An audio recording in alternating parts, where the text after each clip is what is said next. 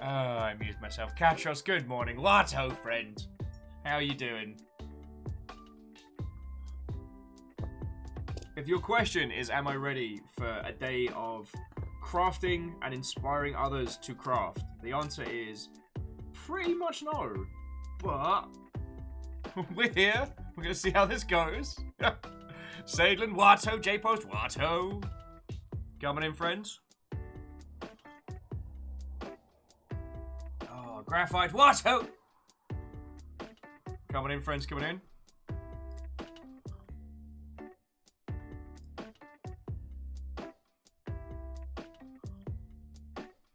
Pun Spectre, hello, hello.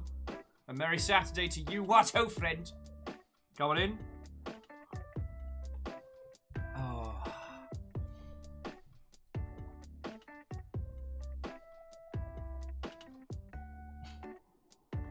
Fearless Wato. Whoa, whoa, whoa. Caffeine. No, no, no. No heresy detected. No heresy detected. Don't start throwing words around. Oh, coming in, friends, coming in. We have ourselves a whole day of making some stuff, hanging out, banter.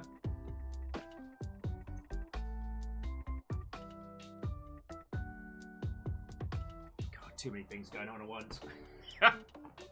Katros said would have joined us for their own projects. Well, the thing that was really good about Jeralan just basically going, here's a kit, was it kind of took a lot of that pressure off. God, and the first thing I put together, I got one of those, like, Amazon basic, like, I think it was like $9, $10, and it was like nippers, a little bit of sanding sticks and things like that, a cutter. Worked real feckin' good. Fearless Wato! And Fearless, it's no worry, I had it was just one of them mornings, you know? Like, I'm getting things pitched at me that I just want to be like, please no. Everyone's being like, oh hey, I've got a cool idea for a thing. I'm like, I love this thing, I love this idea, I'm in. Do you need me to do anything right now? No? Okay, we'll talk about it later. It's one of those kind of mornings, which I shouldn't whinge.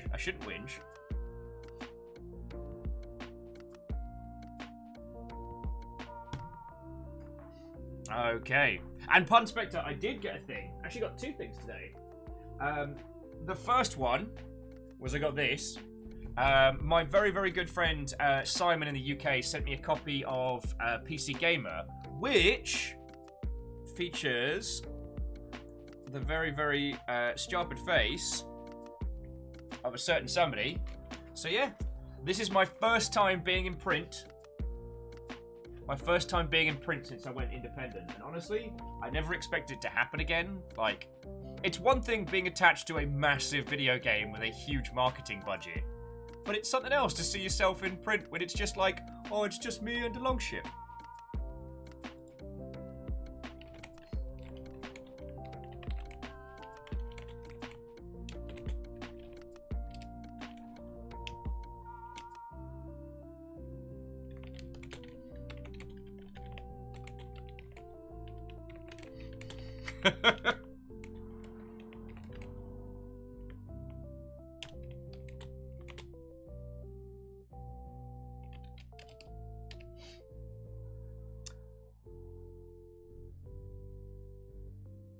Oh, and Tal, if you want to post the things now, like, I've got images and stuff ready to go. Sorry.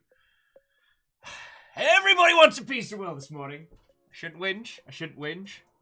So, also, I have this from Pun Spectre to open. So we'll crack into that once a few more peeps have got in. But Pun Spectre, I'm glad you're here. Okie dokie. And Katros, I get what you're saying. Like, it's not just myself, it's us, you know?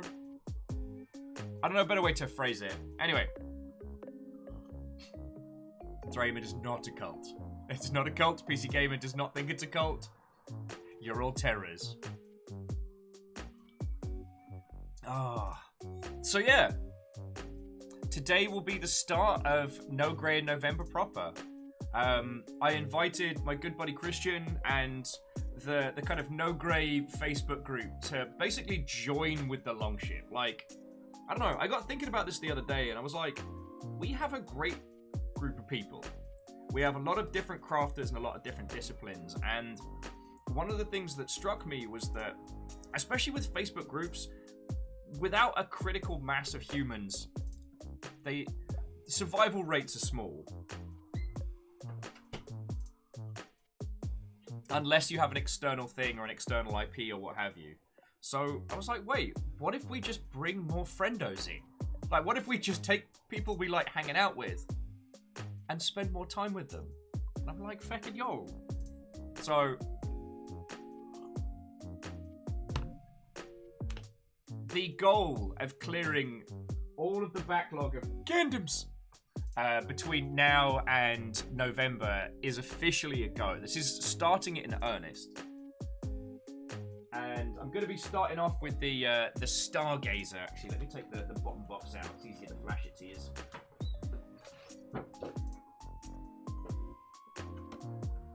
So this is what I'm doing today.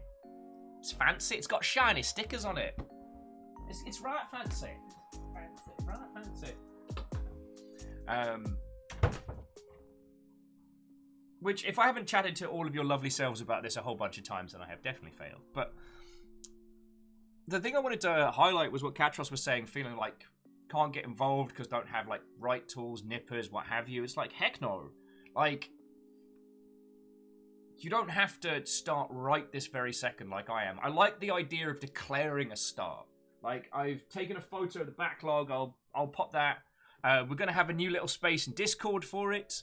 And I know we've kind of thrown all the model stuff in Creation Celebration, but there's a bunch of you that do incredible art stuff and things that aren't related to minis, models, and mecha. That was rather pithy. I came up with that on the spot. And I don't want the stuff that other people are making to get drowned by all of this. So feckin' yo. Kimball, I hope I said hello. And Lyrius Dragon, Blue Abomination, and Wraith Watto, friends. So, please don't think that this has to be just Gundams. If you've got like a box of Warhammer minis that's been sitting and staring at you for 1,000 years, if you've got that cross-stitch thing that hasn't happened, if you've got any Lego kits that scream, build me, and yet remain in their packaged container, this is for you. If you get everything finished in like a week or two, and then congratulations. I guess the only thing that I would not ask of but recommend is take a photo of your backlog. Like, go in your backlog, the things and the projects that you want to do, and start taking some pictures as like a little like before and then after, because trust me, you'll wanna. J-Post is starting a Lego NASA shuttle today. Yes! Kyle wants to paint Fallout minis, but is in the middle of cleaning the house. I mean, the night is young. I will admit that there's been a few evenings where, with a lack of want to do, especially when I built the purple Gundam, I just got a bottle of gin and sat there for a night and just put it together, and it was feckin' rad. I was kind of tempted to do the pink sparkly Trans Am unit today, but it's quite sunny out, and the Stargazer's got these really fancy stickers on them, which are like... No, I mean that you can't put yourself down like this, you numpty. You've put in time, stress and effort to make this Longship happen. Audience is important. The efforts of the mods cannot be sung enough, but it would be genuine.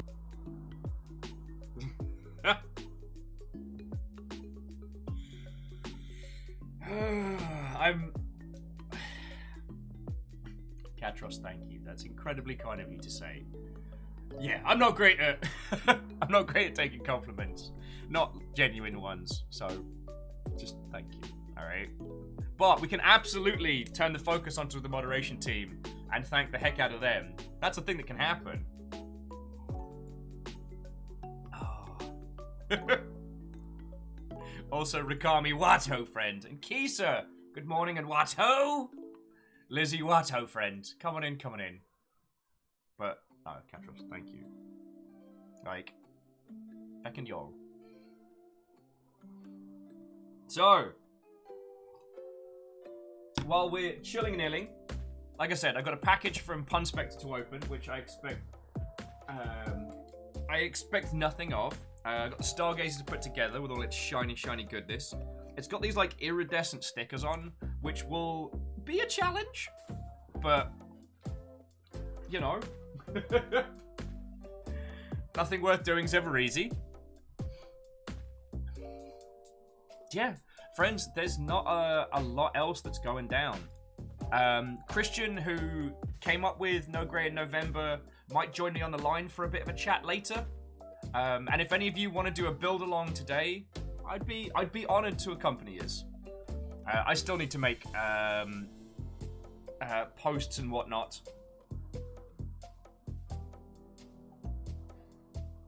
I'm still getting my ass in gear. I do not know what has been going on this week, but doing battle with sleep has been a challenge. And for no real reason. Like, I'm not stressed out, not up against it. I did miss out on doing one thing this week, which I was a bit like, because the deadline on it, I was asked to do an article about running an independent games operation, and they wanted written answers to the questions, and they told me the deadline was Friday afternoon, but I didn't realise they meant Friday afternoon UK time, so I feckin' missed the deadline, something fierce. So I'm still smacking myself in the forehead for that. But them's the breaks. Oh, my exile from Twitter continues. It is simultaneously very weird, as I realised I got a lot of information and a lot of communication out of that, but at the same time it's very relaxing. Like, I don't have to see yet another terrible take about video games getting spread around. I don't have to see yet another, you know, what is your opinion that would get people to draw swords on you? And Kisa, it does mean I can build Gundams.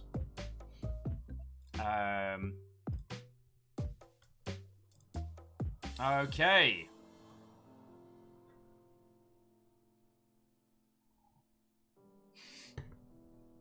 Tal, why are you like this? I'm gonna do it. I mean, I've self-sabotaged a little bit because I did order a few kits from Japan. God. Just after my birthday last year. And I just got a message through this week that they're showing up. My drunk ass had forgotten it. Now, I think I told you all about this yesterday, or the day before. What are days? What's time?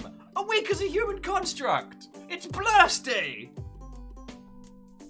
But I am happy that my dumbass has taste. I managed to get...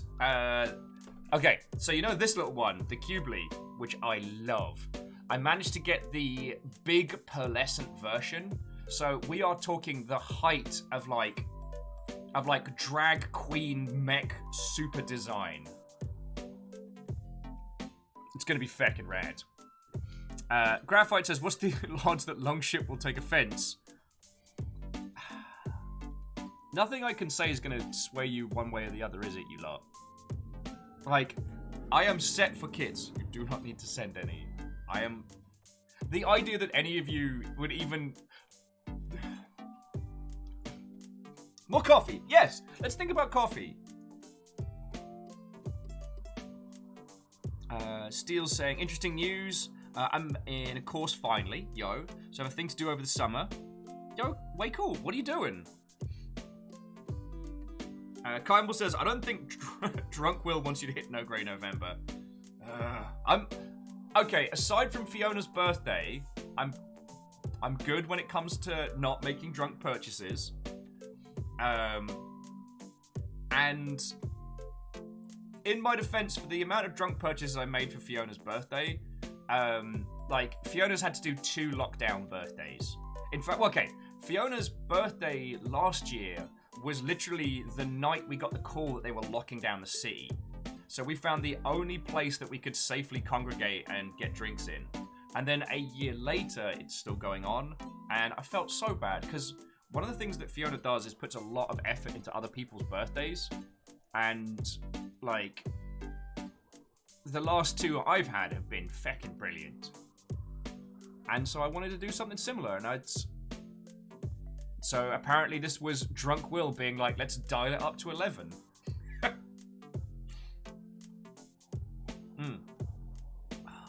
Oh, yes, and Lizzie, thank you kindly. So the credit goes to Tal, Lizzie, Moose, Caffeine. We're having a little bit of a rearrange on the Discord. So what we're doing is we're putting all the events into one block. So, like, game jams, cons and meets, No Grey in November. I know cons and meets has basically become like our selfies channel, and I'm still okay with that. But we want to put No Grey November in there as well. Now, if No Grey November ends up spilling over into next year and what have you, then that's feckin' cool. But also, we felt like game jams got a little buried, because the whole point of game jams is the accessibility, right? Not the, like...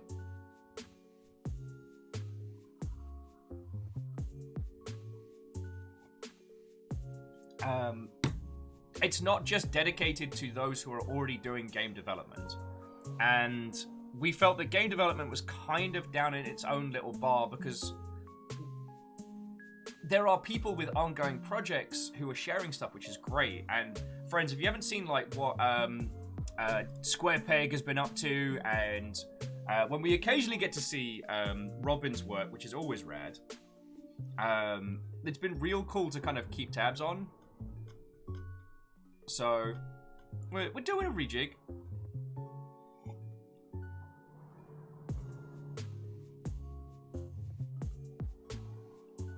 Lizzie's like, if it spills over.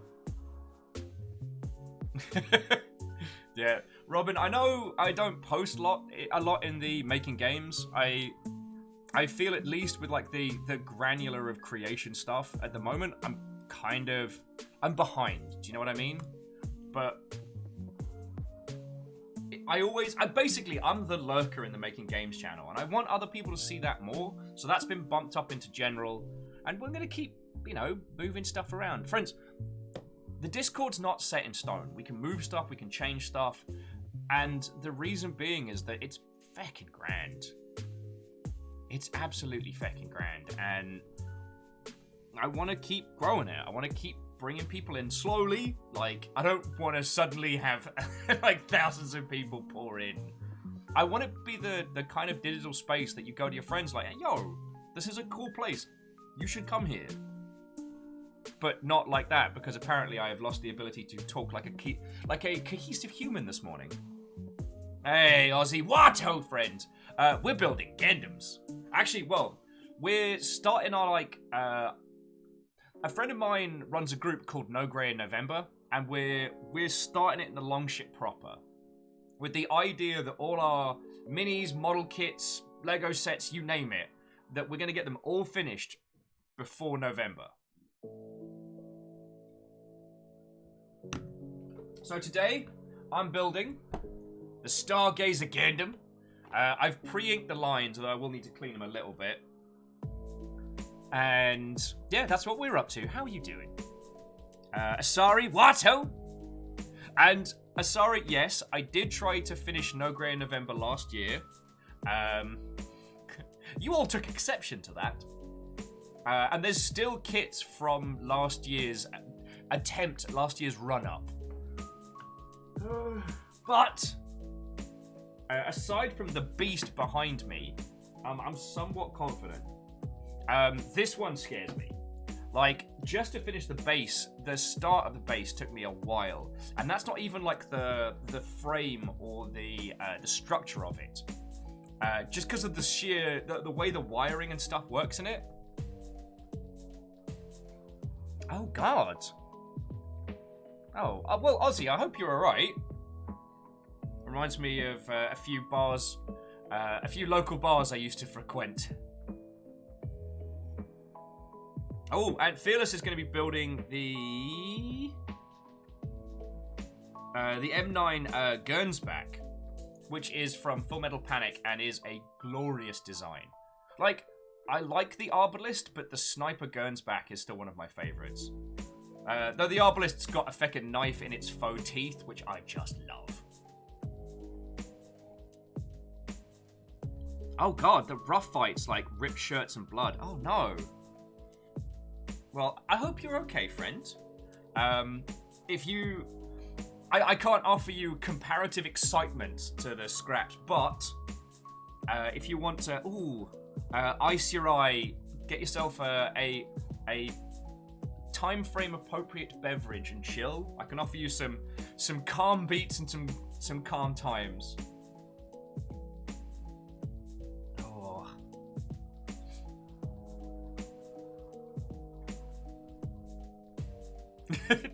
Yeah, Alnus, that does feel like last year's meme, which is, I'm gonna finish all my Gundams! Secret Discord. And we took that personally. Alright, let me open up this, whatever Pun Spectre has sent across. And then I'll slowly start setting up. But yeah, there's a No Grey November channel. And I'm gonna post my backlog now. And I would not demand, but request. Go for the same, yo. Because be able to show people what you're working with.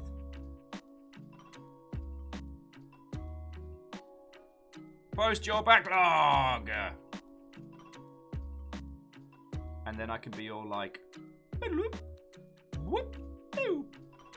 That's the noises that my phone makes. That wasn't me making those noises, obviously, because that would be incredibly dorkish. Okay, so Ozzy's fine. It was a glancing scratch. Alright. Let's see what Pun Spectre sent to us.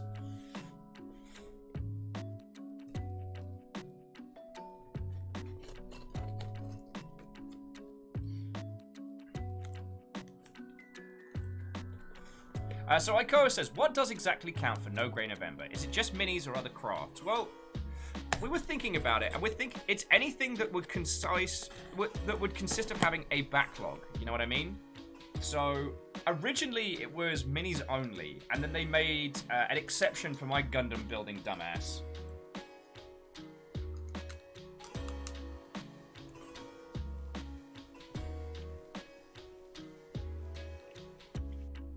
So, like, we were trying to think of what would and wouldn't count. Like, no one's gonna get heckled down if they post the wrong things.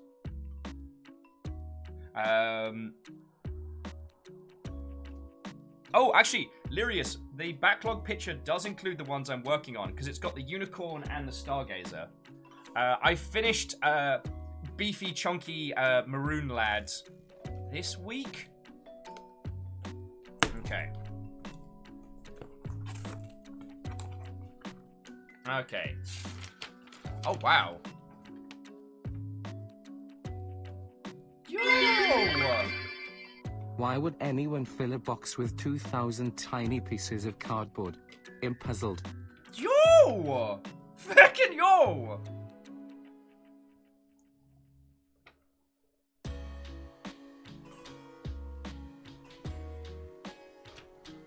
Feckin' yo! Okay. Oh, bloody course. Okay, I'm sorry. I'm sorry. So, sorry, Pokemon and chill. I need you to chill for a second. So, Pun Spectre writes, happy late longship day. Okay, feckin' yo.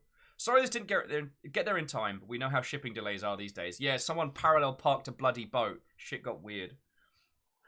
So it has been a long-term goal of mine to show my support to what you do. And to the mods here for the longship. Enclosed are 2 Commander EDH decks, as well as a couple of cool altered art proxy cards I made. Feckin' yo. Little squiggly asterisk says, obviously I didn't make the original art, but I did modify them for the formatting 3D effect. No, they're not real/legal playable. but you should use your own actual card for a fun-looking proxy. Feckin' yo! Okay, now, it includes deck listings here and links that I will tap out, that I will have to look at later. Puns, if you want to drop the links in Dice and More Dice so people can have a look now. Okay, now the first one is simultaneously lovely and a bit of... The first deck featuring your all-time favorite types of creature that I could fit into EDH due to color restrictions and environments. It's a classic big stompy deck with breed flavoring and washes away the competition with hand-to-hand shenanigans. I have my own version of this deck, and it's a little bit more competitive. It's Sharks! It's just Sharks! Deck 1, just Sharks. Okay, Deck 2. Entry-level Aristocrats. The second is a low-powered version of a favorite mine, an Aristocrats deck. The goal is to find value in both life and death, to gain from sacrifice and snatch victory from apparent defeat. I figured the theme was appropriate. At the end of the day, the Longship has been a thing that gets me through the tough times I've had. I haven't ever been part of a community where I've been so welcome and accepted. And I know you're going to say, it's not me, it's my team. Okay, firstly, pick up, you stop knowing me. But it has to start somewhere. Accept that we do things like this because we want to show appreciation for all the love and support we find being a member of this community. You are a good bean. Debatable. Accept the praise. Very debatable. I was going to end this note with an epic pun, but unfortunately, I'm all tapped out. Wink. Thank you again. And I'm reading this verbatim. I do not agree with this statement. It's totally a cult. Signed, Pun Spectre, Keiko, and Talizora. Thank you, dude. Fucking yo. Pun Spectre, sincerely thank you. Just, Tal, do you want to just kill that? Just murder that person outright. Their timing is terrible. Okay. Bubble wrap, always entertaining. And let's have a look. Let's have a look. Okay, so deck box to carry it all. Thank you, Moose. Oh, and it would be the Viking box as well. Let's have a little look at this.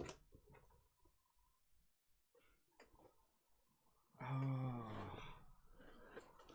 Otherwise, I'd just spend the rest of tonight I'd spend the rest of the event just looking at. Woo! More Viking dice! Dude! There's 2 more of the life down spinners. Oh my word. Living Death.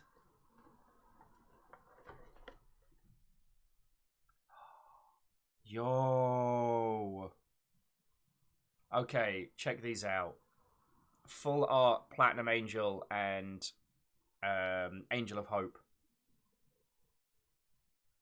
Oh, fucking yo.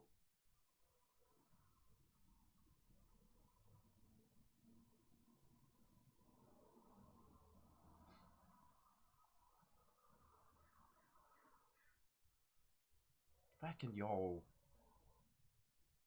Like, okay.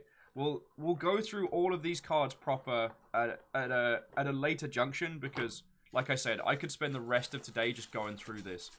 Pun Spectre, I cannot say thank you enough.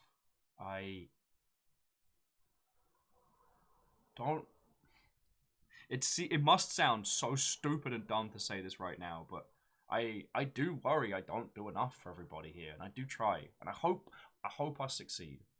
Like, it is my sincerest hope that we keep growing our little digital family we've made. We keep finding people, bringing people together, and if I can do even a little bit to help anybody out there through this or what have you, then thank you. Thank you.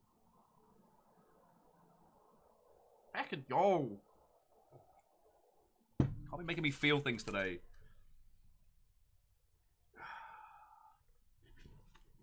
And Asari's asking to see some of the sharks. Oh god. Asari, it's an entire deck of stuff like this. Voracious Great Shark. Also, having the commander with a different card back, that's fucking smart. Alright. I guess I'm ready. And I'm also ready for Tony Sharkalavania. My name's Tony Sharkalavania. I'm like Tony Megalovania if he was made entirely of sharks. Doodaloo doo doo doo doo doo. Shit, puns. This is a... Thank you so much. This is a thought-out gift, and... when the world opens up again, I'm just gonna be like, who wants to play Commander? I'm gonna go to the Raygun Lounge and it's gonna be awesome. Back in y'all. Back in y'all.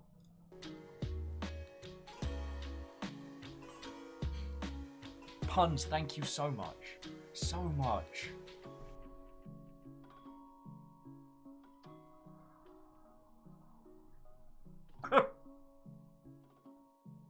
And yes, Thraim, it is a deck that creates a squad of flying sharks.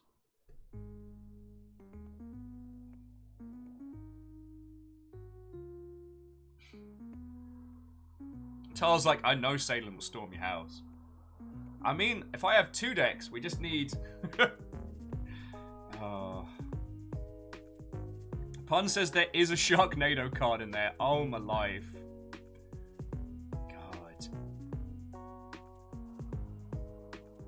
Puns, you fucking legend. I mean, also feck you, but you fucking legend. You put equal effect into doing me a damage and building a thing. God. And the Platinum Angel fucking proxy art, so lovely. Thank you, dude. Thank you.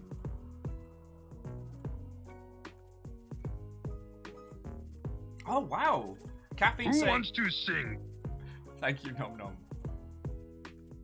Caffeine saying that with the tapped out URLs, I can just import them into Tabletop Simulator. Fucking yo! We can actually play them vidya games. Thank you. Just...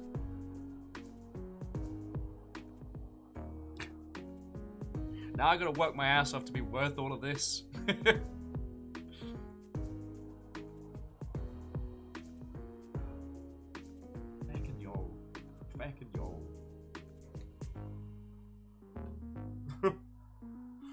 Hey, Beadora, how are you doing? What, oh friend? Oh, Pun Spectre, please. Please do. Share him in. Fucking yo.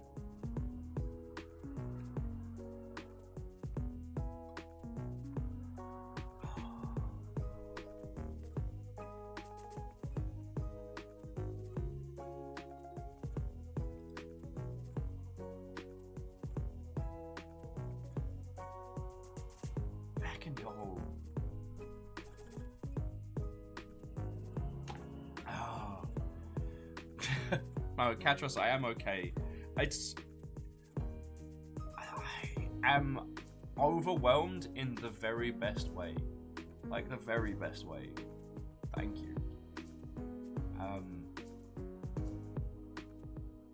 A lot of time and effort went into this, both to mess with me, but also to... Thank you, is what I'm trying to say. Thank you.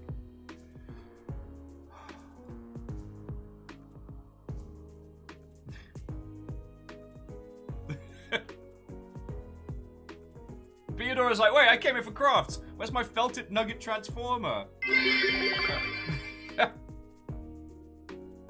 And Wolfrad, thank you.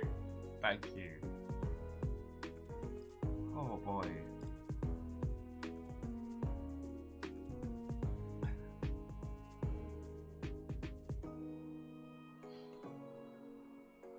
Fucking yo.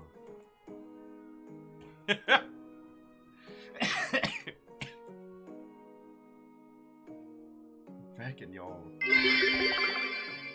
Got him. Viking 64 cat heart.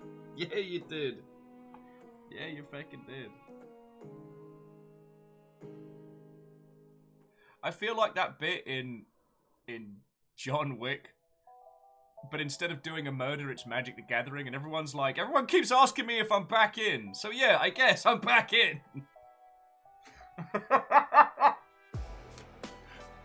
Thank you. Thank you so much. Fucking yo. And Pun's throwing in 500 bits on top of all of that.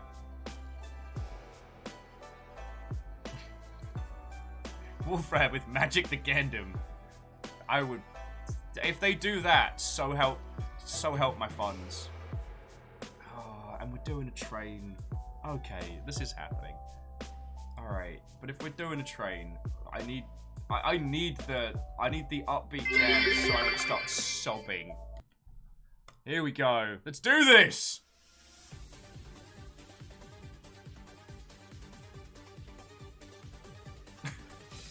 I once saw him dome a man with a bear token. A bear token. Catros is like, what about Gundam the Gathering? No, wait, no, that's G Gundam. Where is my Tequila Gundam set? All the hugs. I will say, there is a possibility that when we move around Longship HQ to the other room, that I might be able to get a space to do airbrushing, which means the possibility of doing the Nether Gundam increases.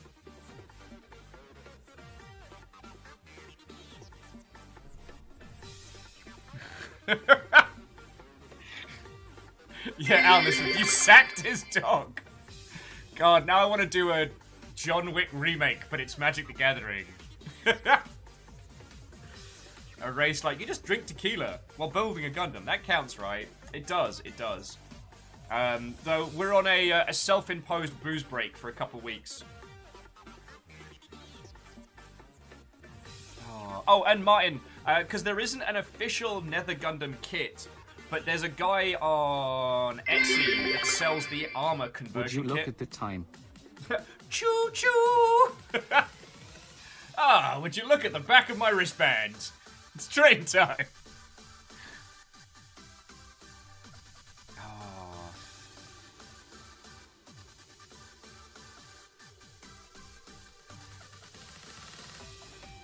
Oh. And Pun Spectre, I'm gonna be feeling the weight of this for a while. Like, thank you. Oh, feckin' hell, Kybal! Kybal threw in 1,000! Feckin' yo! Sorry, here's me being a terrible host. So, Graphite with 100, Thrain with 200, Kybal with 1,000 like it's no big deal. So thank you, friend. Also, Kybal, we should get Christian on the line this afternoon, so it's gonna be an evening. Is a Gundam a gun cannon and a gun tank? So why not a gun train? Why not Gun Train? Well, I know what my first kit bash is going to be.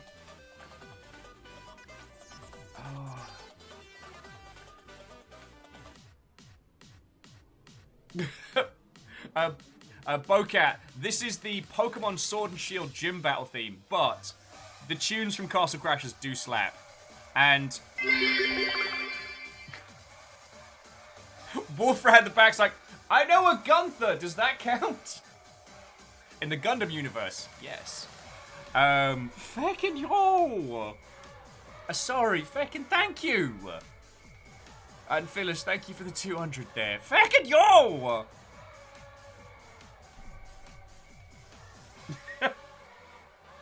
Sorry, I just saw Count Fraz's one coming up that's like, oh, would you look at the time? And it's a clock, but every number is always train time. Feckin' yo.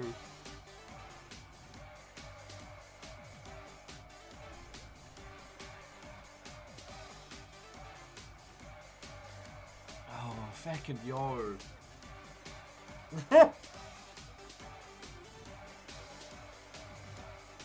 You feckin' legends, all of you. Thank you.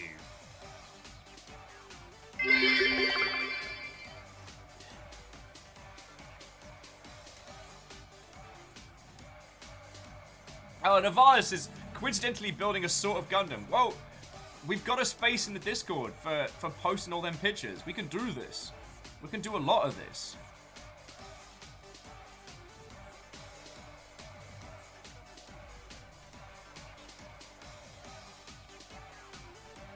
Feckin' yo.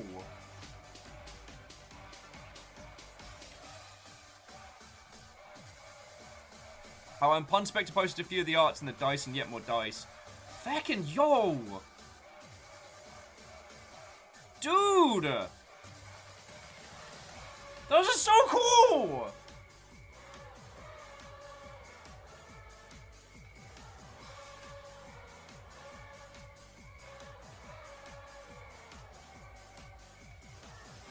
Feckin' yo.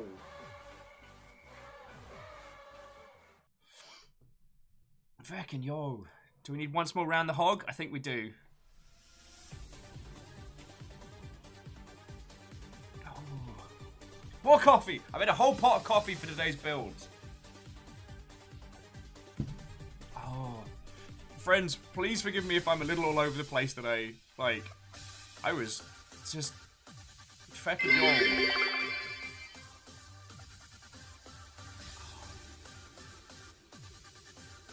So, all of you, fecking thank you.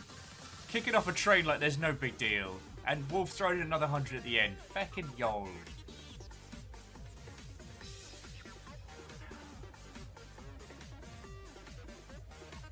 All of you, thank you so much. Okay. Pokemans. I need you to calm. But to help battle against feelings, I am going to play the Everhood soundtrack because I'm allowed to. It's my show. Feckin' we.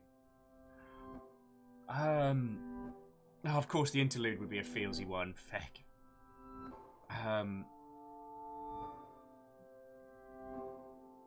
Feckin' yo.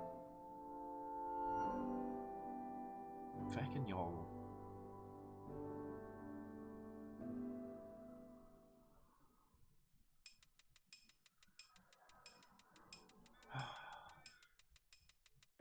Sorry. There's a great many stuff and things at once. See this? And sharks. Punspector went to great lengths. Half of this is just sharks. I saw. Were you in on this? No. Okay. I was like, is this some secret Discord nonsense? Nope. I just seen it. You've seen it. You know, you're on live streaming, right? On twitch.television? Yes.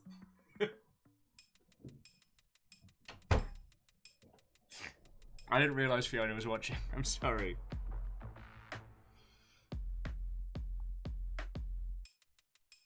Oh. Oh, yes, Sadlin, you're right. There is not now, nor has there ever been, a secret Discord. Yeah, Wolfrad, you're right. I must have just imagined it. There is no secret Discord. There is no War in Ba Sing Se. Standard stuff. Must just be having some... How's the shark hearing, Fiona? Fiona, I think, just was heading out to go get something.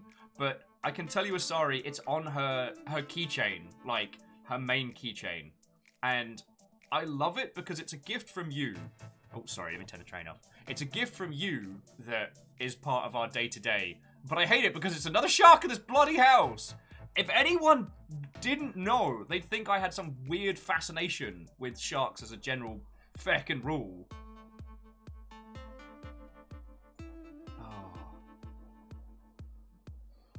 Also, Lyrius, if you ever want to try Magic the Gathering, I don't know if it's still on Steam, but there's this wonderful game called, is it Duels of the Planeswalker?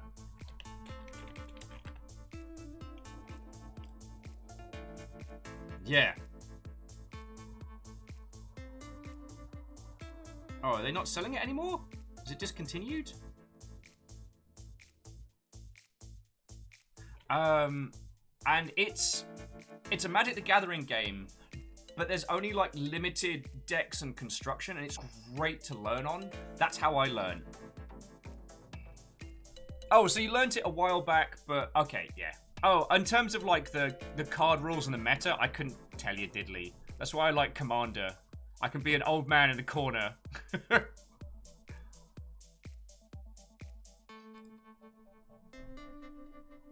Oh, fucking yo. Sorry, puns. This is gonna be hitting me for a while. Like, thank you. If I could yell about it on Twitter, I would, but I can't. So Facebook peeps are just gonna have to hear about it, and I'll post some. I'll post some bangers on Discord as well. Oh, also, if any of you need, how do I share? Copy link to playlist. If any of you need this playlist, it's Everhood, but only the bangers, with all the ambient and fillers taken out. So, in case you need to get feckin' hype for something.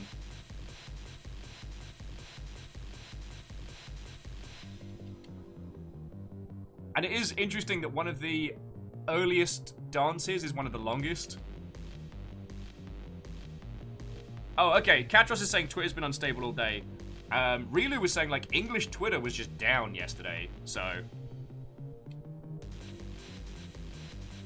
Oh yeah, Martin, there are a few here that I assume would be good workout tracks. I'm not really the working out sort.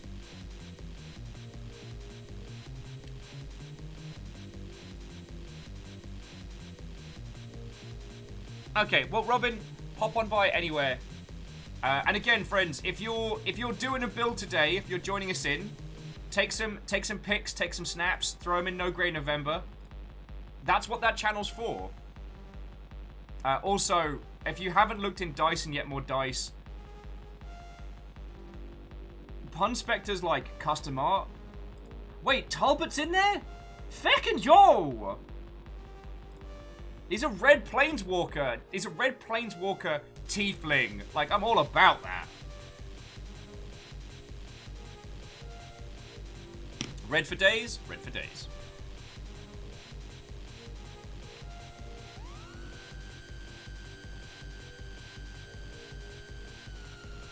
Oh, okay.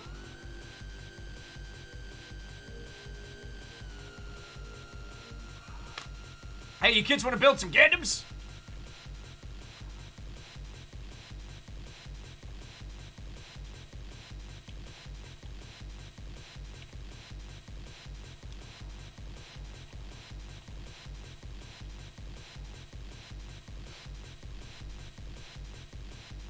Grapho says, OG Talbot was such a bad card, but I love the little fecker. Oh yeah, abso-feckin'-lutely. Although, it's one of the things I talk about in Commander a lot is threat management. Sorry, I don't play Magic the Gathering as much as I used to, but when I did, like, Commander ended up becoming my jam because there's another level of tactics, and that's threat management. So, like, okay, if you're not familiar with Magic the Gathering, Magic the Gathering is all about synergy. The idea that you have a bunch of cards that work together, that combo together to create an unstoppable juggernaut, or a surprising backstab, or an out of nowhere victory stomp, right? But in Commander, there's 4 or sometimes more of you round one table. I think the most we ever got was like 8 or 9, and it took 1,000 years. It's feckin' hilarious. But what was genius about it was that if your synergy was too visible, if the power of your cards was too obvious, you became target number 1. So again, I'm explaining this for the new peeps in the room. There's a specific type of card called a sliver, and a sliver kind of looks like a living, like, tentacled blade. Now, slivers are infamous in the Magic world because the idea is each sliver powers up every other sliver. So if you've got one sliver that spits fireballs, and you throw in one sliver that can fly, now both can fly and spit fireballs. And you just add them and add them and add them and add them and add them. Oh, hey! Rustweaver Watto, friend! I'm just talking MTG before we get into I'm doing Stargazer today while we kick this off. So Ross, I've not made a post in the Facebook group inviting everyone over, which I was going to do, and then I have had a whole bunch of things. And if you're doing a build along as well, we can, if you want to jump on a Discord chat and chat with these lovely Mother Hubbards while we're at it, you know, talk about last No Grey November, this one. I was just, before we get started properly in about 10 or 20 minutes, like, Punspector just sent me 2 commander decks, and I am trying to keep my feckin' cool here, and failing. Oh, Caffeine saying old slivers were nasty since they affected all the slivers on the board. Oh, new ones only affect your side, yeah. But the thing that's interesting with slivers is they're incredibly powerful. So if you sit down in a game of Commander and you pop down a sliver card, congratulations, every other person at the table is going to kill you first. So Commander has this thing where you want to be powerful, but you don't want to seem too powerful. And that's where the negotiation and the back and forth comes from.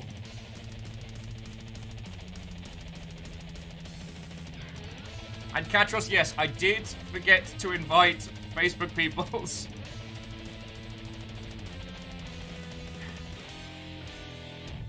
Oh yeah, and Thrain, like Caffeine was saying, old school sliver versus sliver were wild.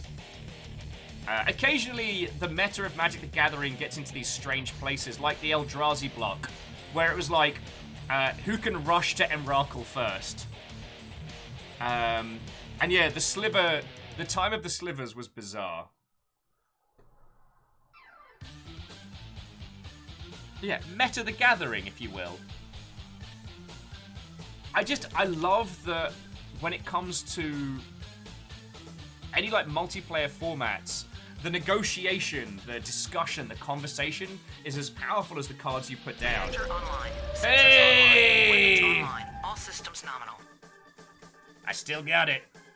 Man love crow jack love zeke love sack 42 pride go hello heart kiwo love nay love pips love tgo love nevero 5h ziggy love penguin heart vina love ginge love spider love kinama viking 64 cat heart as blue 3 bleed purple. Mr. Editor, feckin' thank you, yo. Thank you for 28 months of hanging out here, and I hope you're doing well. We're building models today. I'm going to be building the Stargazer Gundam. And we're kicking off No Grey November proper. The goal that all of us numpties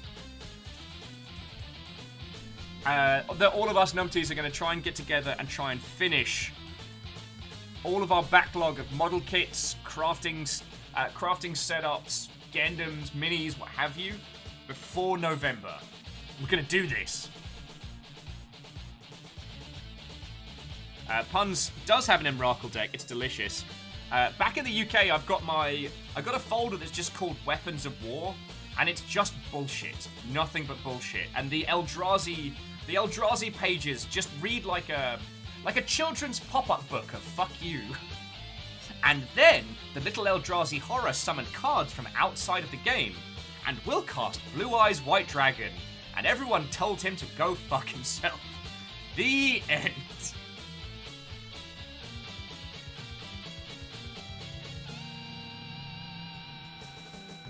We worked out that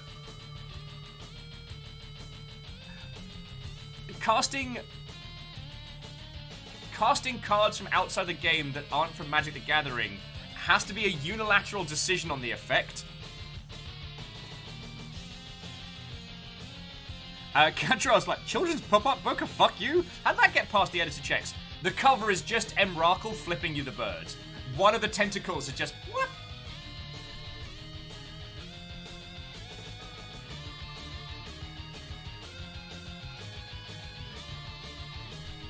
Oh my words. Oh, Burkat was saying the first time they played Magic the Gathering, they played the game in-store, played against an Emrakul deck and got destroyed. Ah, yes.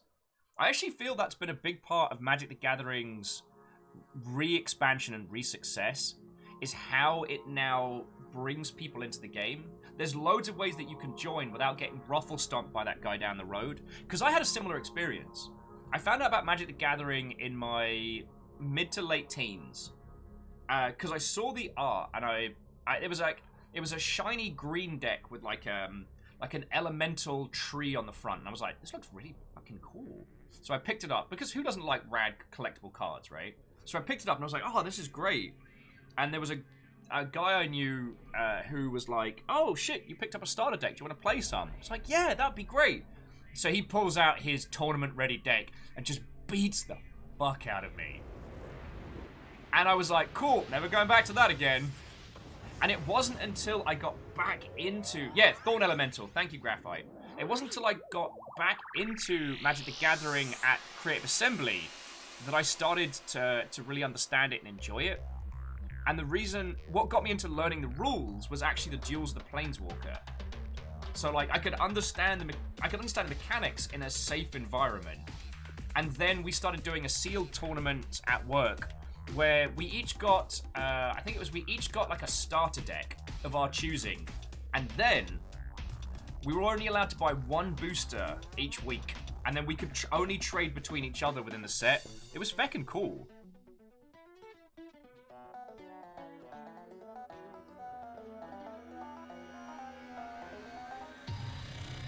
Hey, Numbers, how's the first day of your holiday doing? We're building models.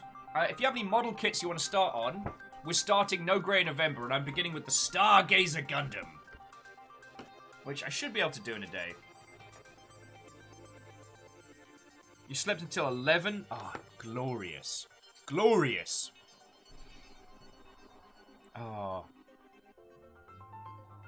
So, I tell you what, friends. I know it's only about an hour in. I just need to take a quick break. Because the one downside about chugging coffee from the pot is that I now have to pee like a racehorse. I am very, very sorry. But when I get back, let's start into the kit. Friends, it gives you a chance to get all set up, get all ready for building. And, like, feel free to post as many pictures as you want of your build in progress in the Discord. Like, in the No Grey in November. And I'll be back with your lovely selves in just a second. Just a second.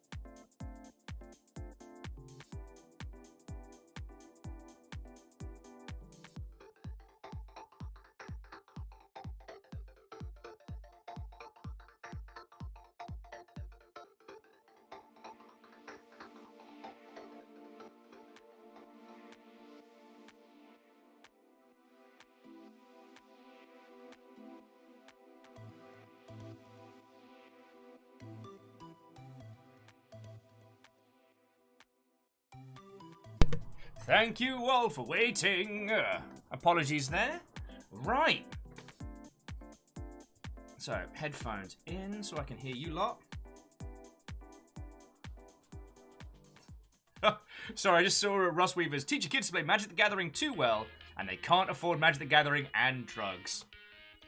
My dear friend, I believe at one point in my life I proved that very wrong.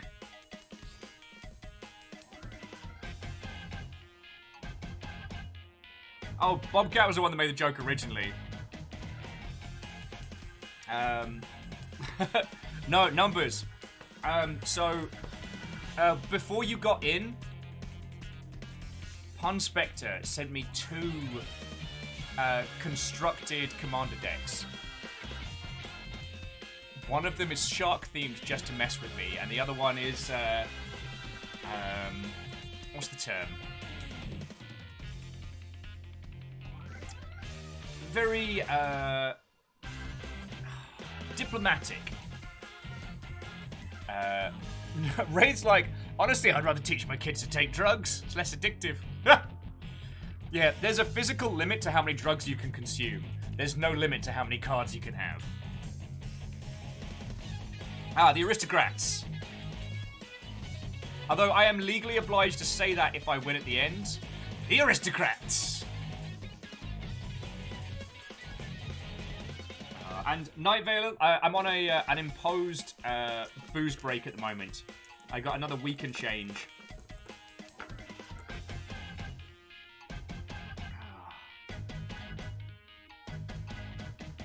And in my defense, Night Valen, I was clean for a while.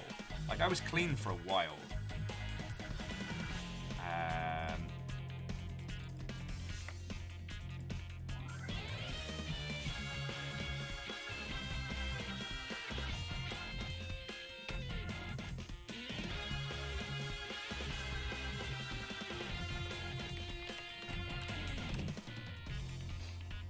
Okay, Pun Spectre, have a lovely rest of your day. I can't say thank you enough for such a feckin' lovely gift. Thank you. Like, my desk is covered in so many wonderful things that you lot have sent over the last, like...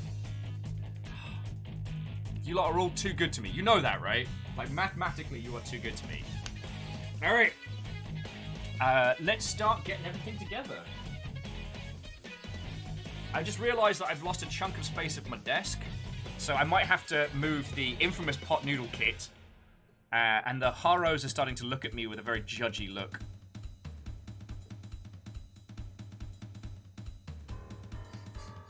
God, I love this soundtrack!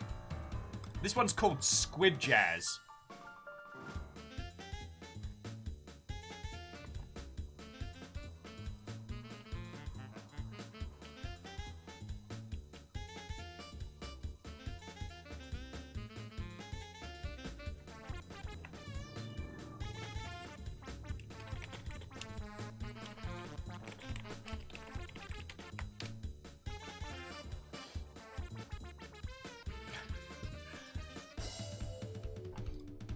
Alrighty.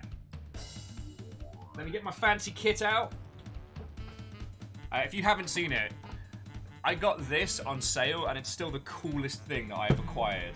Yeah, that's right. I have my own Pelican case for my tools. The irony being the biggest tool here is me. Over there. And sprue holder as well. Get the good stuff. Actually, this is a fucking godsend. They're really expensive on some sites, but if you look on Etsy, you can get these for like $4 or $5. And look, it's got all the letters on, so I know what I'm doing. It's right good, that.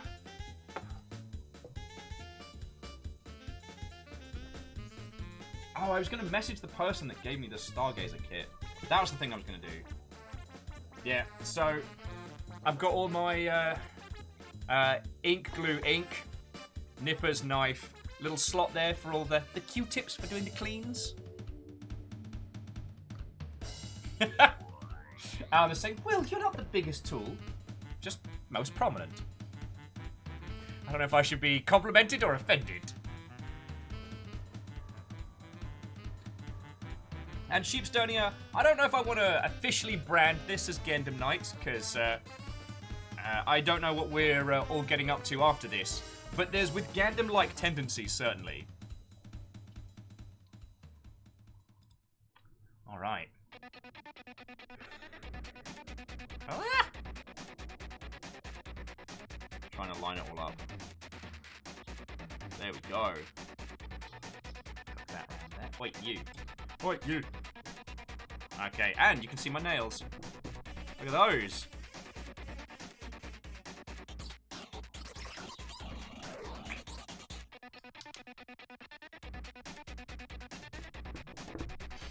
Okie dokie.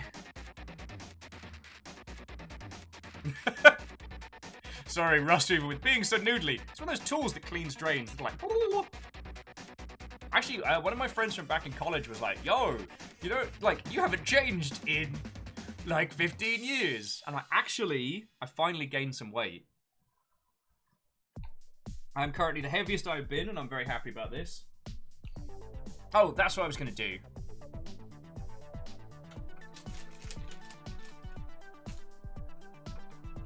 Get the instructions out as well. I was going to message the person that gave me the kit, them being a lovely Mother Hubbard.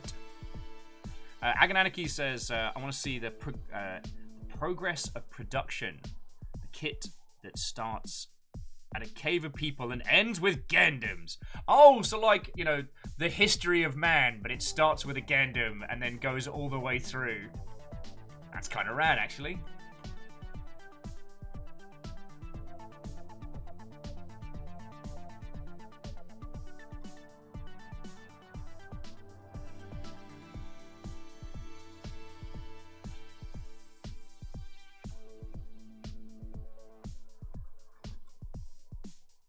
Yeah, it's a model kit that's about 5 miles long. Some people do like the history of a particular type of model. So some people will be like the history of the Zaku, and they'll start with like the prototype and go all the way through to like the later like unicorn variants and whatnot. And I kind of love those. Oh shit. Gnome tunes. No, this is Brown Mushroom. Also, friends, if this is the first time you're hearing this soundtrack, this is to Everhood, which is gonna be one of my infinibangers. Actually, that's a terrible turn of phrase, and I probably need a better one.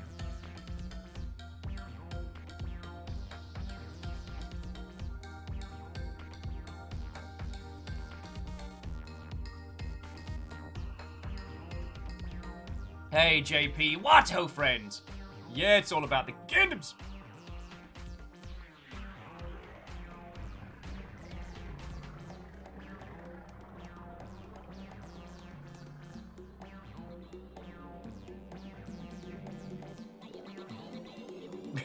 Feels like, be glad you didn't turn that phrase last night.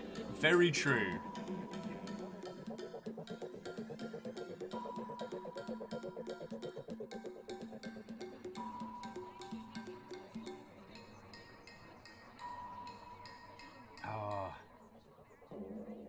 Bear with me a second, dear friends. And Bacon Avenger, thank you for filling the pint glass. What-ho to you. We're just about to start working on the Stargazer Gundam. Gundam. I've got to stop calling them that.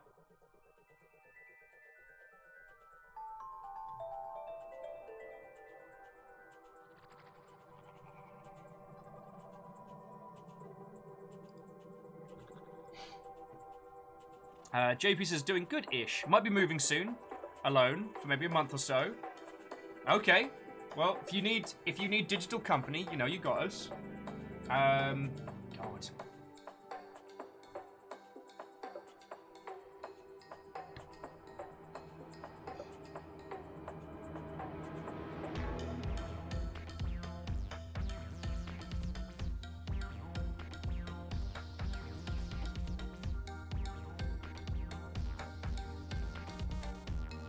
Why is it so hard to find human peoples? I just wanted to tell the person, because, sorry, the Stargazer Gundam that we're building today was actually my Secret Santa gift from a lovely Mother Hubbard.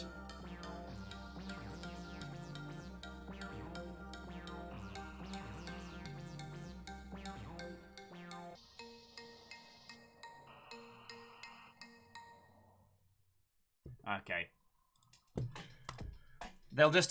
I already did thank them. I just thought they might want to see it getting constructed. Okay. Lyrius says, just got all my cross-stitch kits gathered together and post on Discord. Okay. I mean, no one's going to be judging. That's a collection. Okay, I'm digging the fox one for real. And I know it's not the intent, but the horse ones kind of remind me of the $2 paperback books, the meme books. That one looks like the I'm tired of all this horse shit. I'm tired of prancing. I'm tired of people telling me to gee up.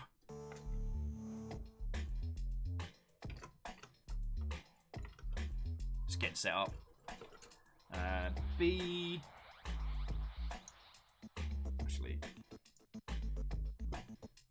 God, who even needs space when doing stuff, am I right? Okay, so... What's this, Mother Hubbard? This is...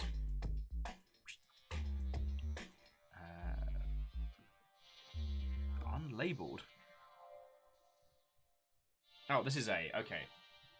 Look at these big old chunky rings. And so, what I've been doing with a lot of my builds recently is I ink them just when they're on the sprue. And then later on, as I'm putting them together, I clean them up. And, I don't know, I enjoy it. It's kind of cathartic. And I'll try not to make multiple jokes about the D. Each time we pick up the sprue that is the D. But then again, I'm a massive child, so I can make no promises either way. BA, you can sit over here, because... and the good old joiners. Okay, stickers for this one's going to be a challenge and a half. Except for, why would I use the boring-ass, like, jet black stickers, when over here, I've got feckin' iridescent gold, like, gold-blue sparkly. Sorry, gold-green sparkly. Like, why be dull when you could be awesome? Right? I will say, it's kind of a bit of a big part of my philosophies coming out of lockdown, is I've been talking with Tobias and some other cool people about what my post-lockdown outfit's gonna be. Because, like, I mean, I was gonna say I work for myself. Essentially, I work for you lot. And I live in the greater Seattle region, which means I can wear whatever the hot feck I want.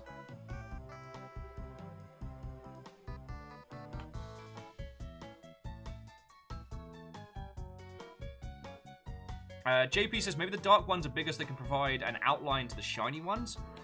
Could be. Although, I think what they're intending is that if you want to be a boring piece of boredom, you can do it like this. Or, if you want to be cool and awesome like we are, you can do it like this. And it's always nice to have the option. Some people want to be Dollars Dishwater, and I'm not going to judge that. But God, I love the Stargazer's design. Now, here's some random facts for you. The Stargazer is one of the very few civilian Gundams. It is not a combat unit by any means. It's actually a deep space exploration model, and is also a two-seater. Although frequently it's an unpiloted vehicle, which uses AI to handle any faster than light stuff, because you don't want to liquidate your pilot. Like, I know this is science fiction and we got the Minovsky particle and all, but it turns out when you yeet a person at faster than light velocity, it's just liquid. Oh, Kaimble, no! Kaimble says they can feel a migraine coming on. No! That's bad. Alright, Kaimble, I hope you feel better. If it passes, we'll be here for a good few hours, alright? We've got a Gundam to build.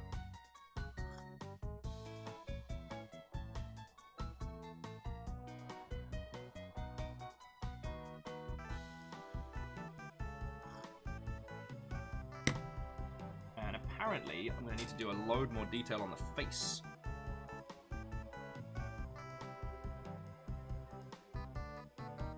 I can do that later.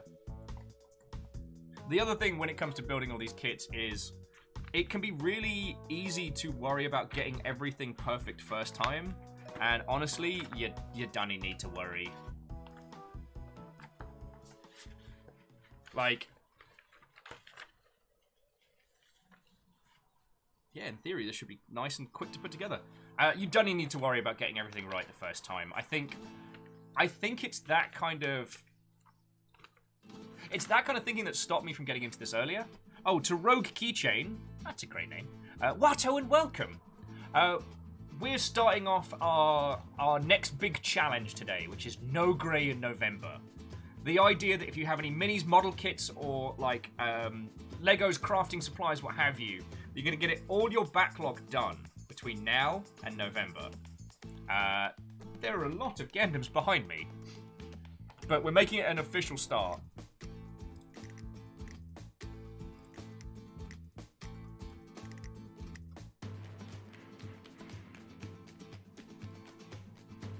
Ikoa says, just started my knitting project again for the first time in months, and my hands are already complaining and going stiff.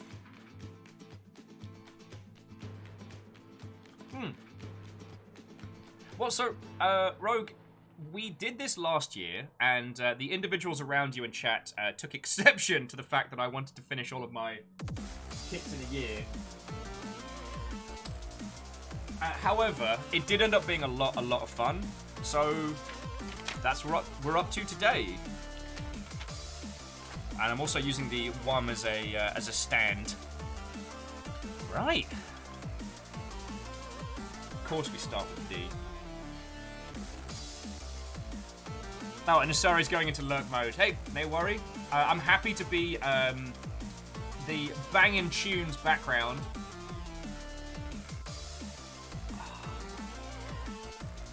Alright, and let's begin. Sorry, I have a terrible habit of blowing all the nubs out of my nippers, so I keep going. I'm very sorry, and I will try to not do that for the rest of the day.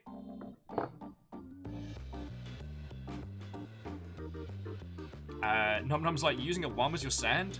Something fist to the North Star reference. Huh, hadn't thought of that. Robin says they need to find some good outerwear they can stick LEDs to. God, I mean, like, some sturdy stuff from Goodwill is probably not a bad shout. And, like, depending on how you want to do it, there's some, like, really affordable LED strip stuff from, like, IKEA and things like that, where you could just have, like, even a small pocket battery just to flick it on and off, which would be kind of rad. I don't think I'm going to go the LEDs route, as tempting as it is.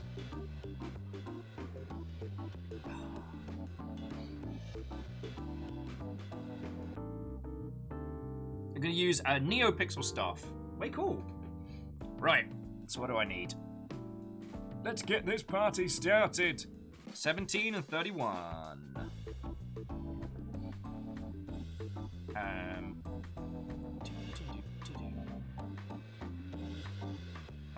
Right, 17. 17, what are they? 17 on the D.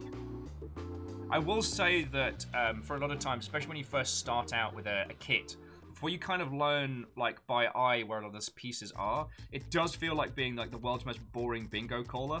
Does someone have 17? 17 on the cards. Alright, it's over here. It's one of these little bobuli bastards. Bobuli bastards.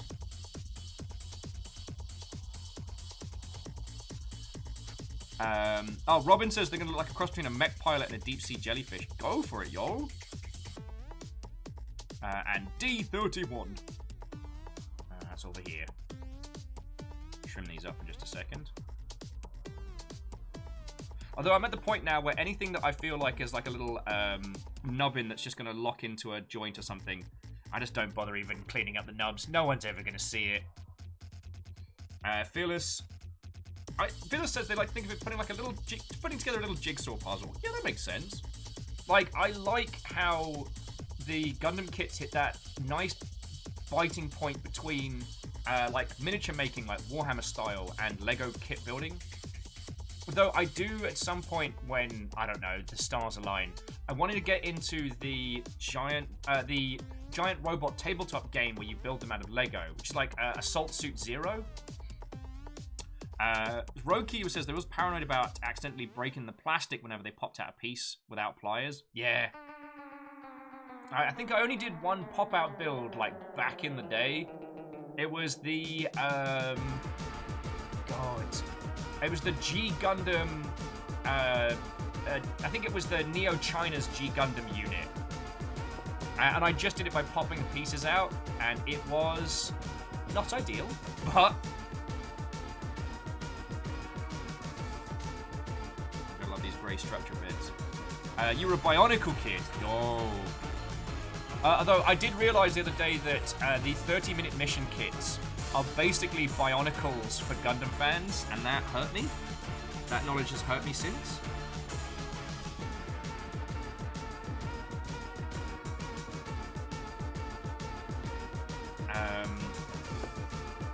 But of the two of us, like, Fiona is the Lego builder.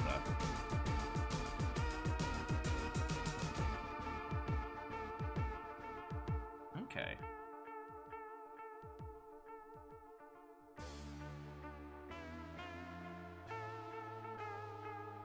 Oh wow, you're gonna start me out with a complicated instruction.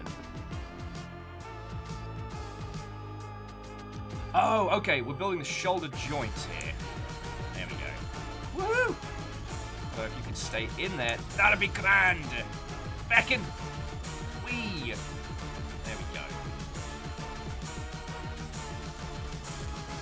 All right. And we got to do the same again. And Rogue was saying that the Connect roller coasters were the best. God, I always looked at those and loved them. Because like a bunch of kids, I went through the Lego phase. And I still remember it was... God. I don't remember which birthday it was, but my aunt, who I now despise with a fury passion, who was, at the time, very affluent, bought us the Lego pirate ship. You know, like the big kit from back in the day? And I didn't understand it at the time, but like my mum informed me that it was a very complicated build and I didn't want to have to faff around with it. But she and her friend Judith would put it together for me, no worries. I was like, okay, cool, because I was a dumb baby child baby. What they obviously did was got a couple of bottles of wine and built a pirate ship, which is awesome. It's basically weaponizing me for fun times. Rogue Key says, remember sitting on the floor of their family's townhouse and assembling the Ferris wheel. Being so proud of myself. Yeah. I think that's something that, like, the kit style of, like, Legos, Gundams and things like that, there's a definitive end. You are done. I feel like with the Warhammer miniatures, or any of the miniatures, it's done when you say it's done.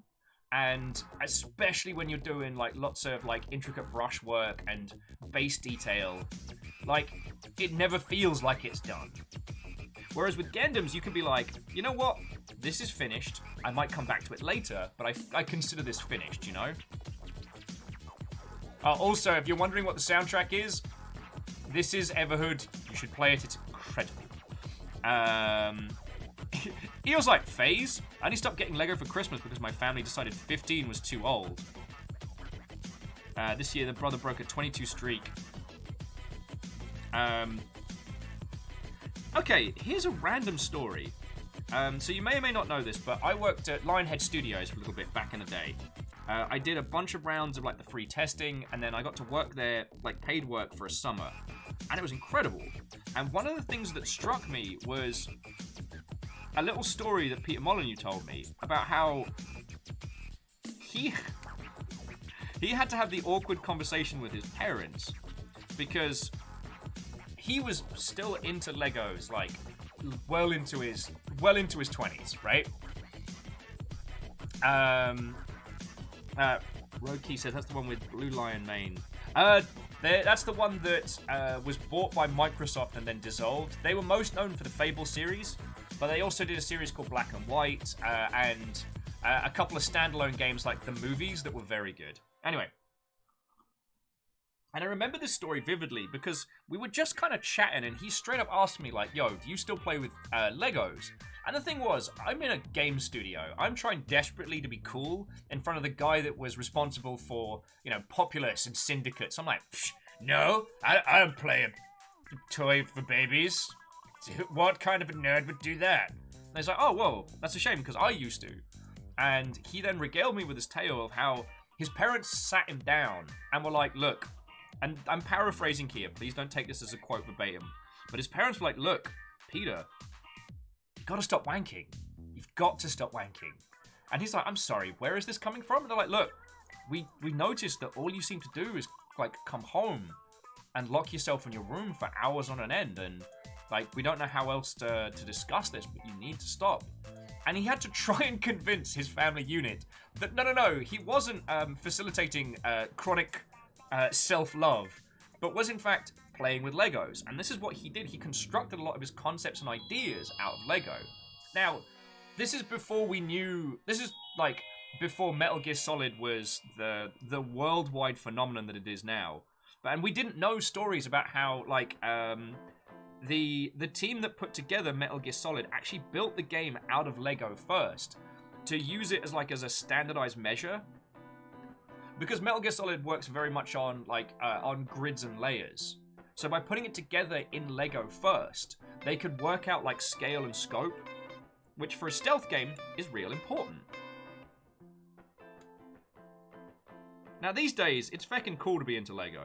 There was a Lego game show recently, which, by the way, despite being, I believe, Fox, was surprisingly good. All right, and I need PCD.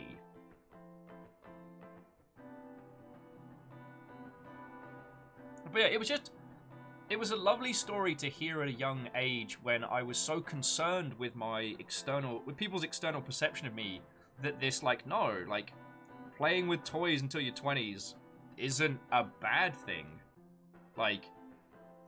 And it's something that we know now. We can use that space and that creativity to do a lot of things.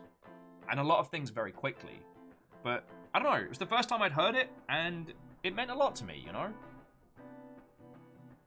I'm gonna just clean these nubs up. And I might clean up some of the line work, because I think some of this is showing. Thing is, I really enjoy inking Gundams, so I tend to go over the top. Fearless was saying, actually what you mentioned about your mum and her friend is a thing I've seen on the claim that our generation is unwilling to let go of childish things. But the thing is, adults from earlier generations also kept hold of childish things, except they did so mostly vicariously through their own children. Yes, I do agree with that. Because of the concept of nerd culture and elements like this were still a ways away, so yeah, I wholeheartedly agree. The nerdery was always there, it just wasn't expressed or known. You know what I mean? Martin said, yeah, the classic, growing old is mandatory, but growing up isn't.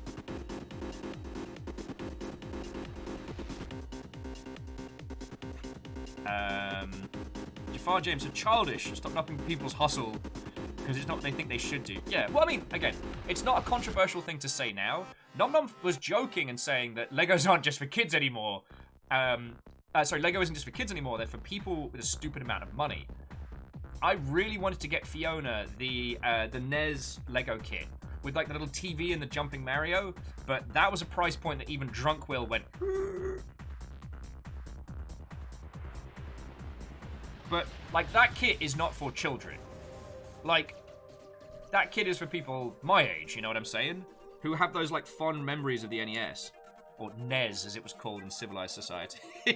Sorry. Why am I being a jerk today?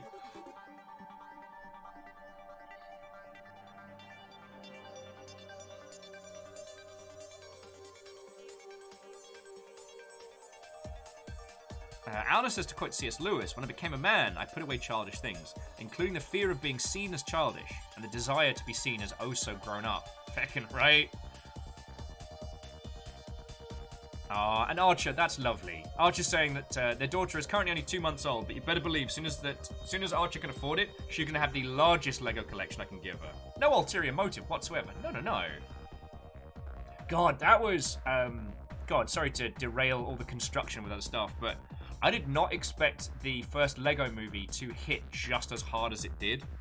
I was expecting a bunch of product placement and a few well-delivered, semi-dumb jokes, and the whole thing being a meditation on what Lego means to different people and how the freedom of creation versus like the rigidity of standardized kits, and getting us to kind of embrace our inner child rather than like conform to standardized. Like just yeah, Aldous, the Lego Movie had no right to be as good as it was.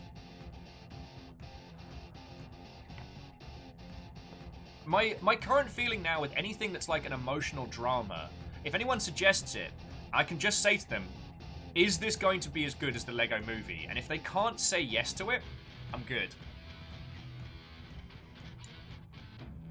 God, this soundtrack slaps so hard.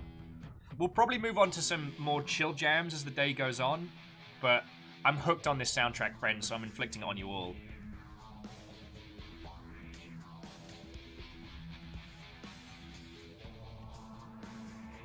Yeah, Lirius, you're right. The first Lego Movie could have gone any which way, and it ended up being so good. I was initially skeptical because they were releasing the Lego sets and the Lego Movie before it comes out, and often studios will do aggressive licensing deals before the release of the movie if they feel like it's not going to do well, so they can offset like how much it's going to cost them.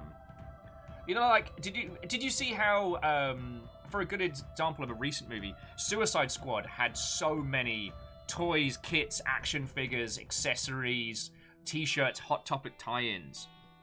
The idea being to try to sell the license when it's still worth something. Alright. Man, I was going to see that bit. Okay, now which way up do these go?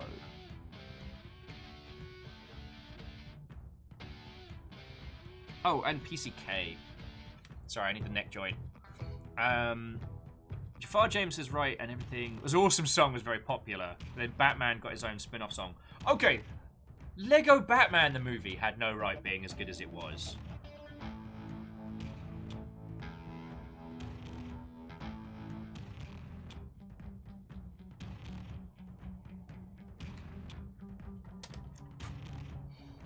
Sorry. Jumping back in. Agonanic saying, in my family, it was the Lord of the Rings movies that broke the war against fun. My folks were quite happy with it, and I was able to prove them wrong with like cultural and economic value of video games, fantasies, comic books, etc. I'm still jelly. Oh, and Ribbon Flames, thank you. They're a bit chipped now because they're a couple of weeks old, and even with top coat. But like, I used some of the I used some reflective silver on the pinky fingers. And the rest is all like leftovers. I don't know if this camera or this camera does it more justice. God. That is one of the things if I ever get purple tick, because I will upgrade the shit out of our camera setup here. Yeah, I mean, I don't want to turn this into sad story hour with Will, but it's one of the things I wish I had spent more time on. I wish I had taken the time when I was still, you know, part of a family to explain to them or show them the value of what I was a part of. I think that was a big part of how, like, my relationship with my family kind of fell apart, was that I didn't take the time to express to them the value of what I was doing and how I was doing it. You know, they just saw me in front of the computer, like, pretty much, they saw me in front of the computer nightly, and were like, oh, this Will's wasting his life. Better step on in there. Oh, you fiddly piece of bad word.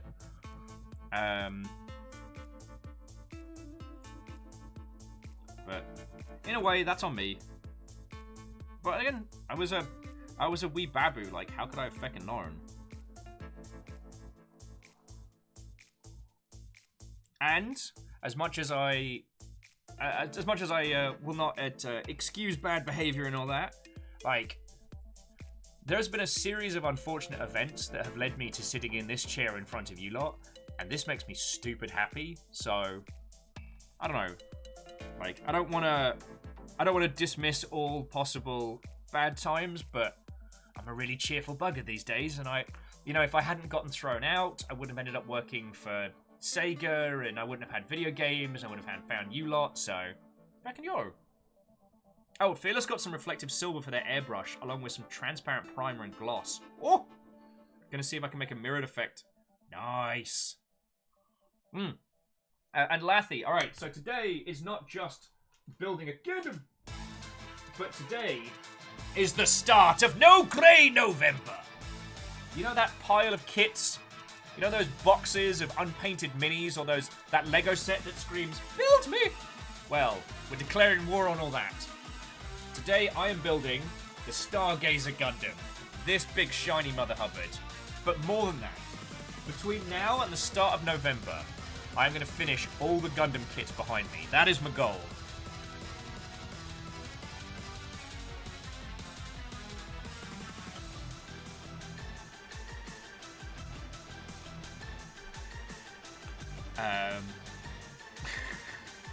Lizzie, let me have this, alright?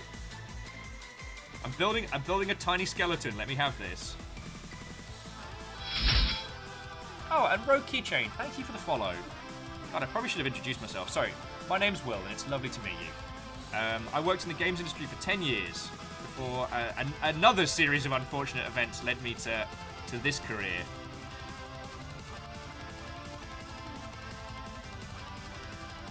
Okay, are these the wrong way round? Is there a right way round for these? These shoulder joints do not want to play ball.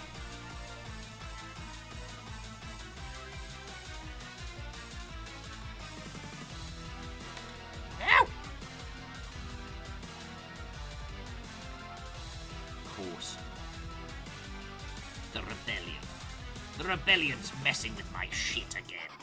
Seriously, I leave you alone for like 2 fecking minutes. Suddenly it's all fecking rebels this, rebels that. Like, what the shit? Not want to play ball.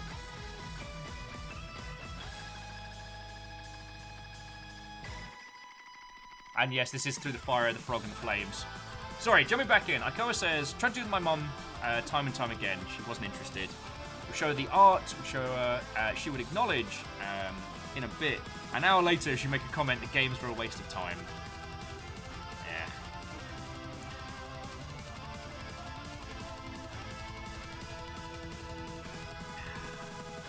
At least you can say you tried, Aikoa. At least you can say you tried.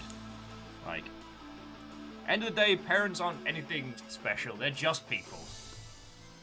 And you can only do so much. If you try and kill yourself trying to change people, then you will have a bad time. And also, actually, don't take any advice from me when it comes to family interactions and parental units. So let's ignore that one. But yeah, jumping back to what Clank was saying, like, you never know when it's going to come together, but Beck and Yo.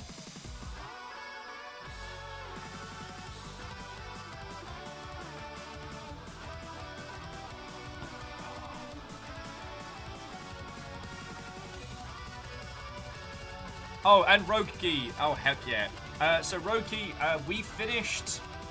I don't want to spoil it for anybody that's just joining us. We finished... We just got to New Game Plus this week on Everhood.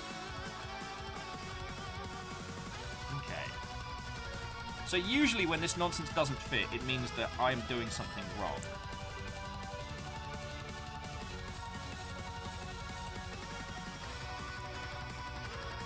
That fits perfect. So why isn't it fitting there, and do I need to make some adjustments? I just need to, like, jam these Mother Hubbards in. I'm doing battle with tiny shoulders! Seriously, these tiny shoulders are going to cause me to have a very, very loud attack of smash, smash, smash!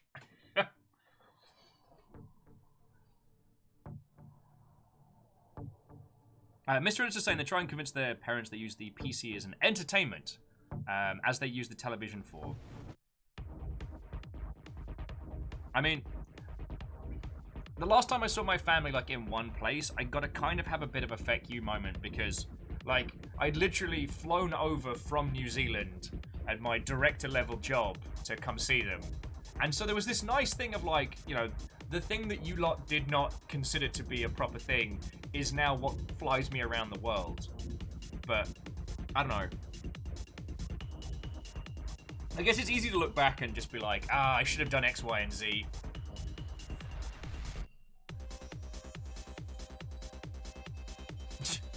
Robin's saying they've been thinking about putting a sticker on their laptop that reads Widowmaker.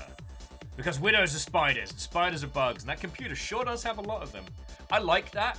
I'm always a big fan of names for characters or things that sound really edgy, but are in fact incredibly dorky. Ever since William the Bloody from Buffy, Spike's old name, which sounds like a badass villain name, right? Except for it's not. He's a massive dork. They call him William the Bloody because of his bloody awful poems. And Lizzie, like, I'm good. But, I mean, I'll accept hugs, obviously. I don't know, I guess I'm just... Partially, I guess, because I get to spend my days with you lot. Like, I'm getting to the point where I'm a pretty emotionally... I'm gonna fucking break you with a hammer. I'm an emotionally happy person. So, like, I don't mind talking about it. Me and my sister chat more than we ever did. Which is intermittently, but, you know.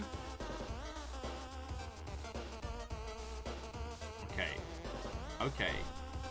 Charlie Von Shoulders, what is your deal? Why do you hate me?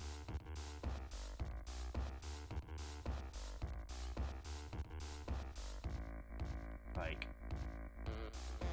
Okay, I've fecked up here. Somehow. Alright, we're getting right into the pain. How are these shoulders so fiddly? Oh, okay. So, I've clipped the nubbins in the wrong way. God. So, see this tiny little piece here? That needs to be down and sticking out, and this needs to clip in like this. What was it people were saying earlier about these being like little tiny puzzles? Because they feckin' are. That is one of the nice things about Kingdoms, is that if there's something out of whack, it's usually because there's a small instruction step you've missed. There we go. Fearless says, why do I get the feeling that the Longship is like the crew from the Fast and the Furious? Kind of like if Terry Pratchett wrote the Fast and the Furious, but Vikings, yes.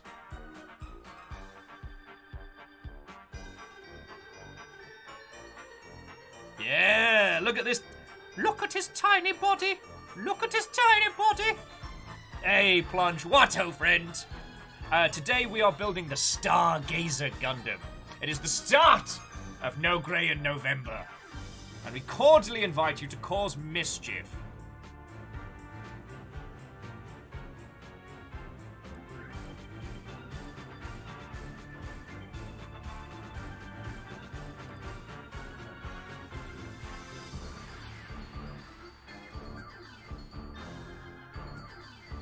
Oh, wow. Sorry, friends.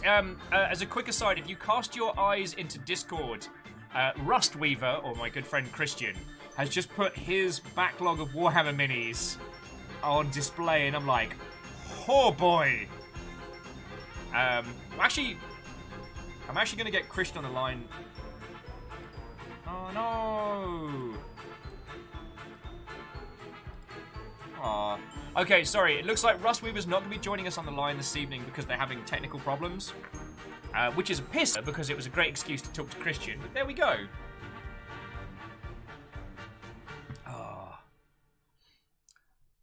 Right. Torsos together. So I need A6 and... I need A6 B26. Okay, now these bits are going to be visible, so I need to actually do my feckin' nonsense.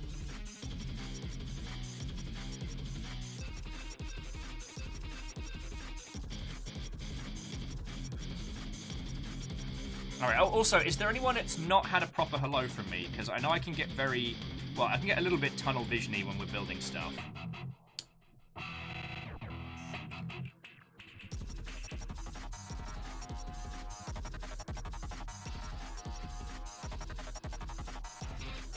And the other one was B26. Oh wow, we're just going straight into the torso. Decisions. Ink now. I might actually leave just the center torso just nice and shiny. And if that is a mistake that I have made, then I can regret it later.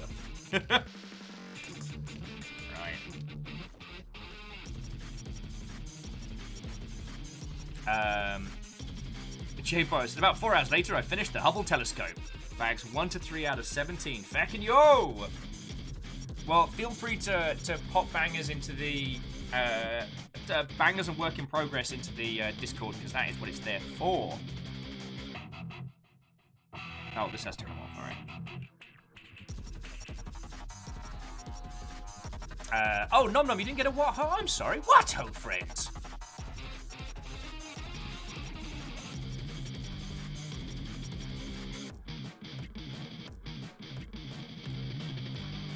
Yeah, Graphite, ink now or forever hold your peace.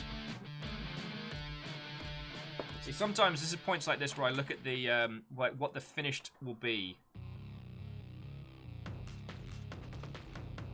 I might need to ink a little bit of the torso once it's clipped on. So I can clean that up later. Sorry, Fearless, you were asking me like an inking question earlier.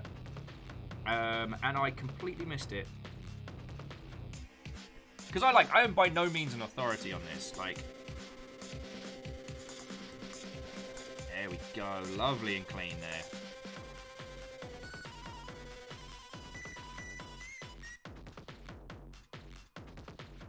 You did some testing, figured out? Okay, cool. Good, good. I got a message today. I won't name the person, but the message simply wrote, "Hey, maybe towards the end of summer, once it's all safe, do you want to be a space pirate in a short movie?" And I'm like, "Feck yes, I want to be a space pirate in a short movie. I fucking trained for this." Those are the kind of morning messages I like. Want to be a space pirate? Shit, yeah. Oh, and speaking of space piracy, so Fearless, I don't know when we'll do it, but I do want to take you up on your offer of doing a Space Engineers server at some point. Again, we'll let you know in advance. You don't have to do anything, but me and Bacon Avenger were talking about logistics and stuff yesterday. Valerius is like, so Firefly? Maybe? I haven't even seen the whole thing.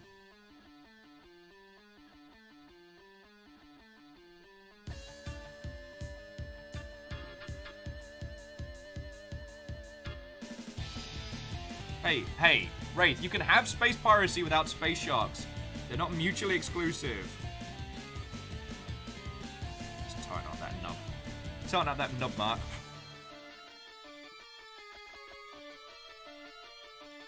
Oh, and numbers, I've definitely seen all of Firefly. Also, I go back and I watch Serenity, and I still think that's like the gold standard for like television adapted to movie styling. Oh, Havoc Puppy, what-ho?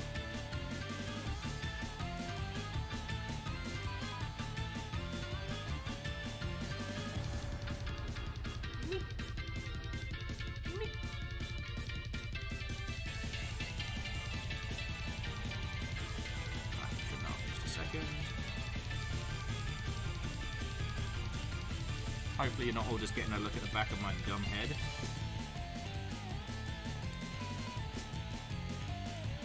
I know, okay, this music is unsuitably hyped for the calm maneuvers of clipping together a Gundam. But I love this soundtrack, and I'm abusing my powers a little bit. Okay, it's a little bit much. We can trim that up. It's like the Bob Ross theory, like, there's nothing in Gundams that you can't fix.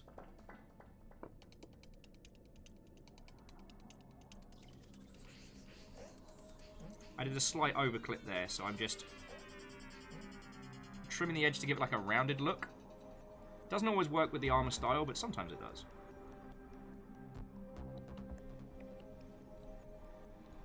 I know, drastically exciting.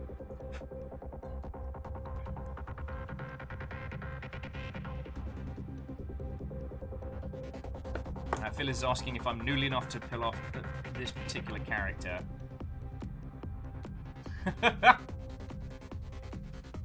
I don't know if I've got the height for a good cape like that. But, I don't know, done more with less. I've done more with less.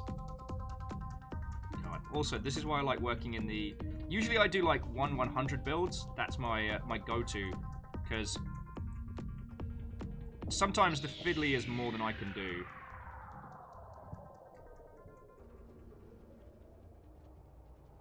Darn it. Really don't want to play ball with me today. Hey, Lecter. What ho, friend? How are you doing today? Are you joining us for Nippers and Clippers? Nippers and Clippers. Damn it, that's cool. I bet I will forget that in 5 feckin' minutes. There we go. Gonna get that chest piece nice and smooth. Yeah. So clip these on. Nam's like, change the stream title while you can remember it. Nah. Oh. Almost forgot to trim some stuff off. Oh, Lyrius is asking, what does that mean? 1/100 build. Okay, so there's different ways to categorize Gundam kits. Usually they do it by grade, which sounds more complicated, but it starts like the small, simplistic builds and works up to bigger and bigger ones. But the other way that you can do it is by scale. So this model is a 1:144 scale model. So it's kind of action figure sized, but if these Gundams were real, these would be to scale. The 1/100s are slightly larger, so there's more detail and larger pieces, but it usually takes longer to put together. Ah, Zelky! What ho! You gonna join us for No Grey November this year? All that backlog of stuff to put together? You gonna join us? Because this is the klaxon start. This is the begin.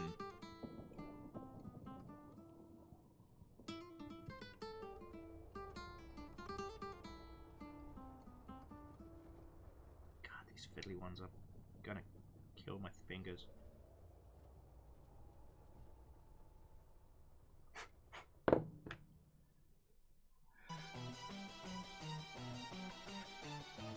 Zelka's like, wait, what that?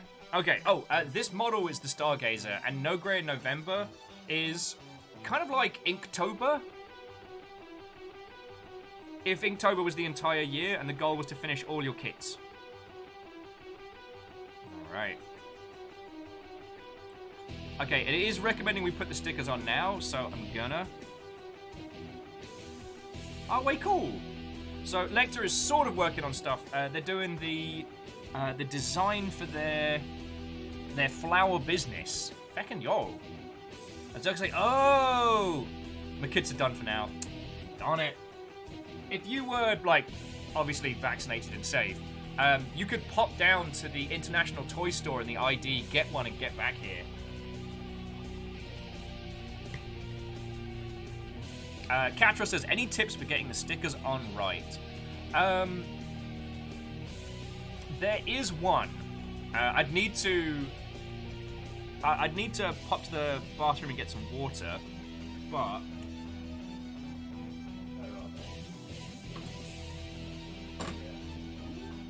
yes. I picked these up at spray bottles. I picked these up on a recommendation. They were like $3, and they're meant to be perfume bottles. They're meant to be perfume bottles for display cases. So they're kind of like if you had a perfume store and you wanted people to try stuff, you don't use the product, you use like the overflow in one of these. Pop a little bit of water in, spray it in the location, and it gives there a little bit of movement before you squish it down, before the glue takes a hold. And it's feckin' useful.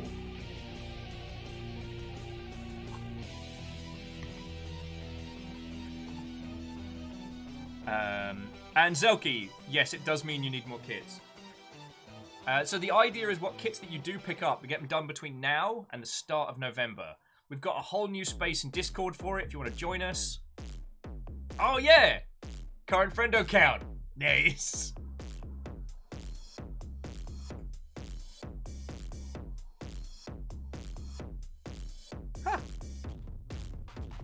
Huh. Fearless is saying, International Model Toys used to be in the unit that Pink Gorilla Games was until they moved around. Nice. Catchwell says, because they're the very self-doubting sort and stickers scare me. Alright, well, let me go get some water. I mean, I'm not going to mute the mic or anything. I'm literally going to the next room. But I got this tip from... God. And there's an Irish lad who does a bunch of Gundam tutorials for people that are... He says lazy, but I would say that people that aren't as experienced. And this was one of them.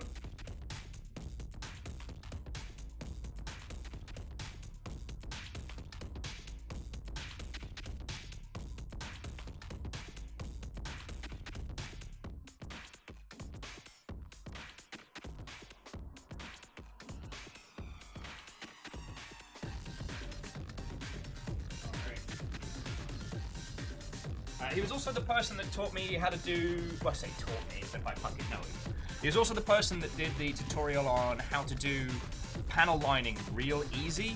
The scribbling technique. Which, okay, it does destroy the nibs of your pens. But it looks fucking great. Actually, speaking of which, I need stickers. Let's grab those stickers. Shiny ass stickers. They're so shiny and new. Papa Cha. Oh, great. The indicators are all in kanji, so I've got to work it out. Okay, it's actually pretty clear. I'm gonna shush my dumb mouth. Sorry, let me put my tunes back in. Zoki says, I'm terrible. As soon as I get a kit, I work on it. Whenever I have free time, because I love working with my hands. Doesn't matter if it's Lego, metal, plastic. No, that's a great quality. And it's something that we're basically, like, bullying ourselves into doing more.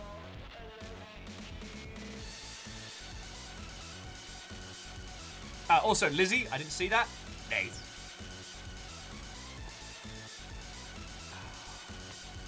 And Caffeine, why are you like this? Why are you like this? So,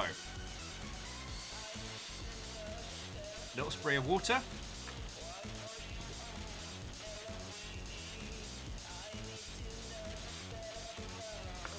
So we're going to be putting this one here and this one here.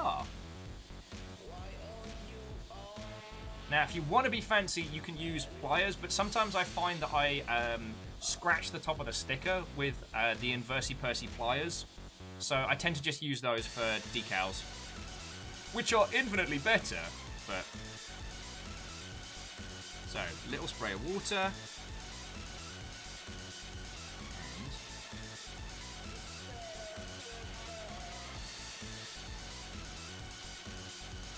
And so then, when we pop them on, the water gives us a little bit of slippery, so we can just pop them into place, like so. And when we're happy with it, like that, grab, well, usually one of the sturdier Q-tips rather than the squishy ones. But then we just push it into place, squish it down like we know what we're doing, and biggity bam, who would care for some jam?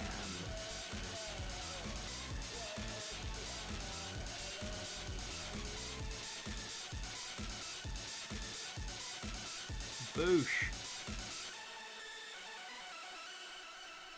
Check it out. Check it out. Havoc says, wish me luck. I'm going to 3D model myself a new pair of frames for my glasses. That's feckin' rad. Sorry, numbers with... Wait, Will knows what he's doing? Press X to doubt. Alright, Will is regurgitating some very good knowledge he got from the internet. How about that?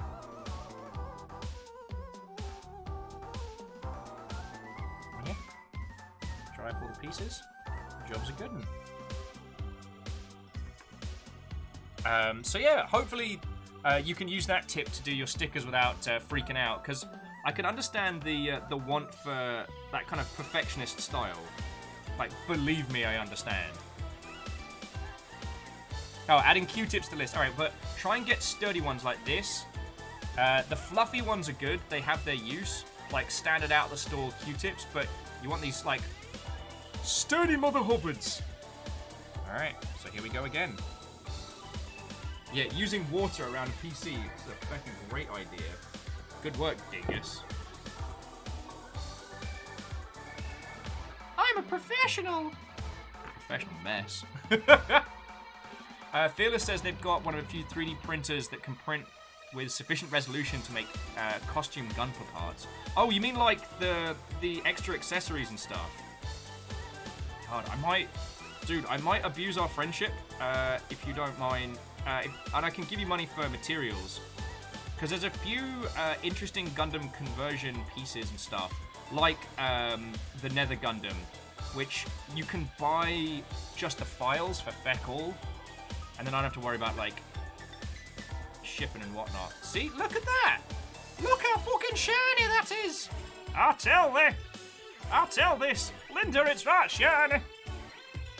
Alright, now we just need to pop back pieces on. I think what I'll do is I'll ink this little nubbin on the front here once we get to... Also, I love this song so much. Like, how come the flower shop owner got one of the most banging tracks in the game? Okay, so now we need to do... God, we might get through this real quick today.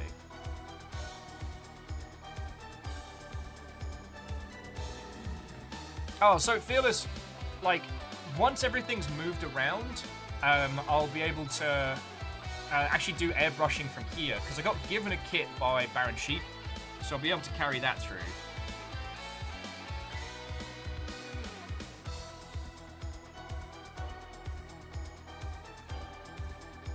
Lecter, who doubted you? Who doubted that your flower shop would have a fucking banging name?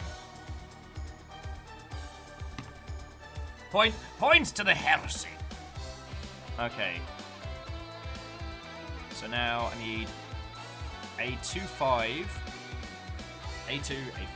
Alright, shiny stickers, you can just go over here for now. Okay, so there's A5.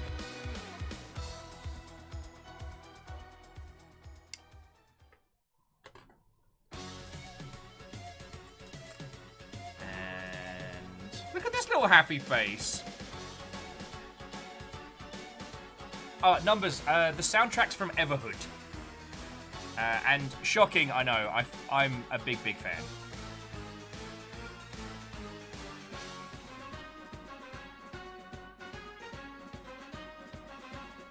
I won't tell you which battle corresponds to which tune, but...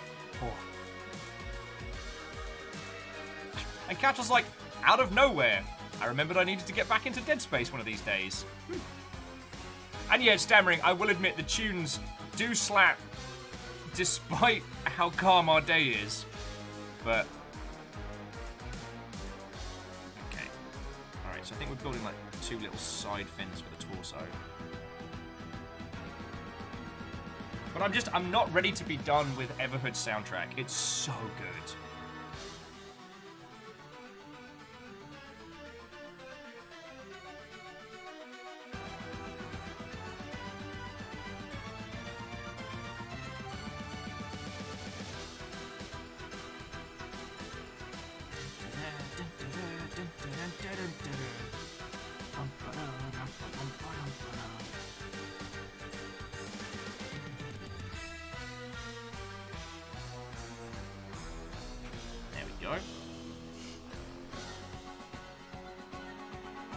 Okay, so this is how Catros got into Dead Space, because TV Tropes made me realise that the outset is basically abandoned ghost ship in space, and now I need to give it a new look over.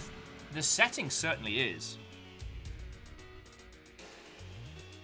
I guess it's one of the interesting things about when you look deep at the original 2 Dead Space games, is that they're great on levels, you know what I mean? Like, combat system, fresh. Setting, fresh. Like, style of monster, fresh. I know the Necromorphs don't seem it now, but the whole, like, we're going to present you with an enemy that you don't shoot in the head. Revolutionary. Which often speaks to how limited our thinking is when it comes to combat in video games. Oh, well, along with the technical challenges. Dismembering enemies is very, very technically difficult. And I remember the only reason that AVP 2000, or AVP as it was called on the PC. AVP as it was called at the time. Oh. No. This is a banger, but it's a little too much.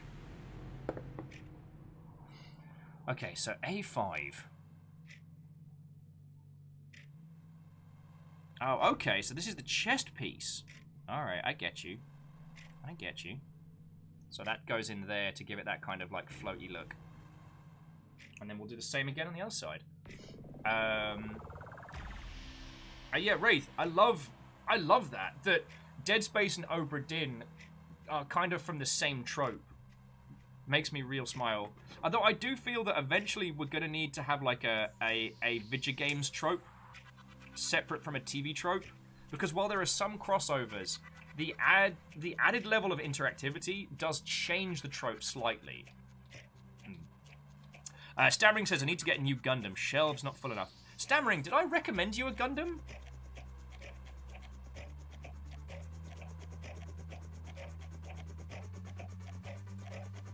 And Stammering...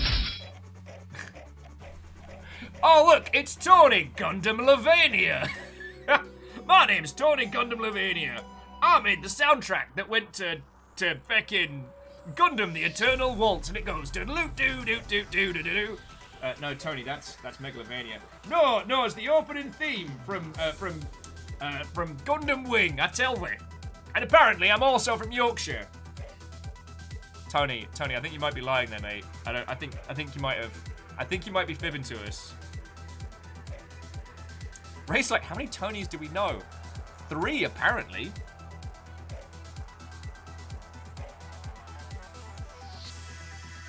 Agonanakis, what's our Tony to Oscar ratio? Currently 3-1. I hate that I know that. Tony's like, not nearly enough. And Catros says need to get back to Okami as well these days. Yes. Like, since Breath of the Wild, I don't tend to be as much of a cheeky bad word as I was before. But in the past, I always used to say that Okami is the best Zelda game ever made. And occasionally, if I just wanted to be a controversial little shite, I'd say that Darksiders is the best Zelda game ever made.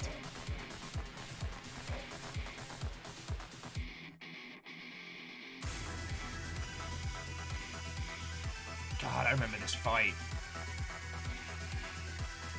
It did make me smile that someone who was watching Solan's playthrough of this went, wow, Solan, your gameplay is so different from Will's. Yours is very technical and very well thought out. And Will just had his hands in the air half the time. I'm like, listen to this tune. This is a proper, like, bam. Oh, God. Punching sprues. I don't give a heck. I'm a sprue punching rebel.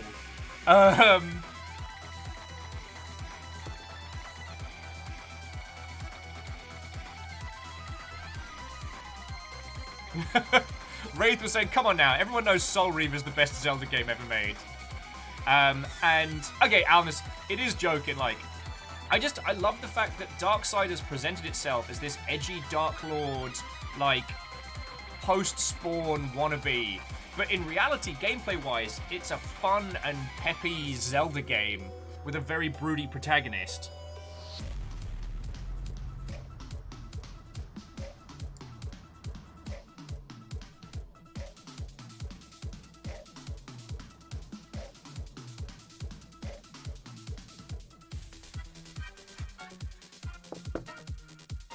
Jafar James, like, you can't play rhythm games with your hands in the air. Shouldn't. You shouldn't play rhythm games with your hands in the air.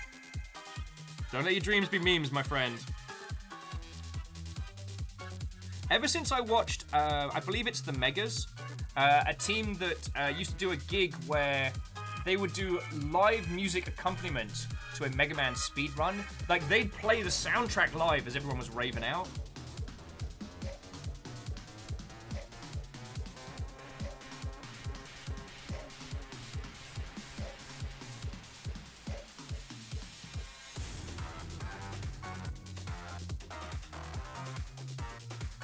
Alright, and then we lock these little side bits in.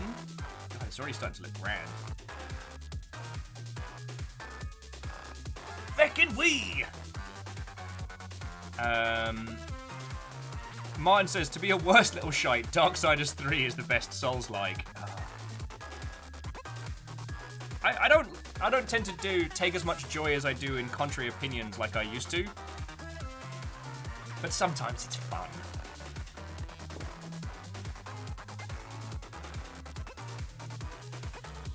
Maybe that's why no one will listen to me when I recommend games now. Oh, because I spent so much time being a little shite.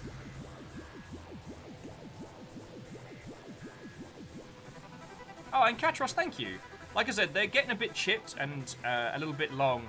A little bit of nails can be handy when you're building games. So that's why I haven't trimmed them for today, but... Numbers is going to run around Genshin and pick berries. Yo! Numbers, are you ready to have your own house inside a teapot? Like... I'm sure there are technical limitations, and I'm sure it's easier said than done. But it makes me smile that World of Warcraft's like, no. We can't possibly have guild housing. We couldn't possibly have player housing. It's too technically challenging. Genshin's like, your house is in a teapot. Let's feckin' do this.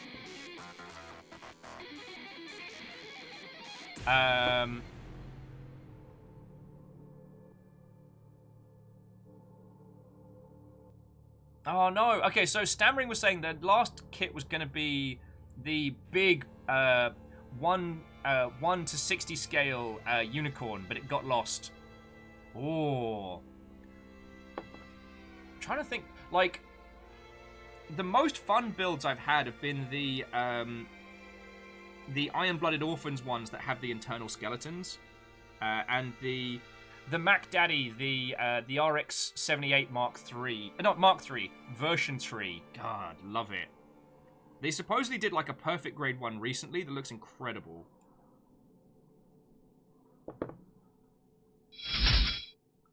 Tony Megalovania! He made a song that goes do-do-do-do-do-do-do-do-do. Didn't you, Tony? Agananiki says build a Red Bull model and see where it goes. I mean, I already won. I already did the cup noodle. Like, unless they start doing a series of other food types as kits, which I would love. Oh, God. Look at that. Woo! Look at the little... You know what? I think we're done. Look at this little Mother Hubbard. Yours. My name's Tiny Smile Robot, and I believe that you can have yourself a great day. I'm cheering for you. Tiny Robot, oot! Whereas Big Zam would just heckle you for the rest of the afternoon.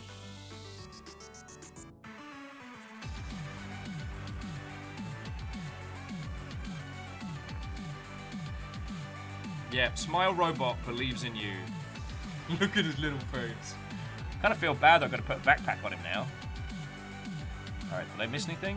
Nah, I just need 27 to 28 for B. 27 and 28. Nothing fancy there, just... The thing is, I love the builds that have bright colors and like overly ostentatious designs and styles. But there's a part of me that loves doing like just the clean white builds, which, considering I will heckle people online who spend like 100 hours airbrushing a kit to make it look more boring. But that's my personal preference, obviously. Like, I like giant robots that look like they just came off the show floor of the most ostentatious, like Fast and the Furious car dealership ever.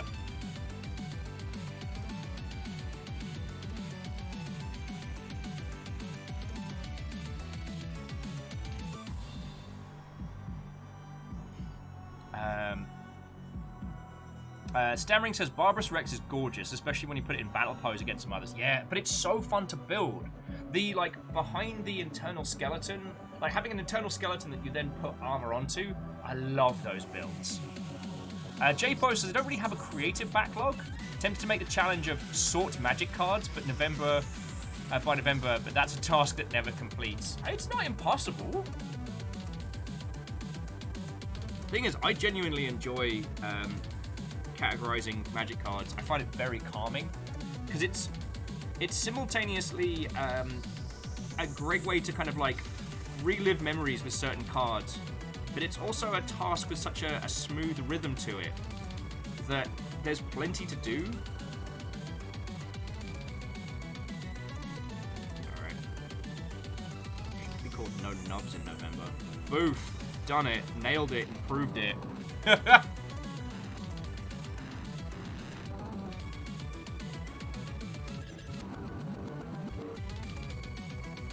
Jafar James could say about a Maybach Gundam, but then again, the car brand would also be considered a Transformer.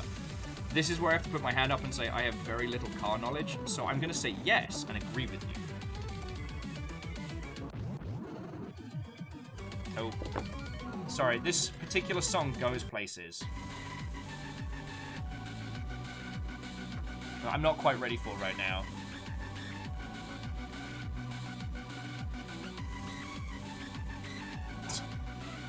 Sorry, Alness just with...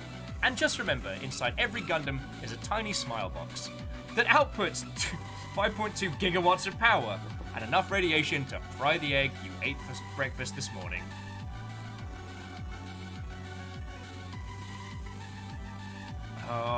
Stammering says it's all fun and games until you realise you've been trying to force the left leg part into the right leg housing for the past half an hour.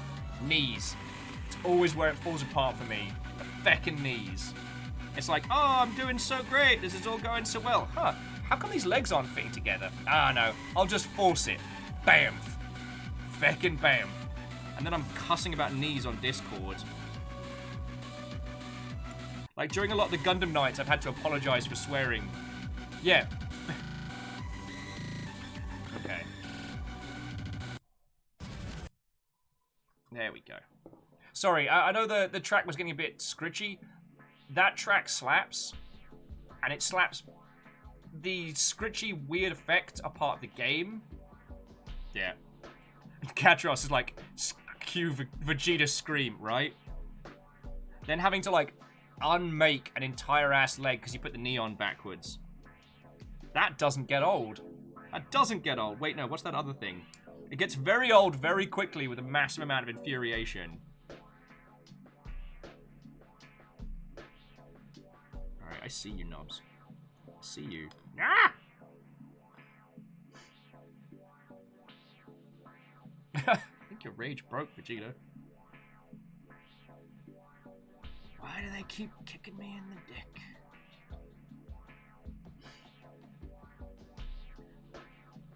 Seriously though, the Team 4-star Vegeta for me is absolutely the canonical one. I don't know if that's heresy to say now. I don't know if that's going to cause you to all leave in disgust. But I will say the amount of times that I've watched and rewatched Hellsing Abridged,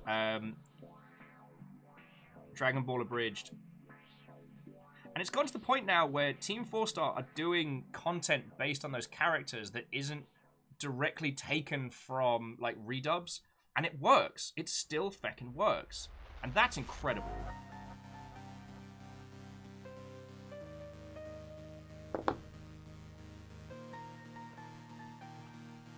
Katros says they're disappointed that Team 4-star's Cell isn't the real Cell. No, Katros, they're the perfect Cell. I made a Dragon Ball joke! I will accept my applause and kudos with equal gusto.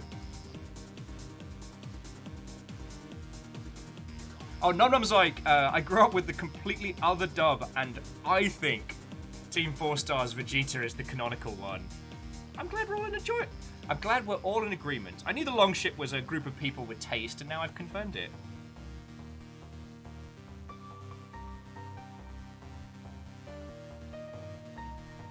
Oh, look! Look, a little Smilebot! Alright, I'm actually going to take a photo of Smilebot, because we're going to have to put, like, a backpack on this. Smilebot needs to be recorded. This is Smilebot. Smilebot believes that you can do it.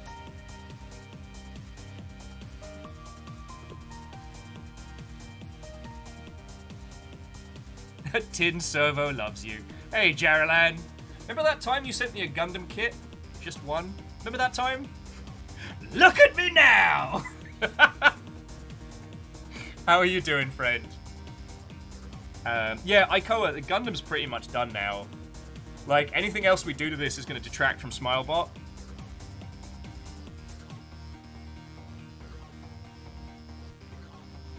Anyway, that's torso done. Now to do the head. Smilebot will never hurt you, Geiger counter revs. Alright. Oh, one thing that I got, initially for spray painting, these things, the crocodile clips, I can't say enough good things about these. If you've got, let's say that due to a diet that consists usually of just caffeine and gin, you have the steadiest hands in the world. These are amazing, especially for putting like little eyes on and stuff, because you can hold the tiny bits with more, with like a more of a steady grip. Fucking love it. Because I got to do the face next.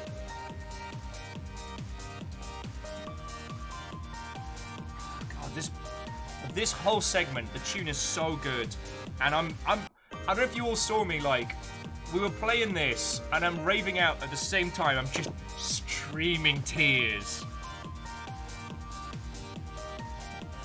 God, Everhood's made me feel something that no game has made me feel. And I'm still processing it. Like, I hope it doesn't sound like I'm just pouring hyperbole on this, but feckin' yo. And where's the eye face? The eye face is A11.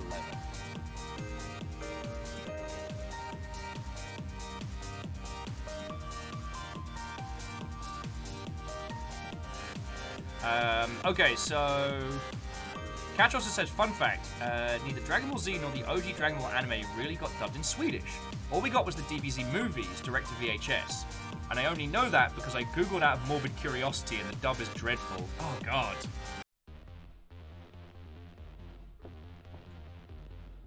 Jackie says, that's how I feel about certain undertracks still. Yeah. Hopes and Dreams still gets me a little choked up. I do listen to the mix quite frequently, and that doesn't hit as hard. Sorry, I always do this. I'm trying to clip out the face. Gundam eye faces always have this weird kind of like Pharaoh's look.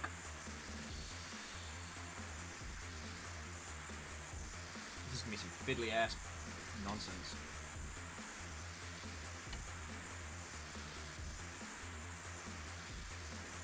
Oh, and numbers, I did see that Below Zero has an official release date, and we will be doing a playthrough of it from there. Oh, and Jackie, did I say what ho when you came in? I hope I did.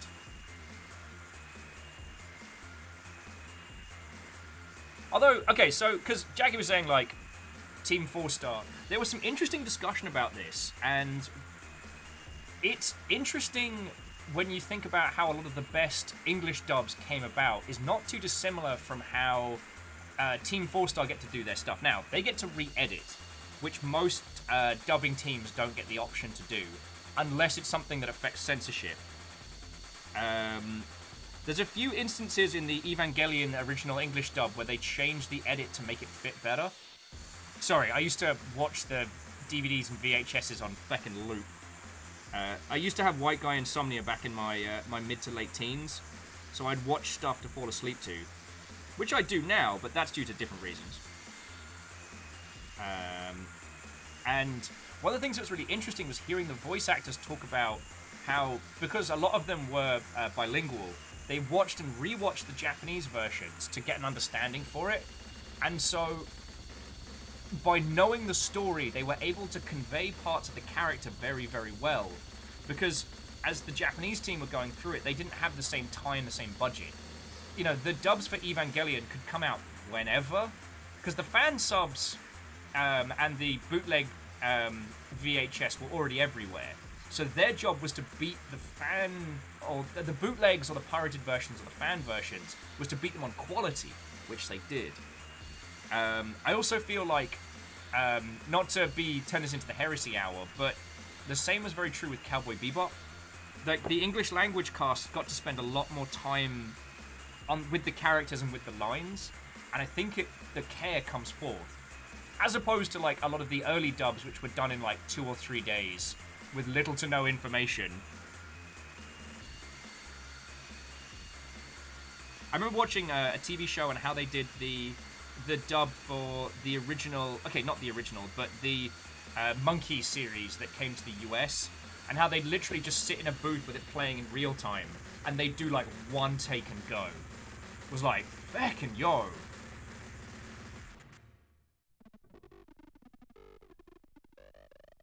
So the advantage that Team 4-Star has is they know the source material back to front, front to back. The characters are already established, but they're able to accent certain parts of the characters' personalities. Things that don't become evident until later in watching, which is kind of powerful.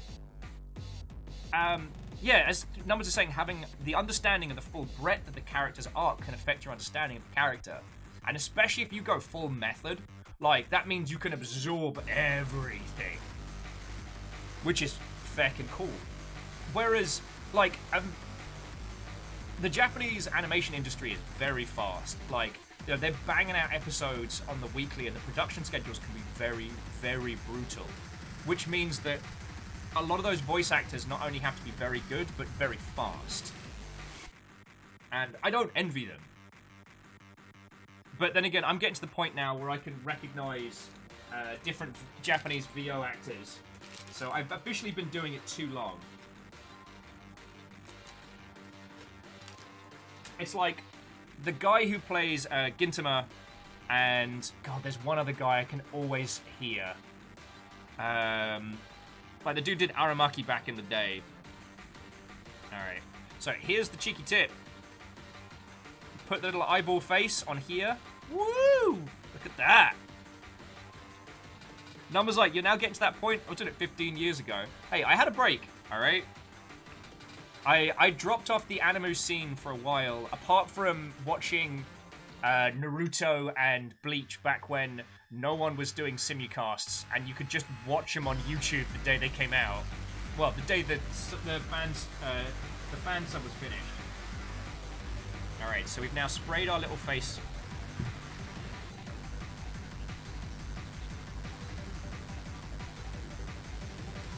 Fearless says the guy that played Bato also played Solid Snake. I didn't know that.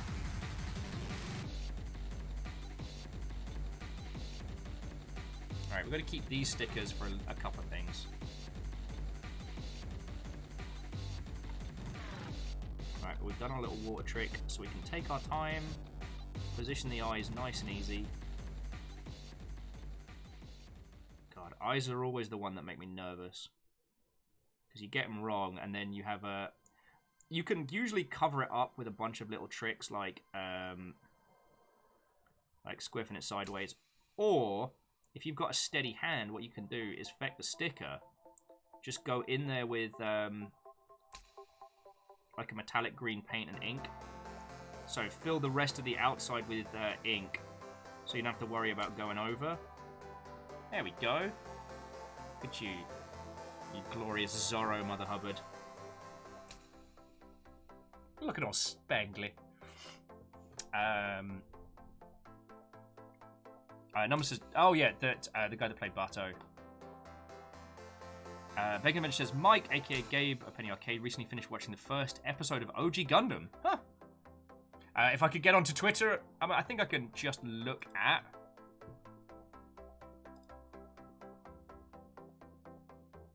Okay, that's real cool. That's real cool. I mean, the OG Gundam is not a good place to start if you want to get into Gundam, which is understandable. I mean, it's a show that came out in the 80s that started the whole feckin', like, it started a whole ass genre. It is still worth watching. Like, we did a group watch of it together, as most of you well know, and that was really feckin' fun.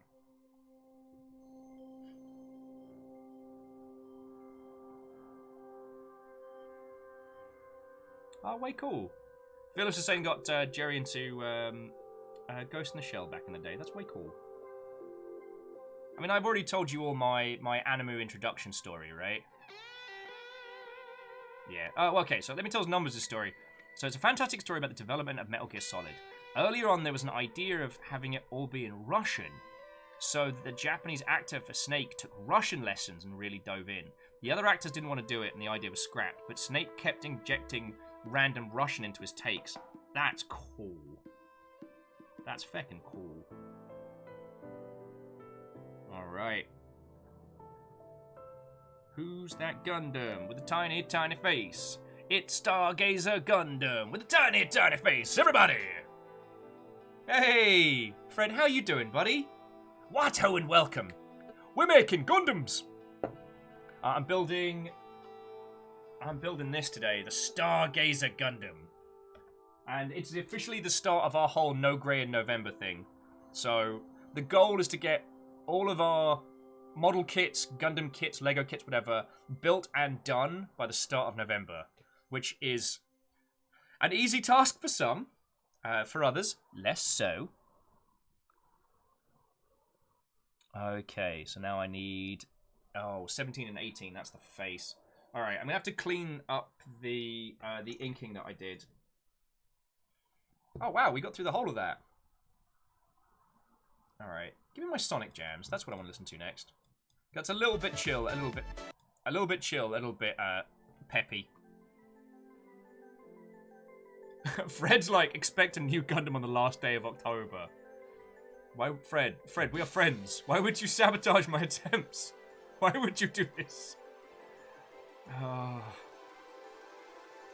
Oh, sorry. Shaq was saying, interesting branch off the topic of that. How long does it usually take for a good, clean start point of view to come into a media series? Like with Gundam, you kind of don't want to tell folks to start at the beginning, but stuff afterwards was made with the assumptions that you've watched past. I tend to find that once people have enough of an emotional attachment to it, like, they'll either research the bits they need to, or they'll be prepared to watch or rewatch certain elements. So, I always recommend people start with things like Gundam, Iron-Blooded Orphans, 8th MS Team, the little self-contained stories that you don't need to watch anything else. Absolutely do not watch Gundam Unicorn early on, because that is a whole heap and heck of nonsense.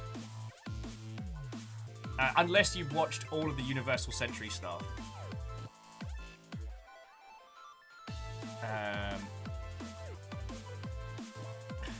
Moose is saying, Will, isn't sabotage exactly what you would expect? Feckin'.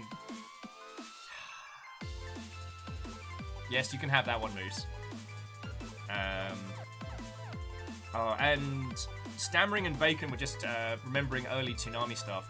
We didn't really have Toonami.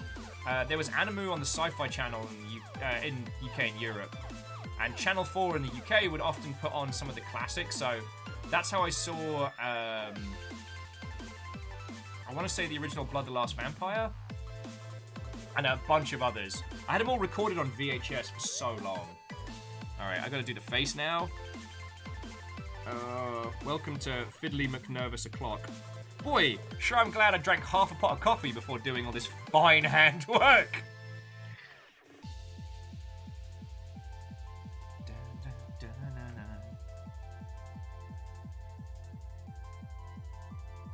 I have to clean up some of my previous mistakes on this.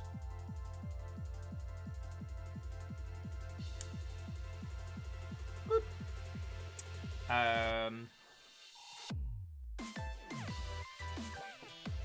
God. I will say though, I do like the fact that we've reached such a point now where at least the difficulty and elitism of actually acquiring anime has been removed. Like, I know it's fun to dunk on, you know, on the big companies, but, you know, thanks to teams like Crunchyroll, Funimation, etc., like, Animu comes out, we get to see it same week. And that's feckin' rad, you know what I mean? May I propose anti-snipe rules for Will's No Grey November? By the end of November, Will should assemble all kits received before November. So 1 month to catch up on the snipes. Okay. I mean, I'd have to ask Christian, because the rule was you got to get them all done by November. But we had like jokingly overtime last year. No one managed to finish their backlog in overtime, but I'd have to ask the council. But also Shackle, thank you for 200 bits, friend. But yeah, on the Animu chat, I do remember the sheer cost of being an anime fan back in the day. That like 4 episodes of a TV show or 1 movie was 20 quid. So like, you were having to spend like a lot of cash per series to acquire. God, I still remember the. So what you are saying is that Viking_Blonde should get a bunch of new models ASAP. I'm not saying that. I'm not saying that at all. I am spoilt for kits. You lot spoil the shit out of me and keep me alive in the same breath. You know that, right?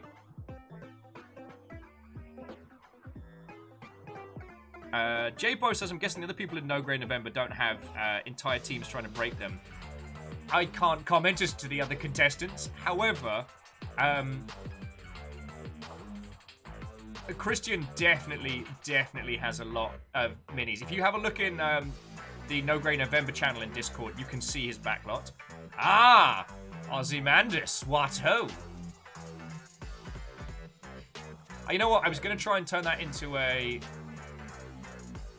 probably very overly worn Watchmen joke. I got nothing in the bank. Yeah. So Jaggy Fox, this particular soundtrack is the Game Chops Spin Dash 3. It's very, very good. And whoever that spooky ghost was, sincerely, thank you for 100 bits. Lizzie, I saw the Tall Father's post, and you can't make me read it out, so I'm not gonna. On the topic of anime, have you watched any of Kaguya-sama, Love is War? Because if not, you need it in your life. I, actually, Numbers, I believe it was you that recommended it to me first, and since then I've seen so many videos about how good it is. And I'm thoroughly looking forward to it. Do you want to know the kicker? Is because my Japanese is non-existent. And when I'm building kits like this, I tend to want to have English language stuff on, so that I don't have to be watching it constantly. So, like, anime time for me falls into two categories. Like, essential watch. River has opinions on anime. Essential watch, you know, your My Hero Academia, Attack on Titan, what would have been The Promised Neverland if they hadn't biffed it in Season 2. So bad. But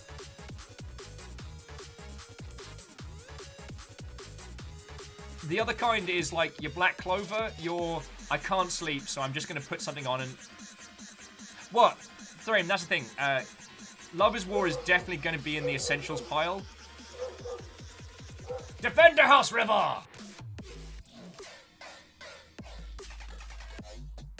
So, you're right, I haven't watched it, but I am behind. And I did watch Carol and Tuesday, as you recommended, and you were entirely correct on that one. It was interesting because even though it's supposedly in the Bebop universe, it didn't matter that it was. And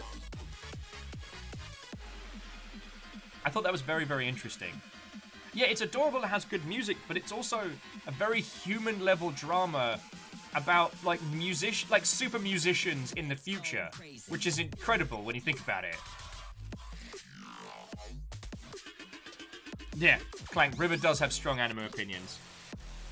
And that's okay. If only to be able to tell people, I don't know, I get my anime recommendations from Medag. They'll be like, what? I'll be like, no, I'm not going to answer that. Ugh. I might have to get the sanding stick out for this one, because I think I fecked up.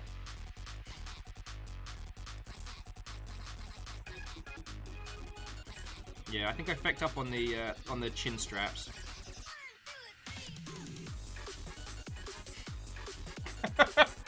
I don't know why I chose only bangers today. This is the day for like the smooth, calm, you know, lo-fi beats to raid villages to. There isn't actually a lo-fi Viking mix yet, which disappoints me. But for some reason, I've decided today is only bangers.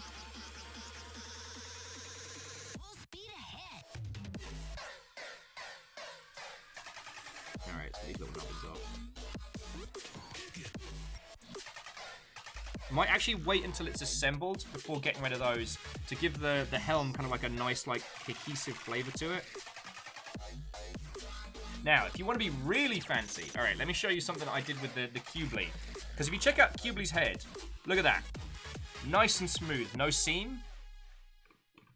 So I got this stuff, which I'm always too scared to use on the good models. Yeah, I know, cowardice and all that. Where is it? Ah, here we go. Check this shit out. So this is the Tamiya cement, and it melts the crap out of the plastic so that when you squeeze it together, it's not just glued together, it's melted together. Put a mask on when you're using this stuff. Don't do what I did the first time and be like, wow, I'm very high and it feels like my lungs are full of glue.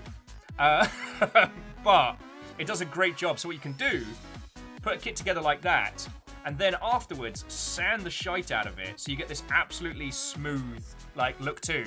And if you could then do an airbrush over, looks gorgeous.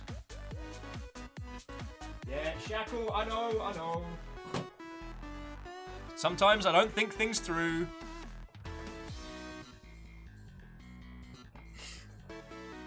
Jackie's like, but that's part of the fun. And Ozymandias with hardcore Eurobeat day. Let's cranch it up! Will, why are your fingers covered in cuts? Well, I was putting together a Gundam, and then, Rolling in the 90s came on, and it was just all over the place at that point. Turns out you shouldn't throw shapes when you're cutting shapes. Also, I need medical attention. Alright, so we'll pop the face in.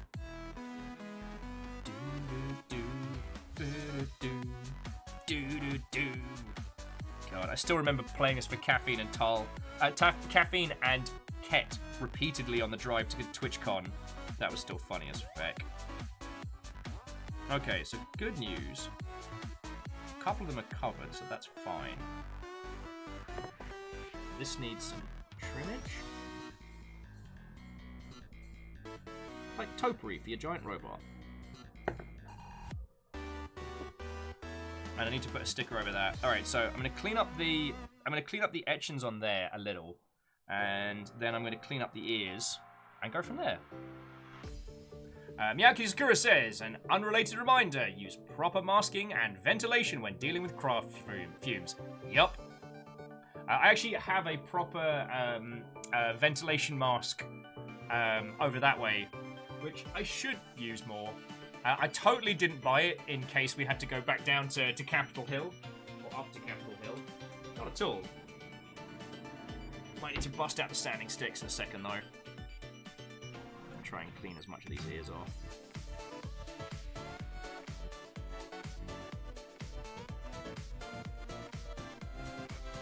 It's better, but yeah, I'm gonna have to sand that. Oh, who's heading to bed? Who's heading to bed? Sorry. Oh, Sheepstonia, I'm so sorry. That skipped right past me. Have a wonderful rest of your weekend and sleep well, friend. Sleep well. Alright, so everyone who's doing a craft along, this is your, wow, almost 3-hour check-in. How are you doing? Tell me your tales.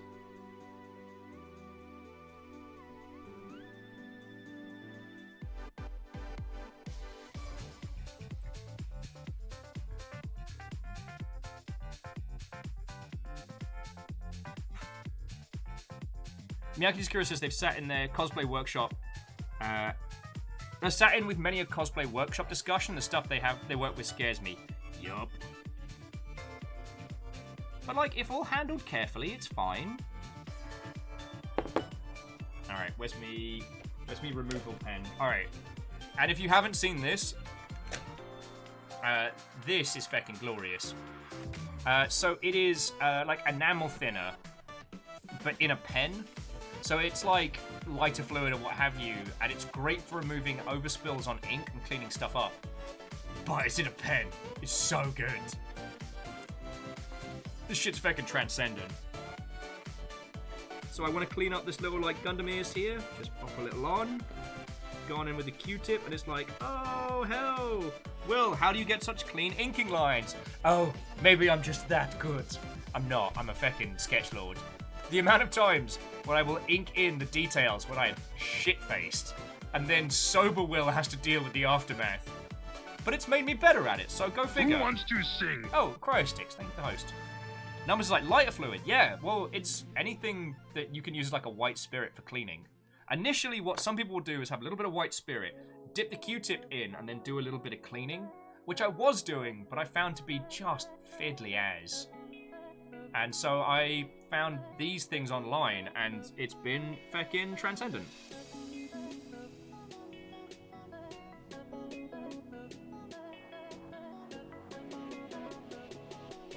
There we go.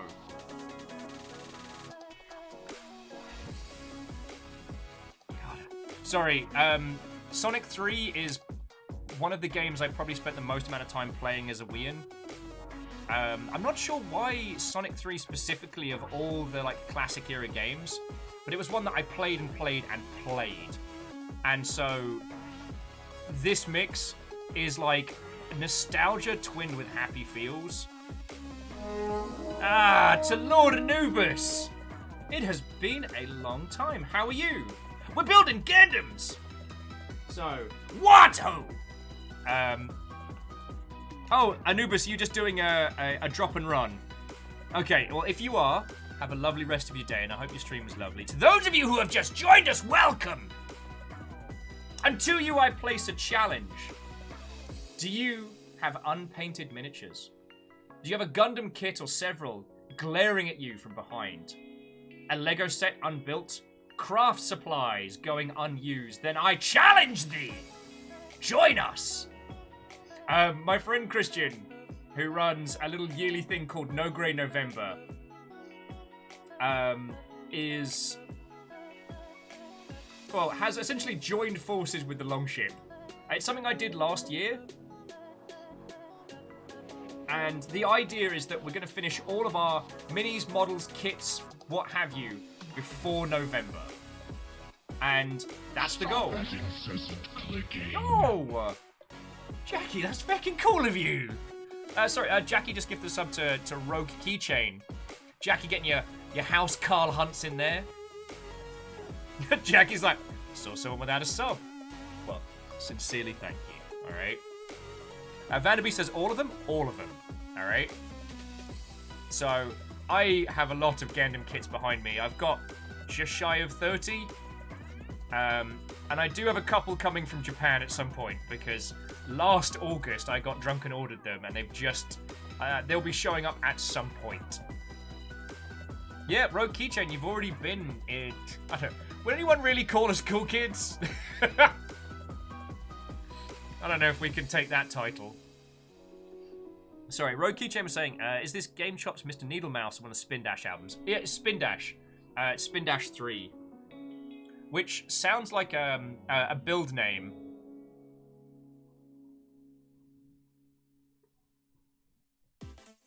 Ozymander says, one question. When does One Piece start getting good? And in the first few seasons, you have to kind of wait through. Well, also Dragon James. Watto and welcome. One Piece does this fascinating thing, which I haven't seen a lot of other media do with its protagonists, where... You know how the usual, like, anime bop is young boy with a love of food and a heart of gold, through the power of working hard and friendship, conquers all in his path. Intermittently, he will fight baddies and he will get stronger through the medium of hard work and friendship and eating food and what have you.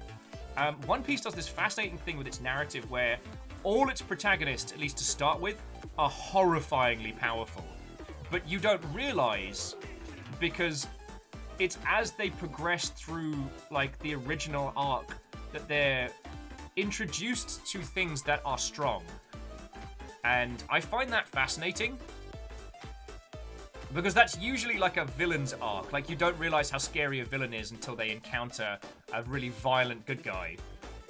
In terms of when it gets good, I don't know. A friend of mine once told me that you should think of One Piece not like a story, but like a radio show. Like... it will never end. Okay, Jackie is on a proper house Carl Hunt. Jackie, thank you again. Like, just... thank you, alright? Yeah, numbers. Like, Luffy is off the chart powerful from the beginning. Oh, and Dragon James, technically I've never painted a Gundam either. I've done some paint work. I don't have an airbrush. So I'm just putting together... stop that incessant clicking. Stargazer! Okay, Jackie, you just... Okay, this month the hunting boards are going to belong to Camille, but you're definitely making a dent. Thank you. Yeah, Agananaki says it's very RPG. It is. But, yeah, on the question of One Piece, it's kind of like, if you find it entertaining on episode to episode, then go for it. It's not like one of those shows where it has an arc that justifies the downtime.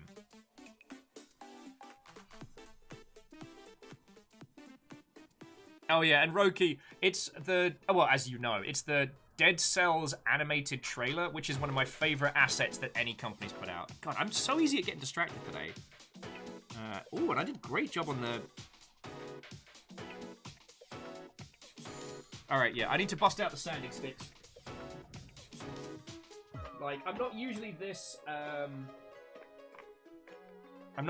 all over the place. But I just... Yeah, we go. What transformer is made out of cardboard and arrives in 2 business days? Amazon Prime.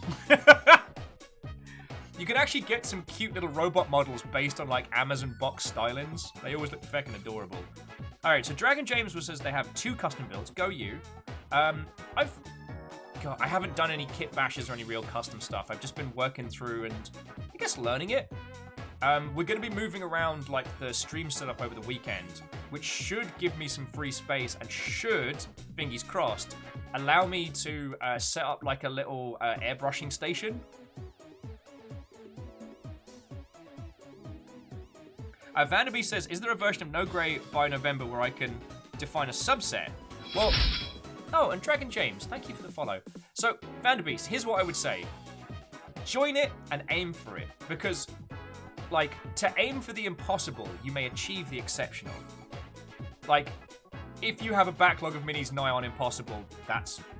Or, we help you work out, like, a method for getting through the bulk of them. Like, we can do this. Now, Christian would have been the person to ask, but his ISP's been a bad word tonight. So he can't join us for feckin' No Grey November start, which is annoying because he feckin' came up with this.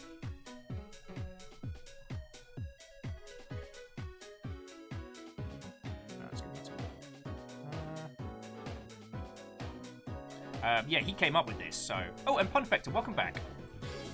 Aganaki says One Piece has a lot of fun bits. It can drag a lot, as the anime from the manga does, but anything involving characters finally getting to battle is satisfying. Yeah. Jackie says I have a multitude of Warhammer models to work on someday, maybe. Yo, this is exactly what this is for. Like, as much as it is a challenge for us to get through, and as much as the Longship are going to take No Grey November as a personal slight against their being, it's also a way for us to kind of support each other into doing it. Do you know what I mean?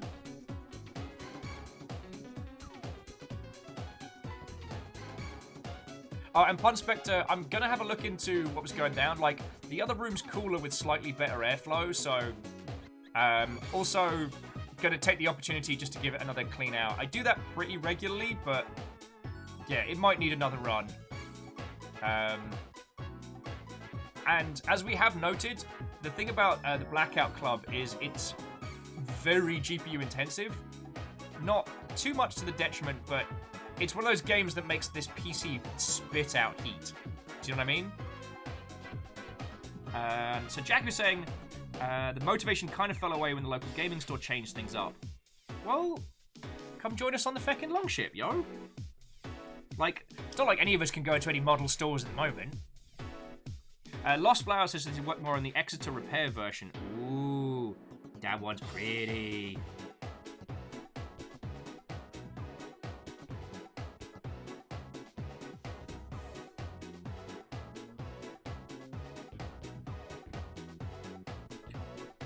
Sorry, I know I'm spending additional time on these ears, but the head's one of the things that I get really finicky about. Do you know what I mean?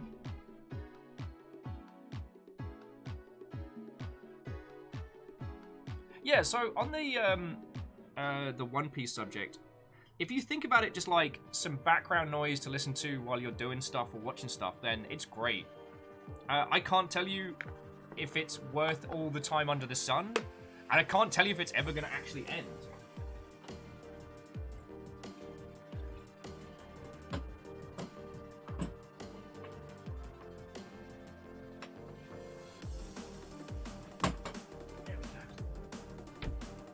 Alright, and let's continue on. Lost Flower says, it's my first Gundam, so I'm slow. Yo, well, let me be the... Pop the kit out now if you can. Let me be the background for you. Dalzit says, I might have to jump in on this. I have some grey Warhammer plastic I need to get painted, so I can justify buying more. Yeah. I mean, what we found, Dalzit, is starting No Grey November makes you think about minis and model kits more, which does tend to facilitate their acquisition. There's a lot of forgive me for I have sinned posts. Oh, Dumrox, when did you sneak in? What, old friend?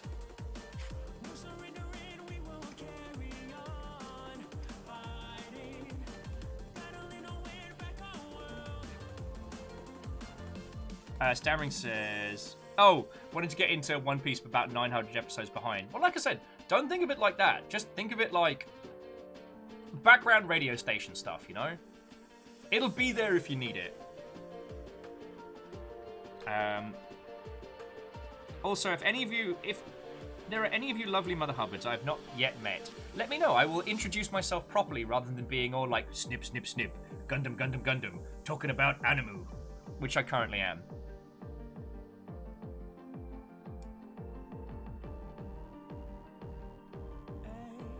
I will say though, on the subject of a series that I'm glad that I stuck with, good old Attack on Titan. God, there is a show where the pacing is brilliant once you get through it. I know I bored you all talking about this with Mr. Robot, which I do very much recommend if you need like an English language series to watch. Mr. Robot Season 2 starts in a way that feels like it drags with molasses, and then ends up being feckin' exceptional. And I don't know how to explain it without spoiling stuff, but suffice it to say, it has pacing that works for an exceptional payoff in a way you don't expect. Oh, Dalset, new to chat, long-time lurker. I don't know why you're suddenly from the Midlands, I'm sorry. Well then, lovely to have you chatting with us. Cerebral's like, Watto, this is a very realistic looking video game. Yes, it is. I call it close-up of Will's hands and nail art.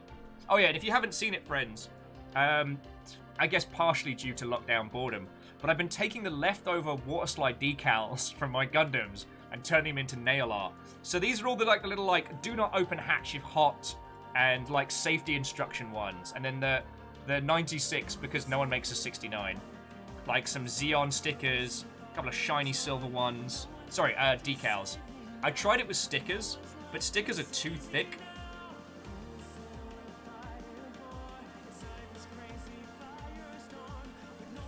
So Stammering was saying the only legal way to watch, the issue is legal ways to watch the missing chunks in the UK. Crunchyroll is short by about 500 episodes. Well, obviously here in the Longship we would not condone the piracy of Animu for the sake of catching up. But I would recommend a Crunchyroll subscription because it has kept me sane during some specifically troubling times. Oh. Wait, what colour goes on face? It's a red one. Wait, hang on. Okay, no, so that doesn't go on just yet.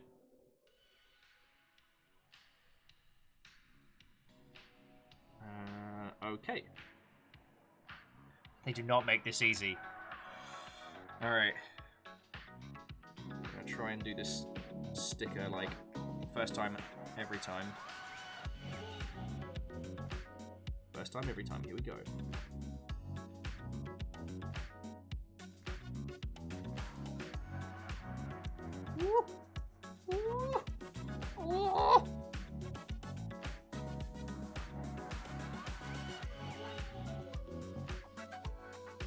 Okay, I think I got it. Sorry. Domrox, how are you doing, mate? Sorry. Dragon Jade says, thoughts on SD models. Some of the old ones are nice. So this is I did the Cubely recently. And this was a nice little, like, I built it in a stream and change, and it was fun. I recently did the Nightingale, which is one of the newer SD kits that has, like, a skeletal structure. And it was so good.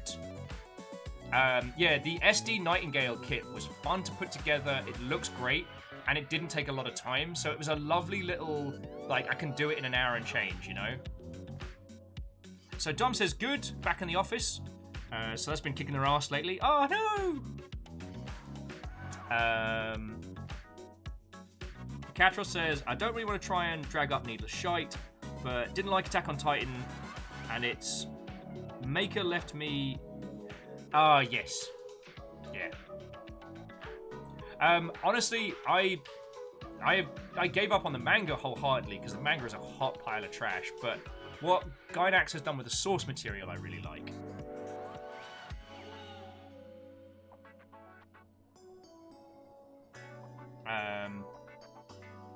And I don't know if I hate...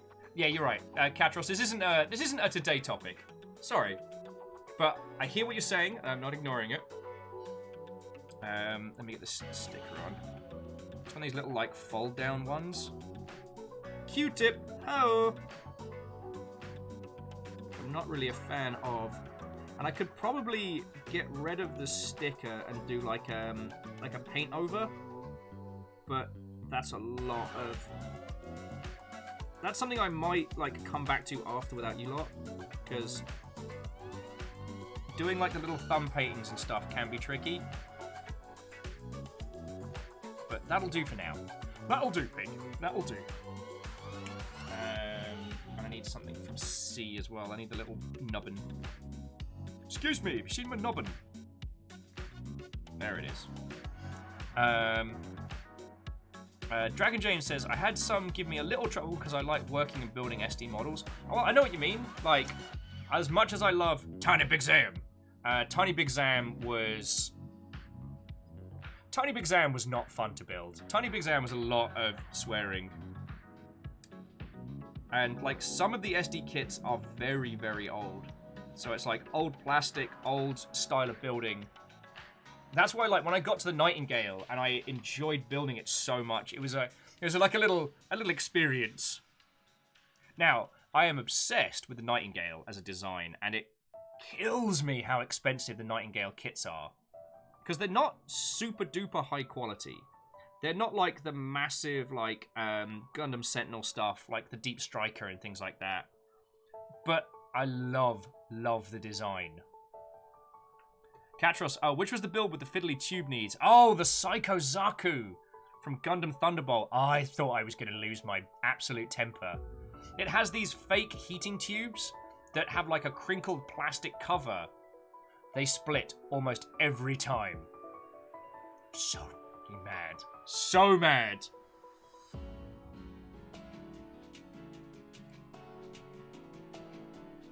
Like, it's one of those builds that I'm super happy now it's done. Oh, Ozzy was looking away. Can you show Tiny Big Zam? Introducing Tiny Big Zam. Hi, my name's Tiny Big Zam. It's lovely to meet you.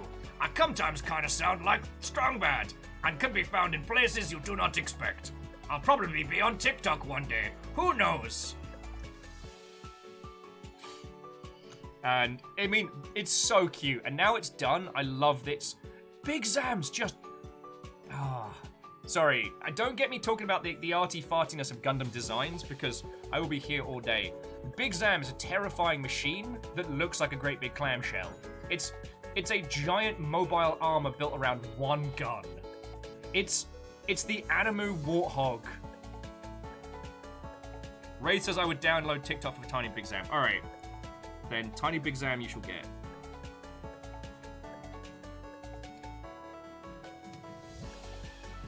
That's nice and clear. Alright, now time for another fiddly sticker! Spray bottle. Sorry I keep taking the spray bottle off over here, but the webcam that... This camera here, I'm borrowing from Fiona, and if I sprayed that in the eye with water, she might be a little pissed at me. Like, Will, did you break my camera? I'd be like, well, no, but actually, yes. Okay, Rogue, I love that episode. Oh, hey, Big Zam. That episode's feckin' grand. I think it works especially because, what's his name?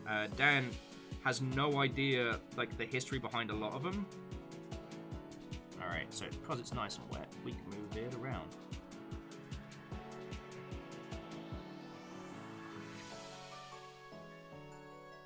God, the water technique is so good. Look, see? Spot on. Even with my big fat, shaky hands. Well, okay, I don't really have fat hands, but I definitely have shaky hands. He says, taking another slug of coffee.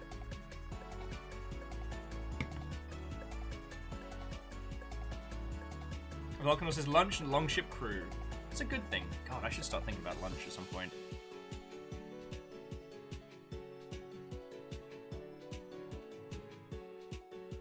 Okay, so how does this go? Oh, so is it... Oh, yeah, no, so fins are here. Clipping in nicely. And then helm breakers here.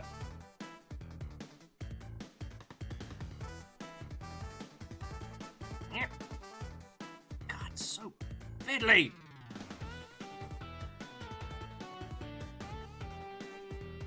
God, fuck it. Alright, fins. I need to just... Okay, no, you're already in there. Alright, cool. Oh! It's the shit that gives you hand cramp. Okay, listen. Listen, Linda. Fuck! Boom! I shoot and I miss. And I shot and I missed. And I went and got a popsicle. And I missed. Okay. Lyria says they're going to put off dinner until they're done with the bit they're working on. Good on you.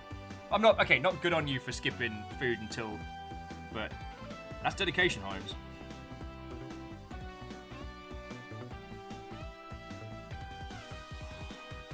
Why do you hate me? Get him. Get him. Get him. No, no distraction bits! Soothing bit Corgo. I could just leave it with a massive, like, sticking out head.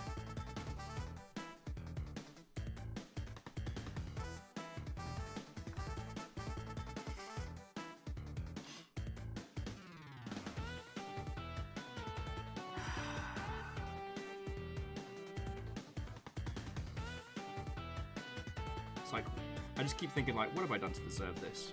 Aha! Feckin' wee! Feckin' wee! Alright. You shiny-headed bastard. Huh. Gundam the robot Shinji. Gundam the bloody robot, Shinji! To Rin plays Watto. Welcome to No Grey November start. The goal is to beat all of our model kits between now and November. How are you?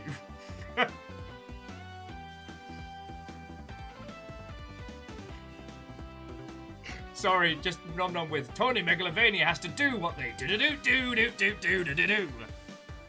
Capture says, I just realized they have a samurai helmet. Yeah. The original concept design for the OG RX-8, the RX-78, was just like samurai armor in white. Rin says they are enjoying their weekend. Lovely, lovely.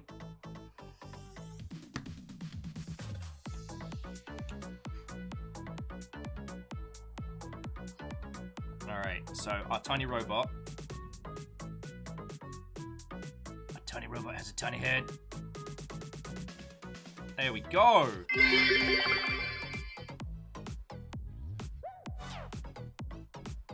Ooh, no, that's bad.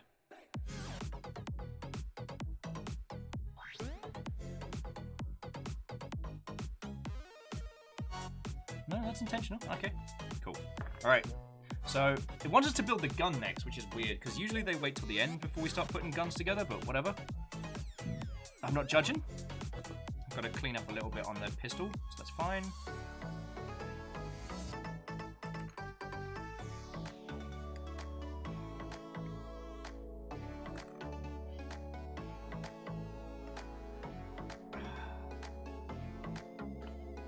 Okay, so Rin says, tired from the new job, but that's about it. Love it, though. That's lovely to hear. 11 and 10 on C. 11 and 10. Cool.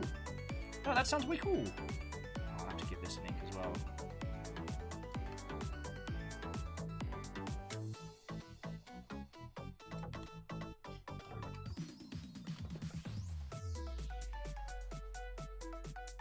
Oh, Phyllis was saying, looking up the history of Big Zam's wreckage was recovered from Solomon and repaired by the Federation after the battle.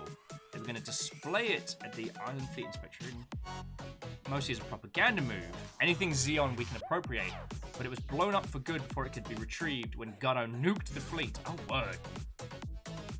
God, I don't even want to imagine the size of them and the cost, but there's a part of me that would love to see more mobile armor kits. Yeah,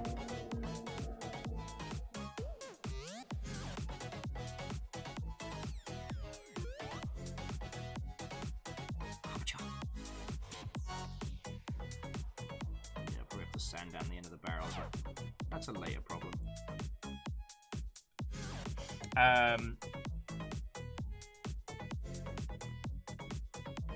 Yes. Okay, so Phyllis, you're right. Like, it is built around one megaparticle cannon. There are a bunch of others, and like the tiny like point defense lasers and other like defensive stuff it's got, which is feckin' cool. Which they end up sticking one of those things onto white base later on, which is terrifying. But that's Gundam Unicorn, which is basically like the grand finale to the OG series. Ozzy's like, life-size Big Zam kit. Alright, I will see you in several thousand years when it's finished. I mean, that's up there with those people that build, like, you know, replica models of famous places out of matchstick. Like, that's a 1,000-year project. So Dragon says, there's a model idea I want to do, but I don't believe in my ability to do it. I mean, okay, I'm still green enough where I'm in the believe in yourself and you can do anything stage of model construction. But I will say that I spent a lot of time thinking that I couldn't even do what I'm doing now. Like, I looked at these model kits and I looked at the people and how they made them online. I was like, nah, there's no way I can make something that cool, that intricate, you know? And I was very, very wrong. And luckily I had Jaralan to basically kick my ass into starting doing this. And now I fucking love it.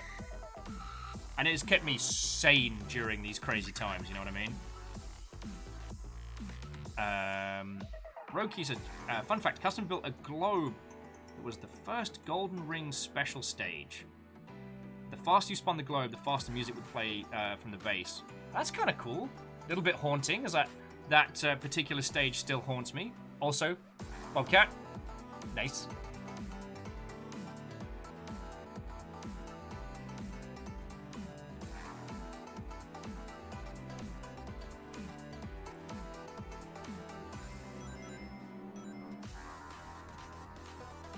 Alright.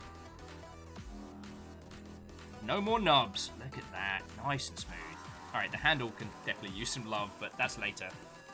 On Gundam Facts, Fearless is saying most of the mobile armors were a desperation product of Zeon's part towards the end of the war. True. While some of the mobile armors were built by a variety of powers, they were typically more of a test bed for technologies they were trying to miniaturize. For example, Big Jam's eye field generator, yup, which is in Unicorn Shield, as you said. Also, like the OG Psycho Frame stuff was in much, much larger units. Not quite mobile armor stage, but definitely like experimental large units.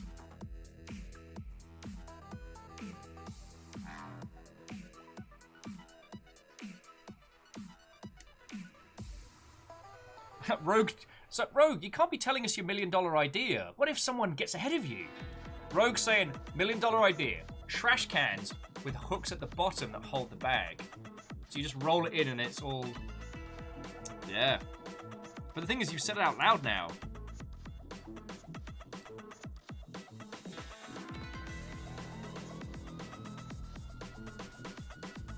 Alright, come here, you. Come here, you. sand down some of these later.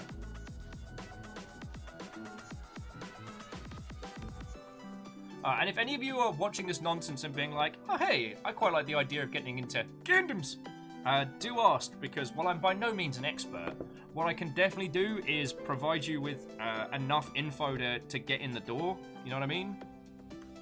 Okay. Oh, that's not the barrel, that's the back end. Cool. Okay, this gun design is feckin' rad. No pun intended.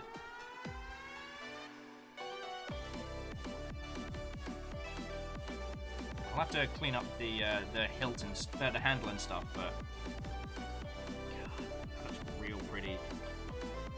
Look at that! Oh, sorry, I need to do a little bit of cleaning. I was a bit blasé with the ink. There we go. Clean it up over here. Oh no, so much excite. Many wow.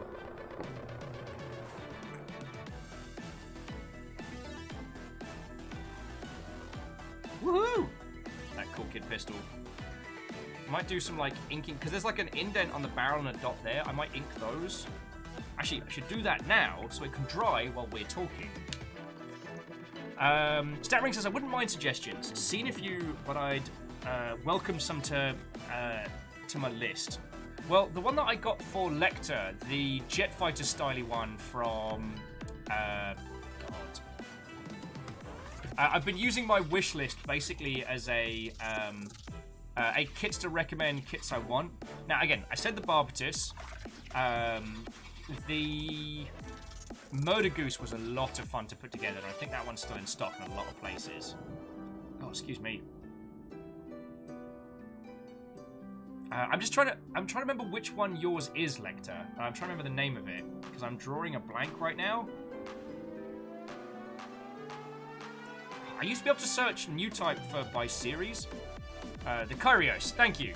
That one is feckin' rad, and it has like the cool inner skeleton thing that I love from the Iron Blooded Orphans kits. Oh yeah, I was gonna ink this now. I was gonna ink this now before we start working on the other stuff, so it's like all dry to be cleaned up at the end. Nom Nom says, I've been thinking about 40k again, and for some reason their mind goes to the immortal phrase, Haggis for the Haggis God. I mean, considering how many things Haggis contains, I don't think that's the remit of any one god, like Chaos or otherwise.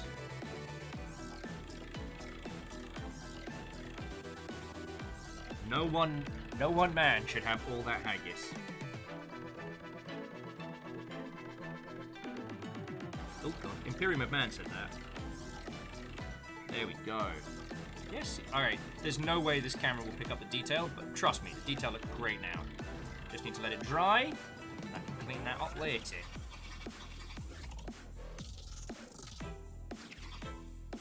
Wraith says, I am Scottish. The idea of a haggis god is a terrifying thought.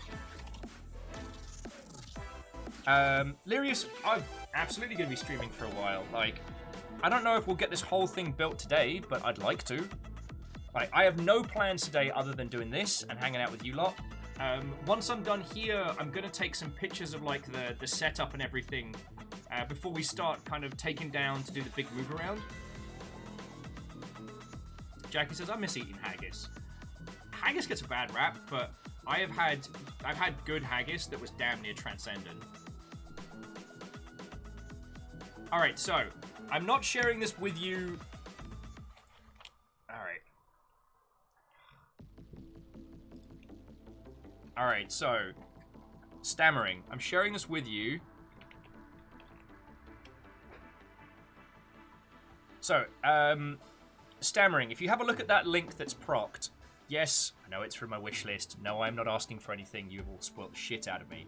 But there are some really good kits in there that I have it on very good authority are awesome. So,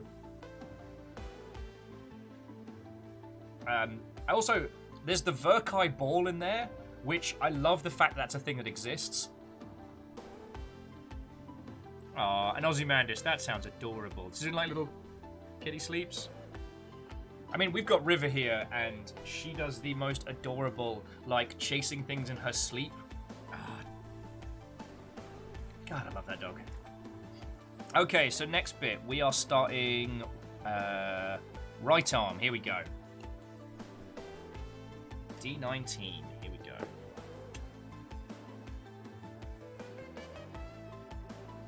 Ah. Oh, this is an easy clip because this is all internal construction stuff. Stammering says any 1/60th. Small ones are cool, but I like my bots like I like my bank balance. Brutalized. Well, so Stammering, have you seen the perfect grade RX-78 that got released very recently? I don't know if it's in stock anywhere, but that kit is supposed to be fucking amazing. Well, Katros, I thought about it, but it's like Secret Discord knows it exists. Things have popped up from this more times than I care to count, and I'm very grateful for all of that. But it's also a good resource as like a list of games.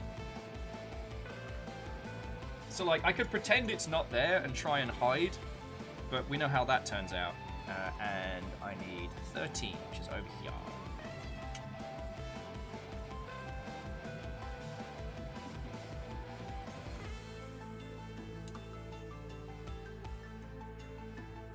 Oh yeah.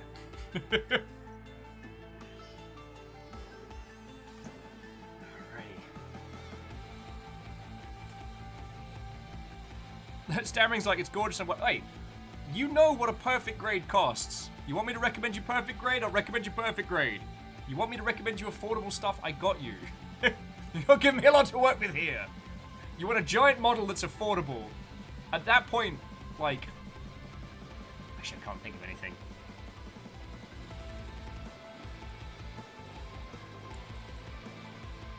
Ooh, that one perfect. There's definitely a satisfaction when you cut one of the nubs off, and there's no residue, there's no nothing. Make you feel like a fucking... I was about to say a tofu master. God.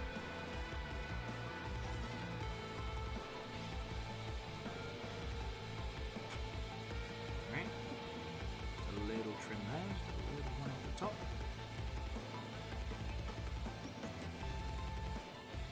Okay.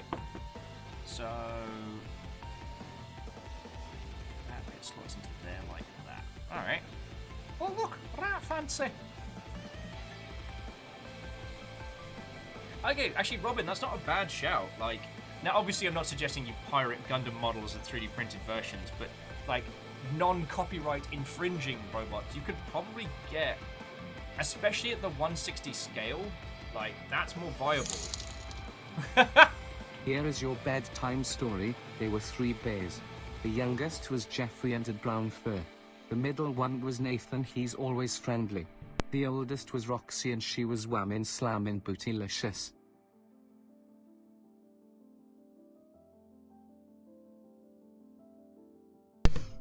Sorry friends, apparently I have a brief allergy to the word bootylicious. Nom nom, thank you for a $2 donation, you fucking ledge. You may have to explain the reference, because it has gone mildly over my head. Oh, and Reflective, I'm so fucking sorry. I didn't see your thing come through. How did I miss that? God, I always must have been mid-banter. Reflective, I'm so sorry, friend. I am in agreement with you. My kingdom for an HBO quality Battletech series.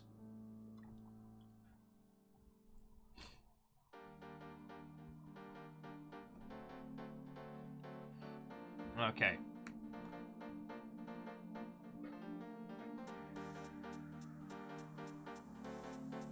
Alright, so we're getting into the bees.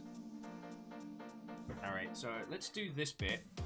And then I've realised that I might have forgotten to eat. So, I need 21 and 23. I need these two. So what I might do is make myself up a quick sarnie in a second. Just once I've done this one.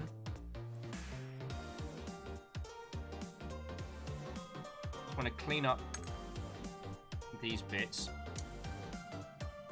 pop the shoulder joint in. Job's a good one. Well, I guess I've got to do stickers as well, but you know what I mean.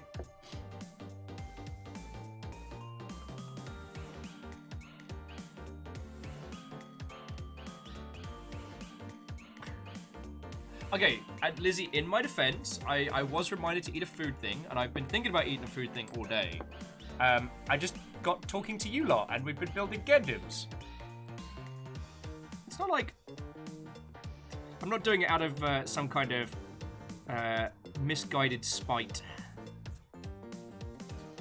Office of Char. Did you bring me an ice lolly? Oh, but you. I mean, ice lolly is lunch, right? Bless you. It's not lunch, but it's also warm in here. It's fucking warm.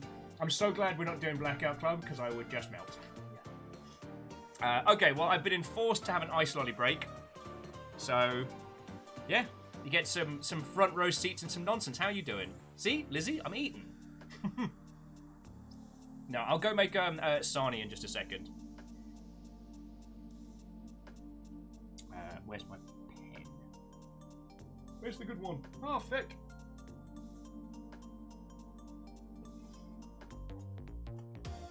Alright, just mark where we're at. Lizzie, how is it not food? It goes in my face. Alright, so I've marked where I am on the sheet.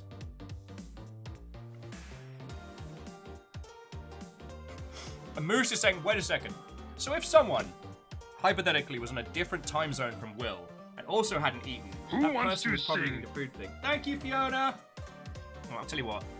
If you want to just look at the happy Gundam face while we're chatting, just to offset people being mad at me for getting to eat. Yeah, Moose, in theory, we probably all should have eaten.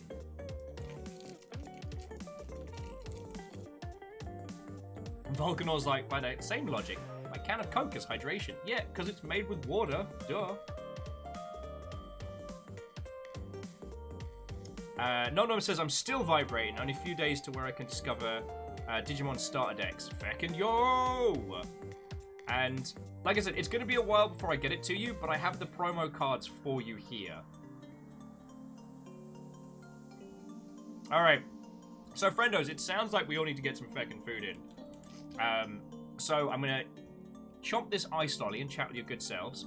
Then I'll make myself a sarnie and we'll hang out for a bit more. And then we'll continue with Gundams. Jack is like, 1 AM is a good time? I mean, if you've forgotten... You know what? We're in the middle of an unprecedented historical period. Go get a food thing. Oh, Fiona already has a food thing in the making. What?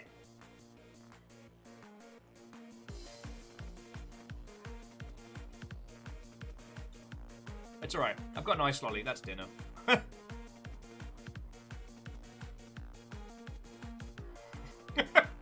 Cat Johnson's been like, ice cream is not food. Firstly, it's an ice lolly, which means it is frozen fruit juice, and fruit's good for you, so, like... So I should never give anyone any nutritional advice.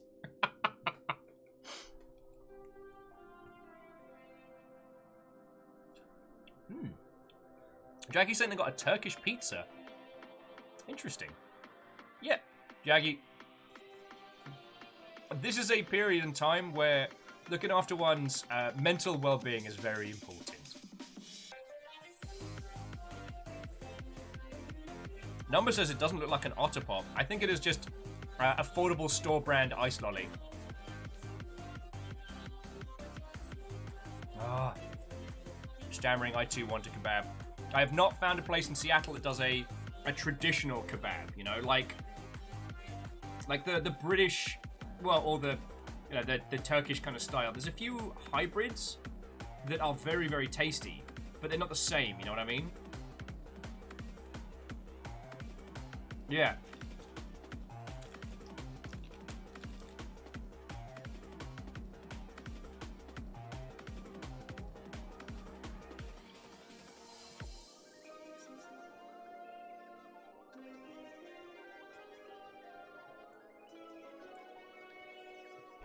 Oh, lordy, lordy. But yeah.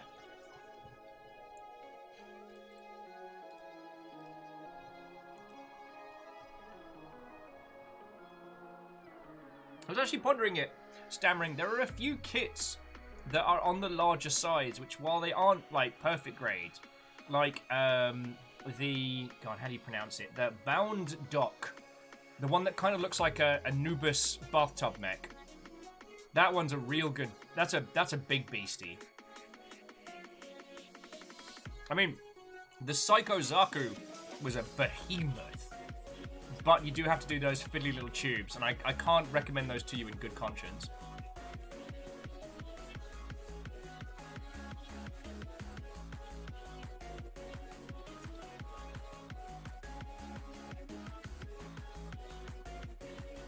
And stammering, why are you gonna do me like this? Have I been cruel to you? Have I been a poor host? Why must you regale me with tales of kebabs I will never have?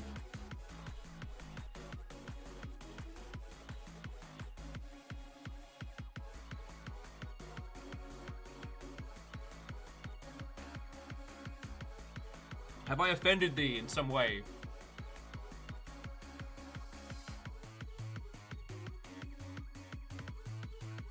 Oh, yeah. Although, so Jackie was mentioning like the good 3 a.m. kebab.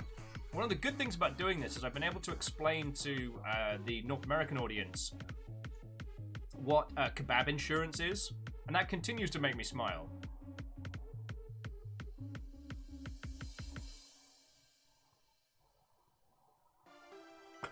Stammering's like, I can have one in 30 minutes and then post it on Discord.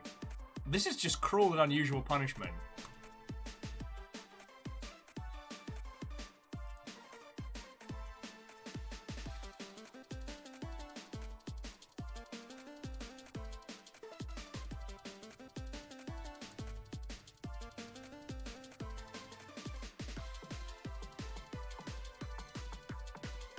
Hey, Tanari. What, oh friend? I've been given an ice lolly before having an enforced food break. But yeah, we're building Gundams. I've gotten the torso and head done so far, but we're putting it backwards because it's got the happiest little backpack. It's like, it's just, this Gundam believes in you.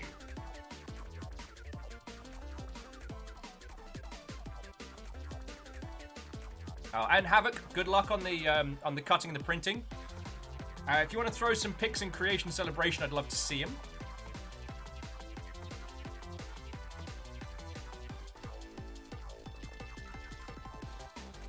J-Post is convincing himself not to spend way too much on nicer versions of Magic cards I already own.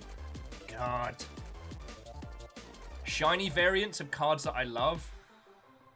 Like, God, there used to be this, I know there's website versions of it, but there was an app version of a deck builder that also plugged into, I believe, Gatherer, or one of the sites that it's like an aggregate for all Magic the Gathering card sellers. So you'd be looking for a card and you'd find one and be like, oh, cool. And then on your phone, you could be like, all right, but how much is it going to cost? And it would show you all the prices.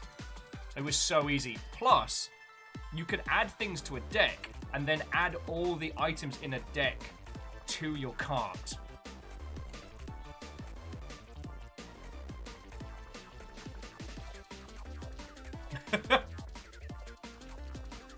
Stammering saying, no, it's closed!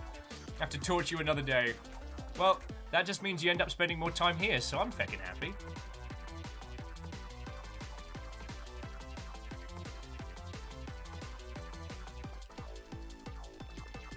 And yes, Tanari, Fee is good Fee. Fee is best Fee. That is scientifically proven. Ah, stammering Jackie, how the tables have turned. You sought to taunt me with your kebab goodness. And you have waited too long. But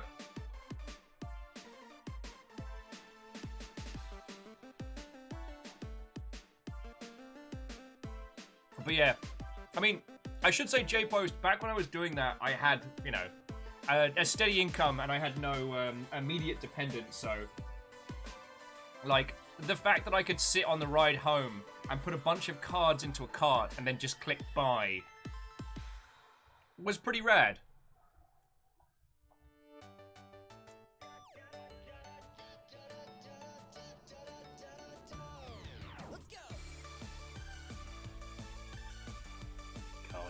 Sorry, I'm having flashbacks like the old Creative Assembly days when I'd look for components to add to my Commander deck that would show up on Friday when we'd go to like the nerd store and play Commander until the wee hours. It was great. And because it was after hours, both the owner and us would all have like a couple of cheeky beers. Oh, it was so good.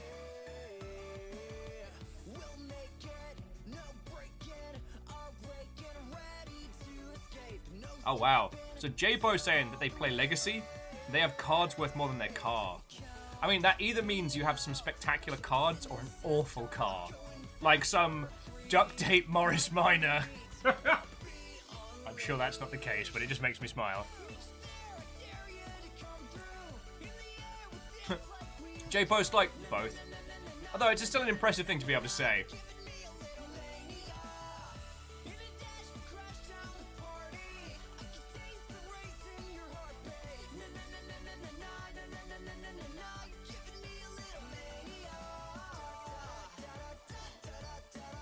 Oh, excuse me. Sorry, just catching up on everybody. Jackie does have frozen kebab in the freezer.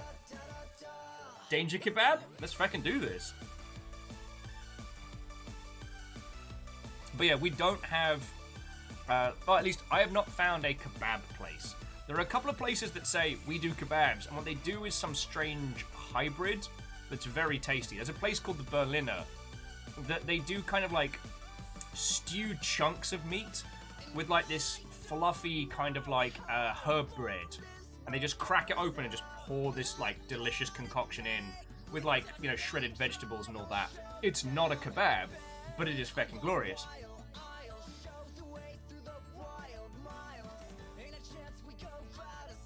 Let's have a look. Starring was asking if worth building. Oh, the Verkai of the Banshee. Well, I don't have the Verkai of the Banshee, but, like, the Verkai stuff is always feckin' cracking. Like, I've got the Verkai of the Unicorn behind me, and the Psycho Zaku was also a Verkai kit, and the quality is amazing. Like, honestly, apart from the feckin' tubes on the Psycho Zaku, it was so cool.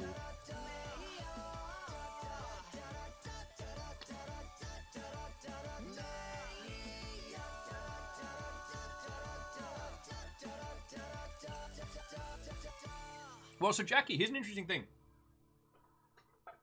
There's a lot of countries that have closer to Turkey style of kebabs, and it's not quite the same as like what Britain did to the curry, you know, just cultural appropriation and subversion. But the components of a kebab pretty much stay the same. Do you know what I mean? So, especially out in New Zealand and a few places like closer to like Central Asia and the Middle East, it's the same components but just a lot fresher and a lot less like trashy greasy, and I hecking love it. The amount of kebab type food that I consumed while I was in New Zealand was ridiculous. Okay, so dear friendos, let's take a break. I need to make a sandwich, so I have some staple food in me that's not just an ice lolly, which while it was glorious, was something I needed. I also got to wash the bits and plastic off my hand before I eat. So, well, gyros are different from kebabs, but also delicious. That's another like subset of.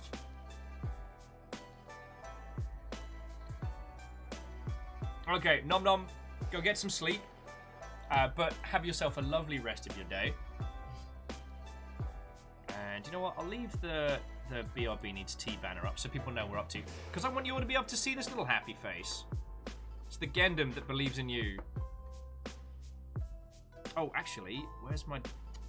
Remember I was going to ink the front of this, and then I forgot to because I'm a feckin' dingus? Good work, Will. Good work.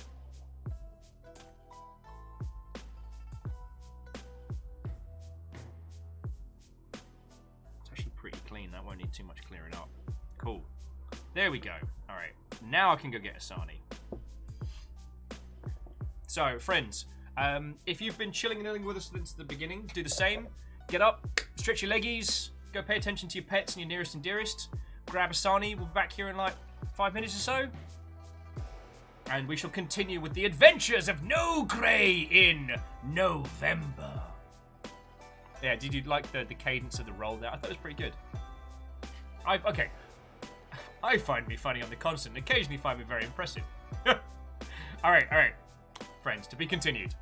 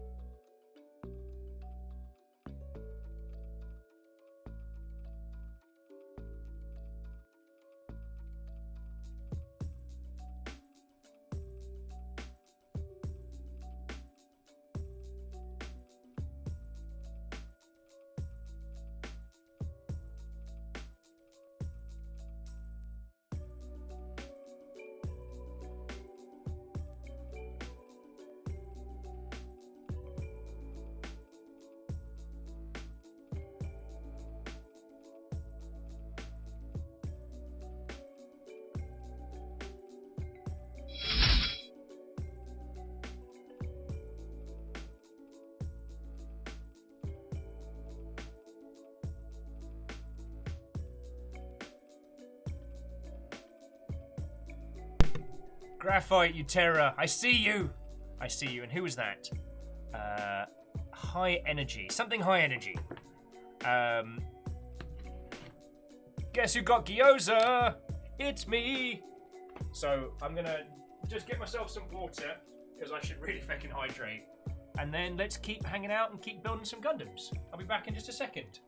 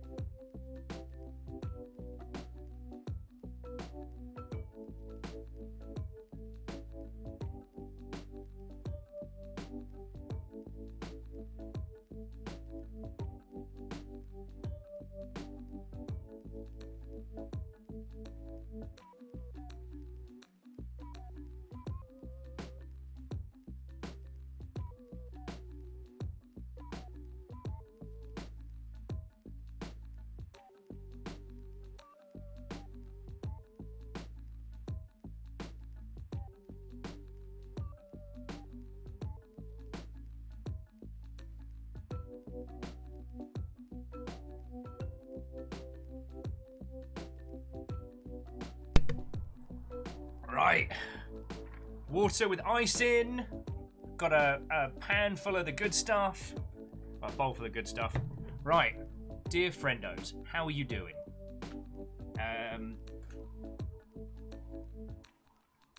Like, I might put the BRB needs... Oh, do I not have the banner set for here? God, why am I like this? Alright, well, I'll just... If you can forgive me basically going into eating food mode while we're up to this. But yeah, so Stammering, going back to your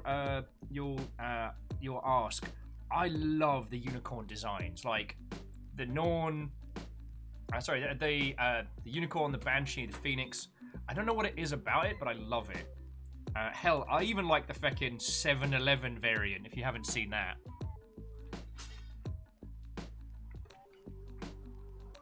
Numbers is intensely enjoying the lack of work. Yo, you have worked your face off, friend. Jafar James is working on drawing a cardigan sweater. Go you.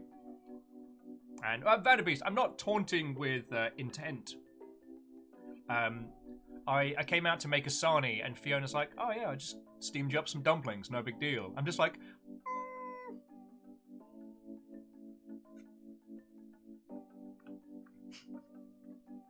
Sorry, Agonaniki, I just saw your...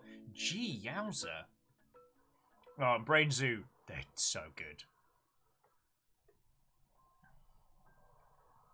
So, yeah, Pokemon Jams, you better still be going.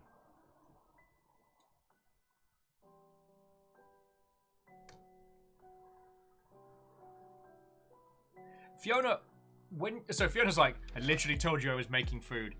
I thought you meant you were making yourself some food. And I was like, okay, that's fair. You know, you're a busy human too.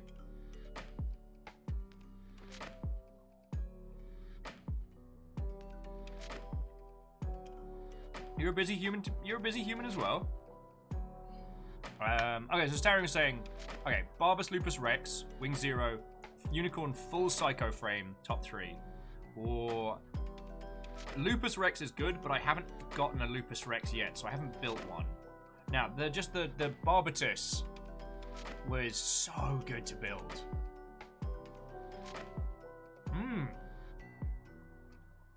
And Jackie might be joining me on the gyoza train. Fucking go for it.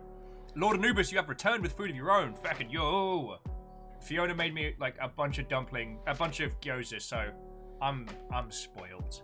Friends, I am a spoiled Mother Hubbard, and I know this. You lot keep this whole feckin' thing going. I get to spend a Saturday nattering your ears off, chatting, hanging out, and building a Gendam, and I have food. Feckin' yo. Sorry, Brainzoo was saying that they used to love Gunpla kits, but hated building the legs, impatient.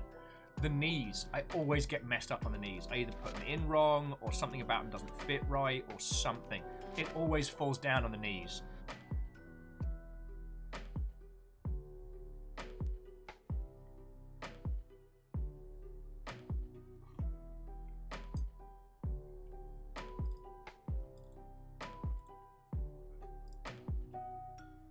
Like, I don't know what it is specifically about the knee region, but it's always where I fall apart.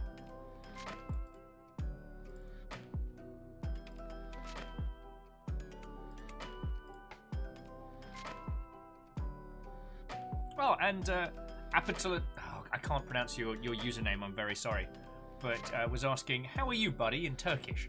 I'm doing lovely, I'm having a glorious day.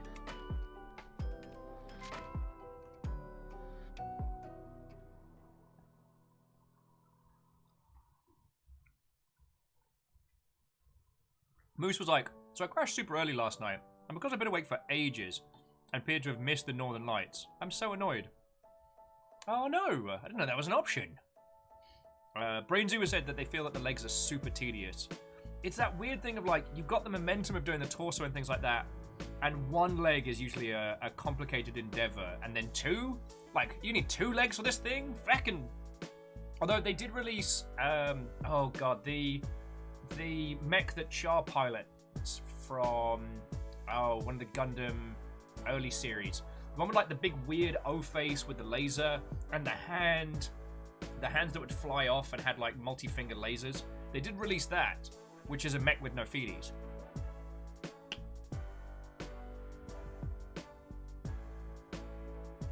Oh, so on the kits as well. Stammering saying that Lupus Rex was good. Wing Zero was ridiculously solid. Still looking for a unicorn. Just ordered a Banshee variant because it was cheap. Yo! I mean, there's two variants of the okay, there's like 3 variants of the Banshee. The one I've got behind me isn't the Verkai, it's the other one.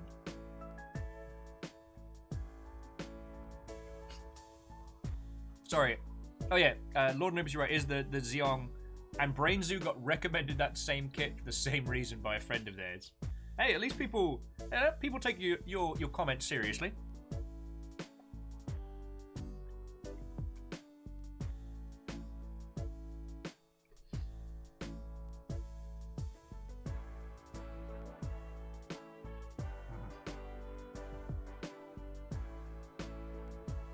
Yeah, Stammering Gamer, 50 quid for a Verkai with shipping. Feckin' we.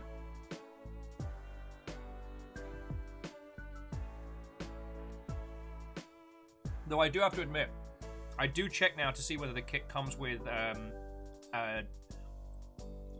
water decals. Sorry, I'm so sorry. Here's me trying to chew down a gyoza and talk at the same time. Oh. I do now look to see if the kit comes with water decals, and if it doesn't, I'm like, can I get third-party ones? Because I'm getting a real weakness for them. Not just because I'm using them for my nails, but...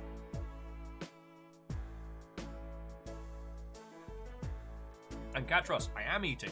Fiona made me gyoza, so I'm spoiled. And Anubis, I don't know if I acknowledged that what you were saying on Zoids. I remember Zoids so fondly as a kid. And they're still awesome, but... I don't know, the price point plus...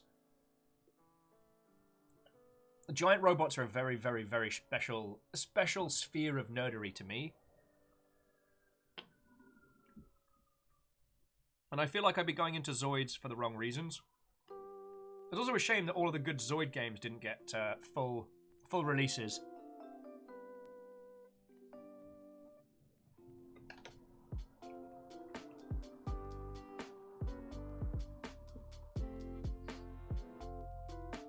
So yeah. Numbers was saying it's been 25 years since that last song came out. Which track? Sorry, I'm pretty much just gyozas on the brain right now.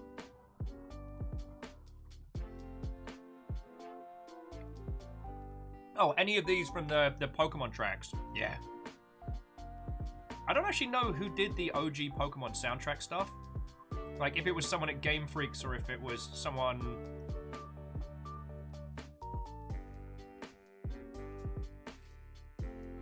Because for a while, Nintendo had, like, a couple of in-house people that did all the Game Boy tunes.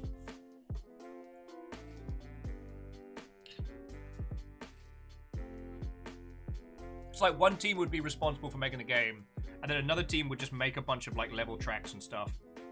Which wasn't too uncommon back then. There wasn't quite the same need for music and sound in the same quality that we have now.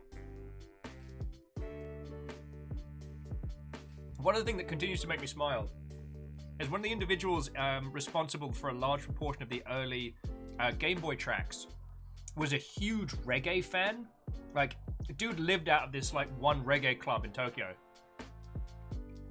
Wait, no, not Tokyo. God, my regions of Japan is drifting out of my brain. But the point being that what would become known as, like, the chiptune sound, as, like, the quintessential bleep bloop, is essentially what would happen if you took reggae with its, like, rounded, soft, bouncing beats and turned them into singular blips and bloops. So, like, chiptunes is an offshoot of reggae.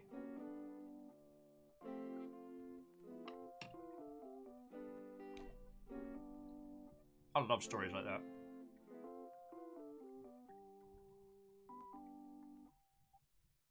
Ooh.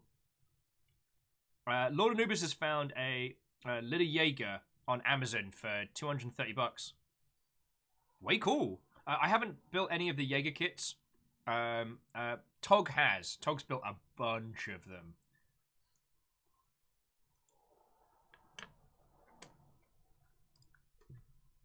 Actually, I recommended him a large proportion of the Gundam kits based on the ones he enjoyed building from Pacific Rim.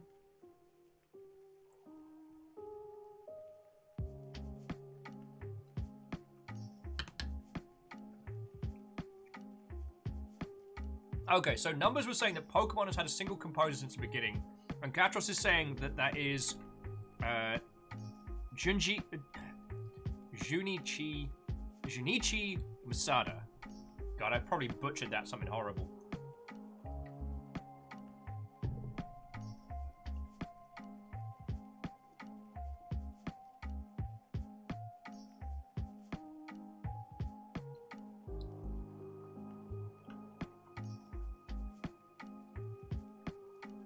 Oh, and stammering threw up their family of Gundams in No Grey November. Cool. I will go have a look just as soon as I finish this last Gyoza.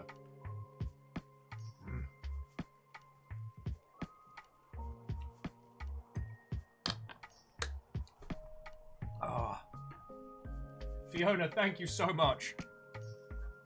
Actually, give me just 2 seconds to pop this back in the kitchen, because there is a lot of sauce involved, and I don't want to mistake the ink for the sauce, or vice versa. That's how you have a bad time. Thank you so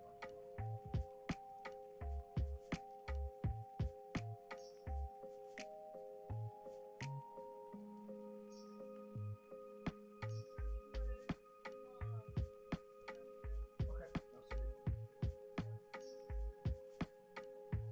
Yeah, sure.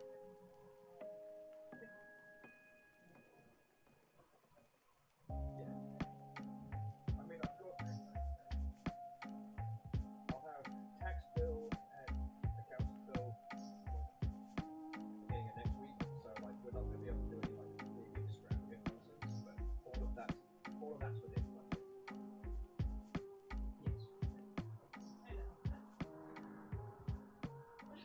That's how it is.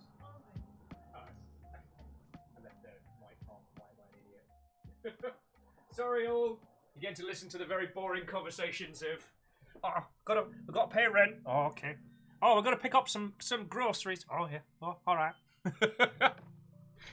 Let's have a look at. I can turn this up a little bit. Let's have a look at the family of Gandams. Oh, way cool. Yeah, I see that Barbatus hanging out.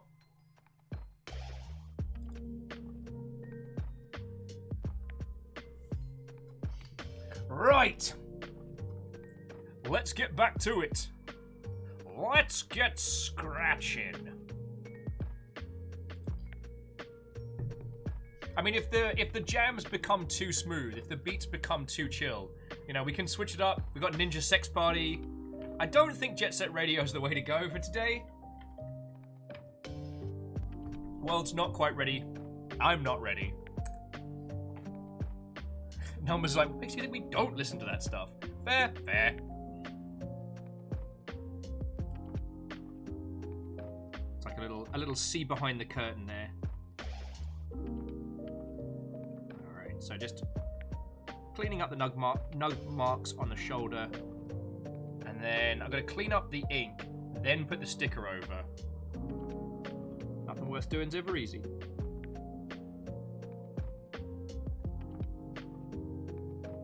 One of my favourite sayings, that. Oh, excuse me. Alright, so Havoc's like 24 hours of print later and I'll have new glasses. Yeah! Take that, big glasses industry. We're bringing you down.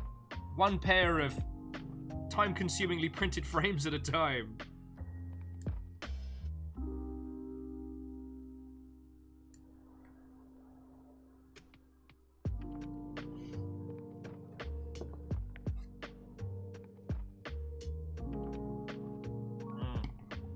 Oh, Jafar James, Jet Set Radio is continuously awesome. God, there's still a friendo. He used to work at Sega Europe, who I still owe him like several million pints, because he let me play the remaster of Jet Set Radio traditional like ages before anyone else. Like, actually let me come into the office and play it. I think I took a day off for that. It was grand.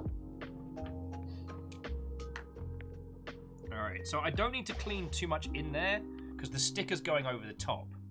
So for this, it's really just like cleaning up the stuff over here, getting it looking nice and shiny.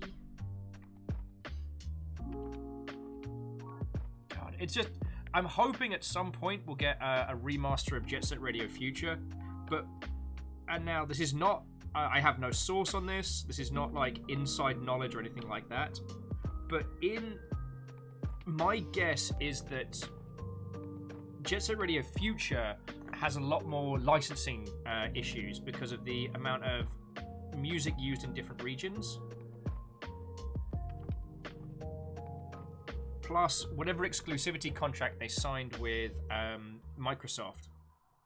So, I don't know whose ball is in whom's court to decide whether or not we get a Jet Set Radio remaster. Sorry, Jet Set Radio Future remaster. Because it's still feckin' banging. The whole open world stuff slaps.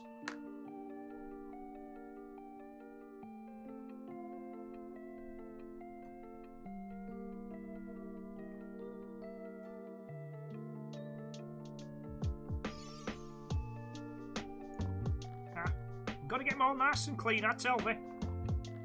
Get these Gundams nice and clean before they go out to shop. I'll tell you, there's one thing I've noticed though, and this isn't a diss or a snark by any means, but I have seen that there are people online that sell pre-made Gundam kits, and I don't get it. Do you know what I mean?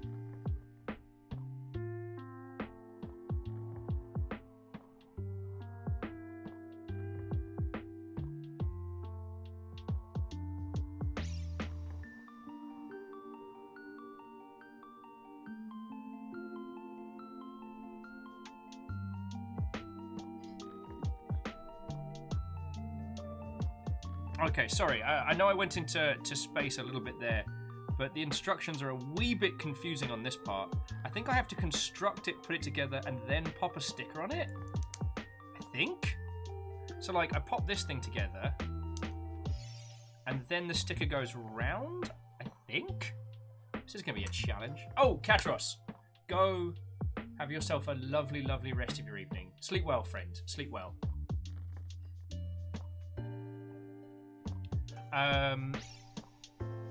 Oh, Numbers has now officially collected enough berries for their teapot house.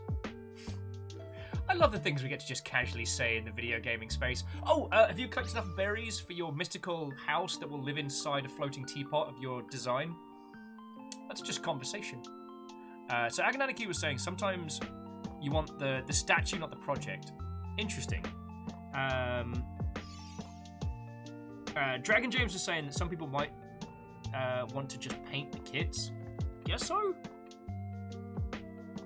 Staring says they saw a Kairos for 300 quid pre-built. Nothing extra. Well, and I guess that's the kind of thing is like the construction of it is part of the experience. That's not the task you get for the finished thing. And it could be because, you know, when I look at Gundam kits, it's like constructing Lego stuff. It's all part of the fun. It's not just about having the finished model. Whereas I've often felt that with Warhammer stuff, it's very much about getting it finished, getting it done. You know what I mean?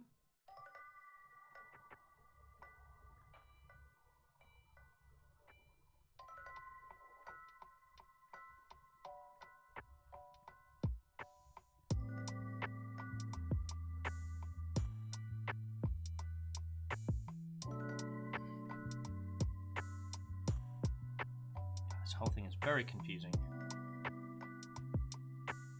Sorry, all of the stickers here in their shiny glory are awesome, but they're all in kanji, so I'm trying to match the symbols to the right things, and it's making me very confused.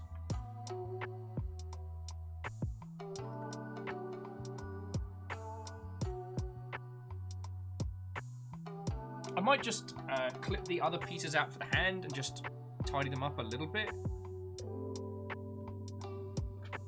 So I can then start putting the stickers on afterwards when I've got a better understanding. Oh, Wraith is saying on the Jet Set Radio conversation that hopefully the Bomb Rush Cyberpunk turns out to be good. I mean, I think the team on it understand what makes that experience and that world work. There was one other title that was kind of like jet-powered rocket skates that had a lass as the protagonist, which I had some high hopes for, but I haven't heard too much since of its early access drop. Oh, and we need 5 and 6 as well. Sorry, we're just putting all the components together for the right arm.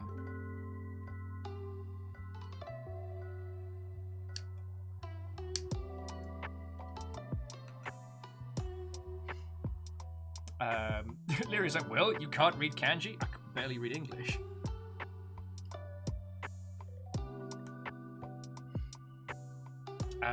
Oh, sorry, Ark of the Conclave was adding that Warhammer is... Warhammer, the fun is the wargaming more than the model art. Well, I think that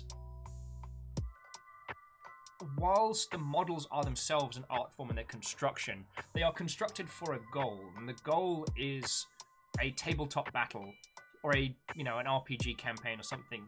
More in line with like a D&D mini. Do you know what I mean? Like, they are there to represent or be something, whereas the Gundams inherently aren't being anything. They just are, you know? Does that make a weird sense? Sorry, just Geraldine was like, and yet Will is perfectly fluent in Numty.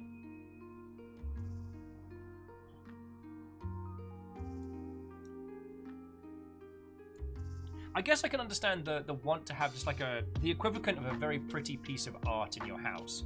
Like someone that can construct a kit to such a level that it's, you know, it's a set centerpiece, you know?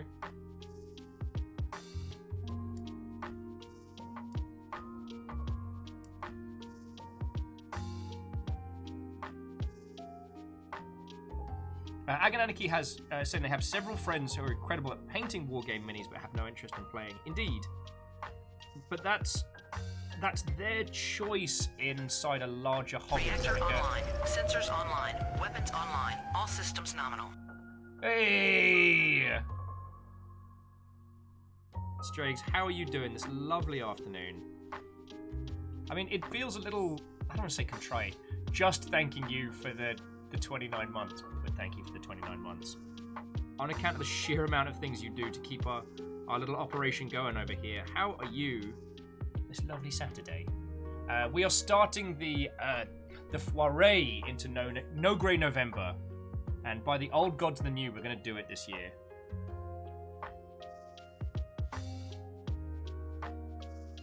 We have a load of people who have joined us.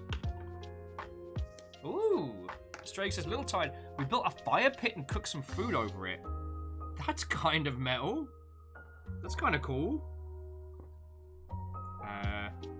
Fiona made me some steamed gyoza. That's as bombastic as today has gotten. Though, in fairness, we've had a lot of people hanging out today and a lot of really good conversations, so, like, we're just building Gundams and hanging out. Oh, Zach says, what is No Grey November? Right.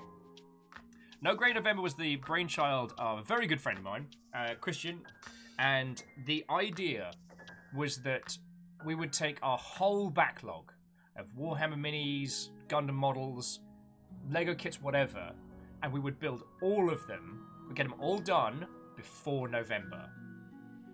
And last year I was on track until I wasn't, but this year is different. Alright, so we need 18 for the hand. I need to trim that up a little bit because I botched that cut in half. And a PCN.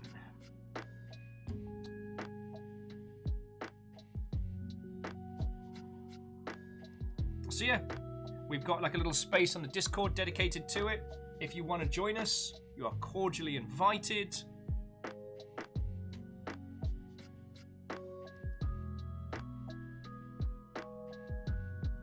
Oh, Zach, it's less like Paint Minis month. It's more like get it all done before November.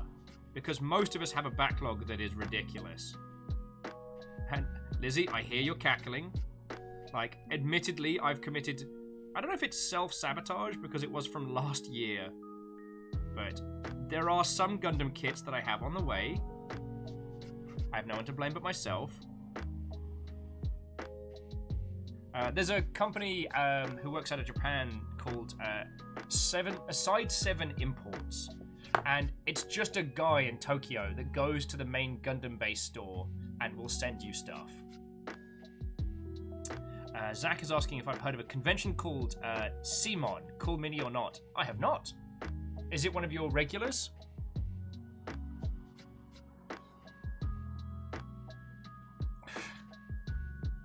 Stooge was saying, you realise that by stating now, you've issued a challenge to the Longship.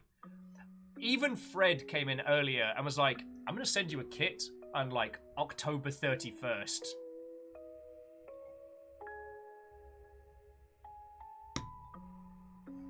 And Straight was saying on the fire pit that they're camping at the end of the month and we're trying some meal experiments. Ooh. So long as the gay fire's not involved, I'm sure it'll be a banger.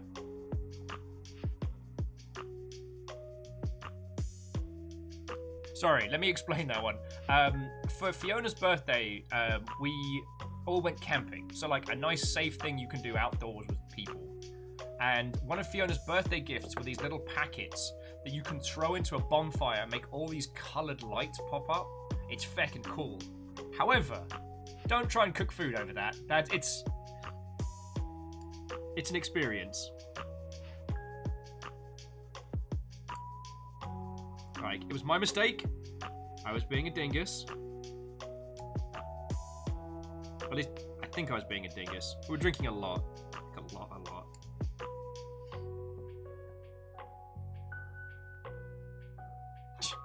And Stooge, yeah, Fiona absolutely did get to brag. I came out and Fiona's made like a bunch of gyoza and stuff. And I'm like, oh, thank you so much. Like, oh, I'm definitely not good enough to you. And then Fiona's like, yeah, I just had a bunch of the good stuff. And I'm like, I take it back. I take it all back. I still ate the gyoza and it was glorious.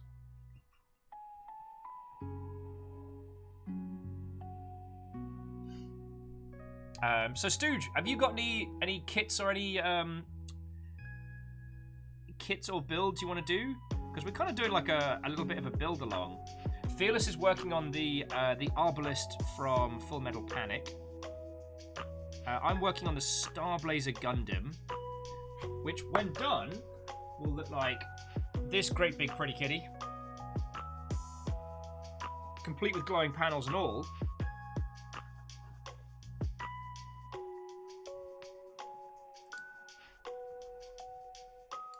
And Stooge is like, well, if you don't want to miss out, you should go camping.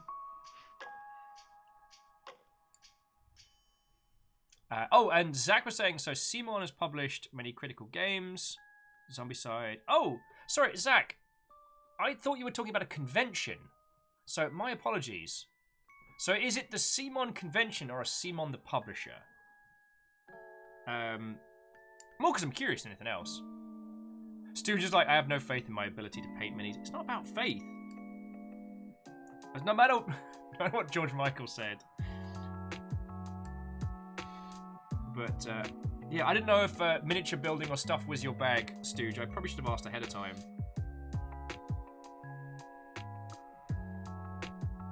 Because, like, friends, for those of you who don't know, like, Stooge is an incredibly capable engineer of the wooden works.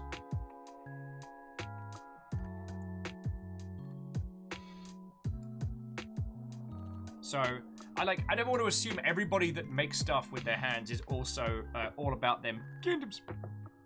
Alright, so PCN at the top and D18 at the bottom. Boosh. Handy. So that's clipped together. I just want to clean up some of the ink splops. Okay, so it's a convention and a publisher. Okay.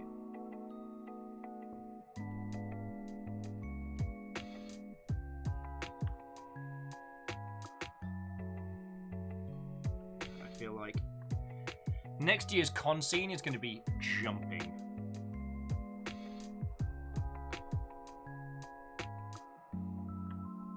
I'm not saying anything controversial that we don't all already know, But yeah, next year's convention scene is going to be off the proverbial hook. Also, I need to get a 7. There are several A7s. Get this one. Tart it up, clean it up, get it nice and shiny. Stooge says I'm too easily distracted to paint minis, Gundams, etc. Fair. I mean, I have you and everybody else to talk to at the same time, so...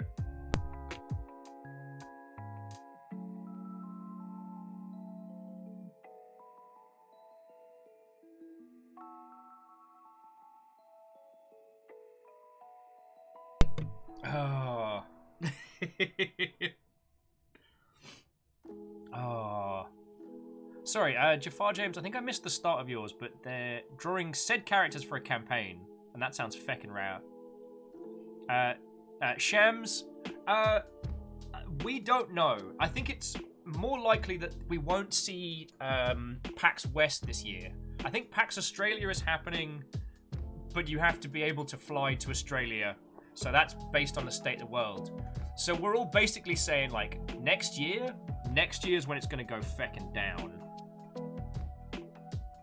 Oh, Stammering, what did you find?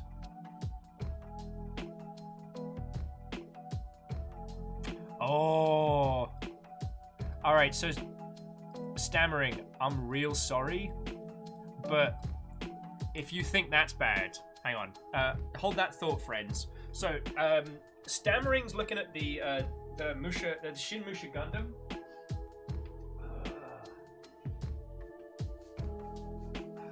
I've got to unfurl a bunch of stuff. Yeah. This version comes with a stand. Like, feckin' yo.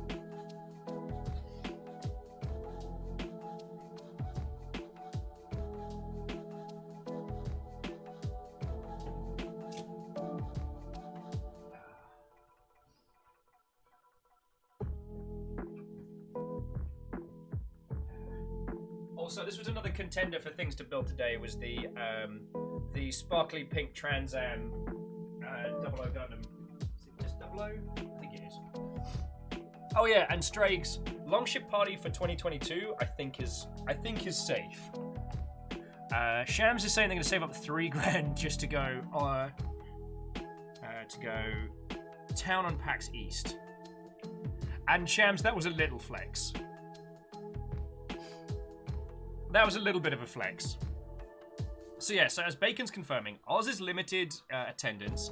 East is being replaced with PAX Online. PAX Prime / West. Who knows? It's definitely being rolled into the PAX Online stuff, but I think it's safe to say that...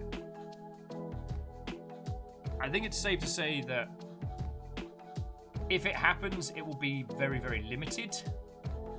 Oh yeah, and Strags, when the Longship Party happens... So, friendos, I guess we should start saying this now. If you come out for PAX West / Prime 22, we will be holding a Longship Party. It will be jumping.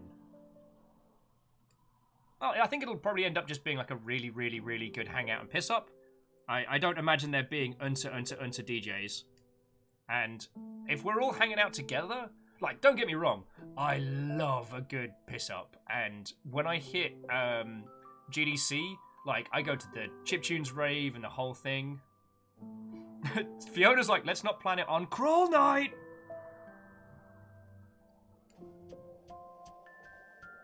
Stu's like, DJs are available.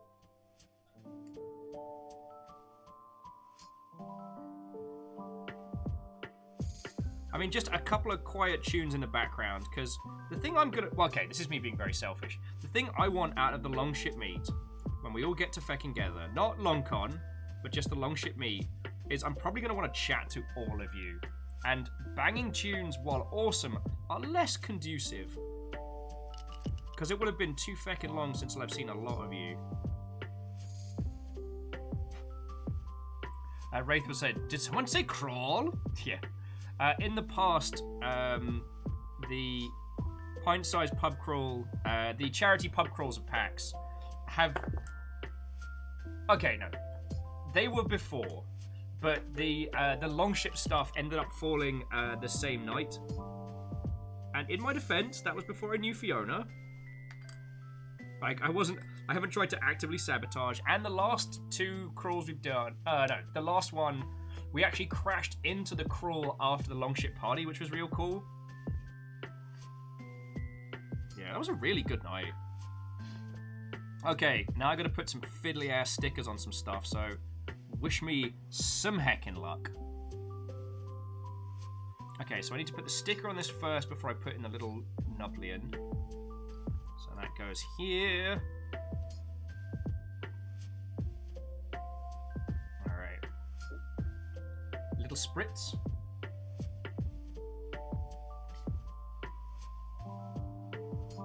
Making sure I don't spray myself in the face accidentally. I will probably end up doing that at some point. And Lirius, well done. I had gyoza. It was lovely.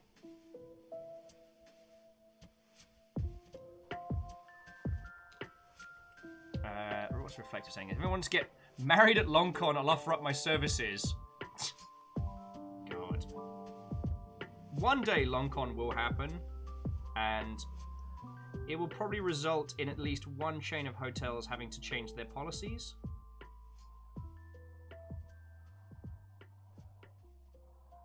Like, Will, what can you say your contribution was to the greater nerd culture? It's like, oh, I'm the reason why, you know, the Grand Westin no longer allows conventions ever for all time. That was me. That was what I gave back to the world. Wow, I spent a lot of time inking that. Can he see any of it? But God, I love the shine on this.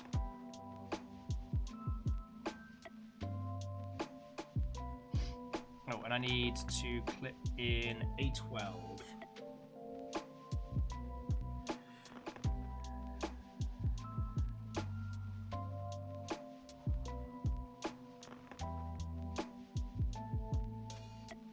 A12? Oh, it's red. Oh, yes, okay. Sorry.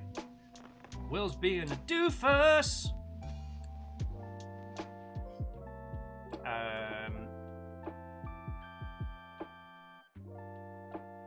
Yeah, well, Lizzie, the time will come, Lizzie. The time will come. And then you can come hang out, like, take the train down, hang out for a weekend or something. Bacon says, tentative West dates September 3rd to 6th. But yeah, we won't know. I'm not planning on it, but I have the advantage because, like, I'm in state, so if it happens, it happens.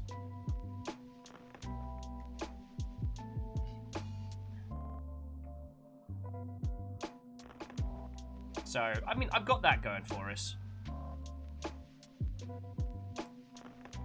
But I think the safe year to plan on is next year. Like,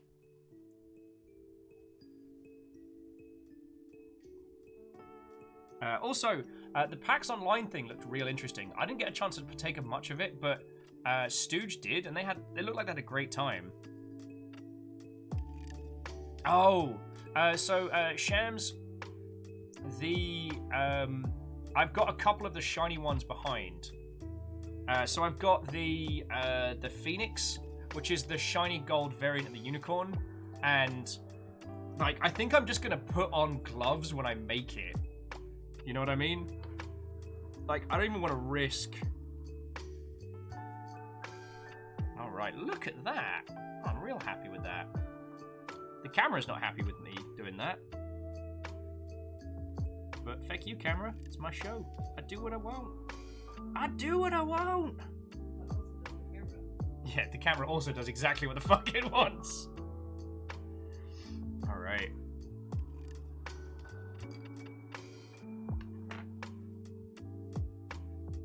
Okay, so this is going to be the tricky one. I think...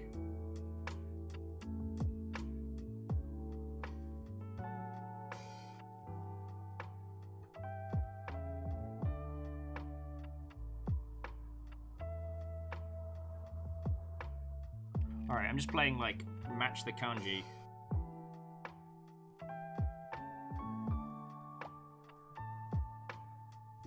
When the kanji does not match, what do you do?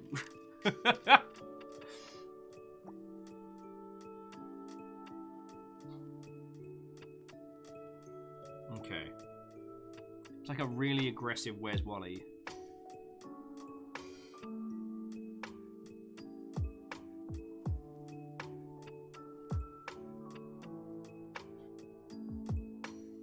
Okay, so I think we put that one on first, and then this one? Yeah, okay. I got it. Water time! Shams, what's your prized possession? Very personal question. Favorite Gunpla? God. That's a hell of a question, and then some. Trying to think...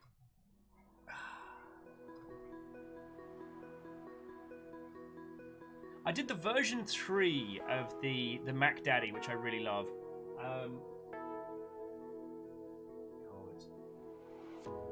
I guess the two I'm most proud of is the Gundam F91 and the Bale.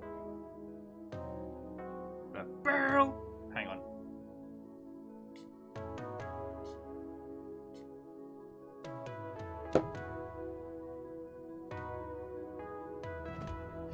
Okay.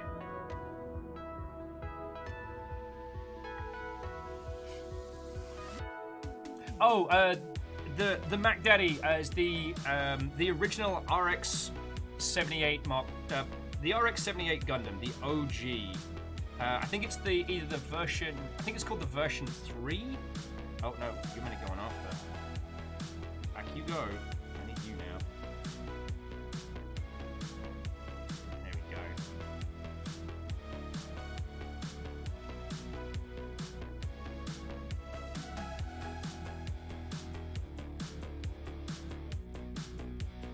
Whip. No, you don't stick to the fingies. You stick to the model. Even though I put water on there to make it harder to stick to. Okay. Can't help but feel here, Sticker, that you're not working with me. You're supposed to be a team here, buddy. You're a team. You're fighting me. Get the Q-tip. Don't think I want to get the Q-tip. I can do it.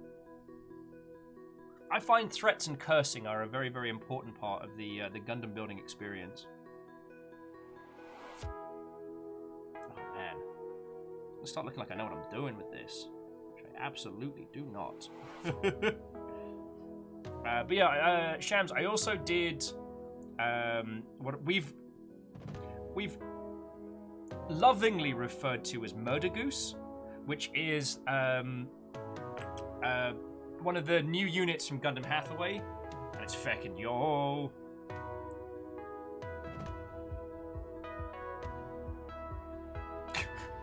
Star Racer, this is the perfect Gundam building montage tune. Okay, Stooge was saying the injection machine. I did make a model of the machine that builds the sprues, the injection molds. But you know what I'm real proud of? This feckin' cup noodle, which I know doesn't seem like much, but I hand-inked the instructions. This is me. I did this. Went through so many Q-tips that day and it was feckin' worth it.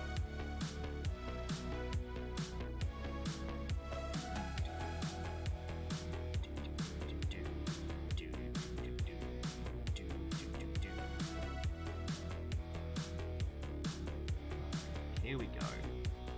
Ow! Heck! Here we go. I was going to say thread the needle, but I think a bunch of people doing craft-alongs are actually doing needle thread stuff, so that feels wildly shenanigans. There we go! Look at that! Shit. God, this is going well. J-Post is like, stickers should not be that small. And Shams, I feckin' love doing inking. Ever since I got one of the ink droppers rather than the pens, I love doing it. As I was telling these lovely Mother Hubbards earlier, sometimes I will, I'll sit down with like a gin or something and do the inking whilst, I'll do the inking while I'm drinking and then do the cleanup while I'm sober. It's kind of like the Gundam equivalent of write drunk, edit sober. Stop that incessant clicking. Yo! J-Post, you fucking legend. Sorry, J-Post gifted a sub to Shams. House Carl, you lot have been calm but efficient today, and I have to respect that. And Stooge says, Will, when are you gonna do your own ink? Oh, you mean like this kind? No, my hand's way too shaky for that. Though I would love to get some more, which I'm hoping to.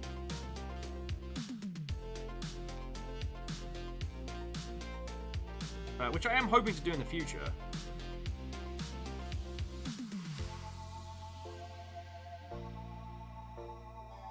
Okay.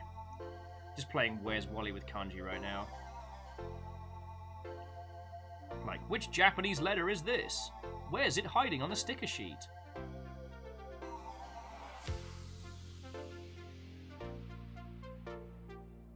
Ooh. God, anytime putting one of these together makes you feel like one of those, like, Swiss watchmakers gently laying each piece correctly. To Pitilou? Non. Je ne sais pas français. No, I think I fucked it up. I don't speak French, sorry. You'd think, having had to do it in the British education system, you'd think I'd know a little bit more than that. Ah, je ne l'ai pas. But, Pitilou, Watto and welcome. We're building Gundams. We're starting No Grey November, where we try and finish all of our minis, model kits, and crafting stuff between now and November. Lost was like, it's worse if you're tapping your right arm, you're right-handed. Feckin' right. The thing that I have noticed, though, is most of the friends I know who have done tattoo work, they mostly just put it on their legs for themselves. They'll sit there, just, like that's real impressive.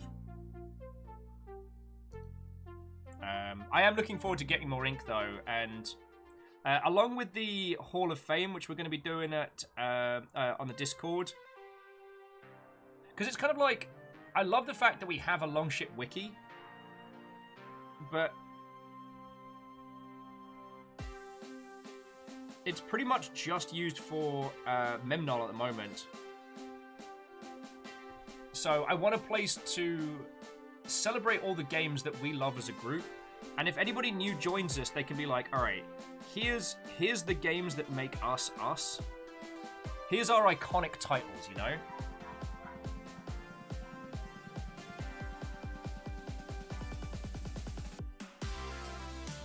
And Jenko's like, okay, I joined at a good subject. Yeah, you did. Alright. Okay. So putting this arm together, not complicated per se. Oh, hang on, I need another part. We must return to the D! D5.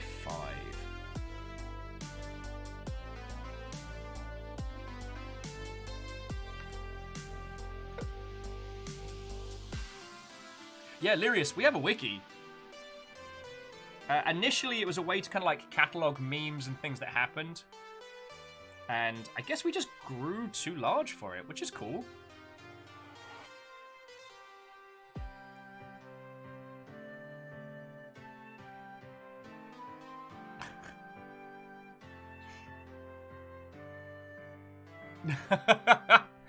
Caffeine's like, Will, TOS, you can't handle the D on stream. Mr. Twitch, you'll get angry. No, it's cool. I spoke to him before the stream. I have special dispensation. I can clip at my D at any point throughout this stream, but just for this stream. Just for this stream. I have it like written down somewhere.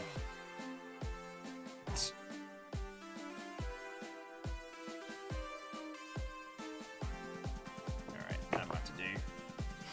Okay, so now put this hand together. This is already looking so good. That goes in like that, and then this goes in like this. Wait, no.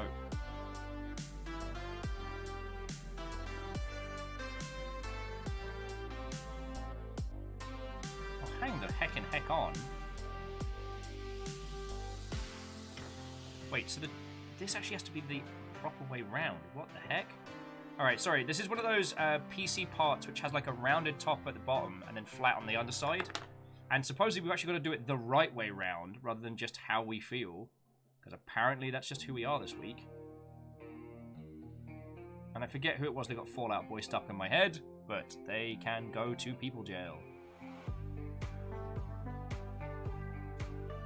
Alright, so now we have a hand. Let's do it all over again! Actually, let me move this a bit more. Try and show a little bit more of the shine while we're at it.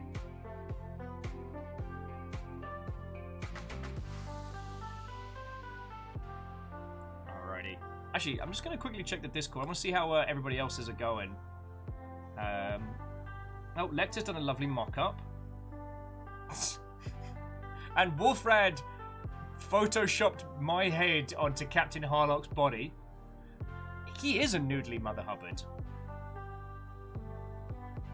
Oh, and Christian or Rustweaver was showing how to paint marble bases. God, that's a dangerous power. That's a dangerous power. And Jackie has returned with cheese nuggets and assorted gyoza. You are a person that knows how to live. Right, let's build another arm.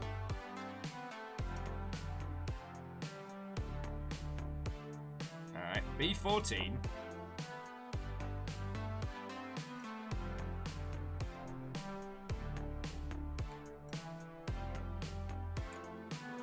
Though I have pointed out to Fiona, sorry, as an aside, that it's more than likely that the sheer number of Gundams is going to start spreading from outside of this space. It is quite likely that Gundams will start appearing in the rest of the flat as they start to break containment. Favor 6 was asking how the Thirst Out Club went last night. Great until we had an overheat malfunction and my PC just power cycled. So we had to just call it there, which I felt really bad about because it turns out the gods were very, very active last night, and it was great hanging out with everybody, you know? I shouldn't complain. Like, I shouldn't complain that we have such busy weeks because it means things are going good. Like, I'm busy here because the Longship's doing wonderful and there's loads of stuff to do. But, like, I don't get too much time to, like, just hang out and natter with friendos, so that's why I love, you know, stuff like the Blackout Club and other things. Like, on occasion, I will use co-streams just as a chance to catch up with somebody.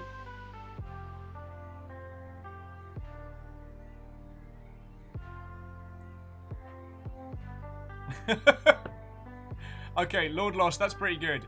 I can start by putting sticky notes around the house that say, not a Gundam. What's this? It's not a Gundam. And so when Gundams do start popping up around the apartment, I can be like, it's fine. Because we know what's not a Gundam. And really, that's what matters. I'm sure that will totally work and Fiona's absolutely not listening. Oh! Rogue, you are entirely fine. You have nothing to apologize for. I've said a bunch of times, like, if I can be like the soothing second screen or background noise or what have you, then feckin' yo. That's actually one of the reasons. Okay, no. One of the reasons I started doing a show during the day was because that's when Ket would let me borrow his rig. But like, that's my personal philosophy. Like, if I can be the background to you getting stuff done, then feckin' yo. Wraith's like, co-streams. You've done interviews that were only an excuse to hang out with people. Well, and also an excuse to like see. Actually, Wraith was mentioning Ben. Ben Padden, who goes by Ports Center, who pops in on the occasion and is a very, very lovely individual, a fellow expat Brit. Now, he is a great example of someone who I consider to be a friend, and I consider to be a super cool kid at the same time. Like, Ben's knowledge of like retro PC gaming stuff, anything like Atari, Amiga, PC Engine, any of that is second to none. Like, he did a show back in the day called Port Center, and like his deconstruction of like old games industry stuff for that specific sphere cannot be beat. Oh, and Ozymandias, this is Mario and Chill, another Game Chops mix. Now, which Mario track I couldn't tell you off the top of my head.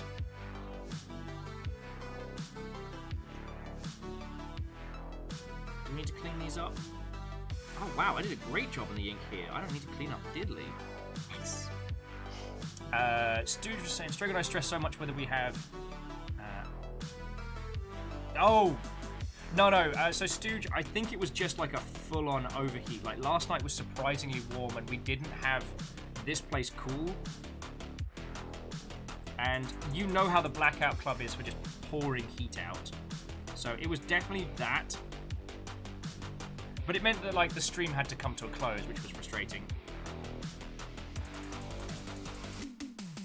And we definitely had to bring it to a close before I was ready to.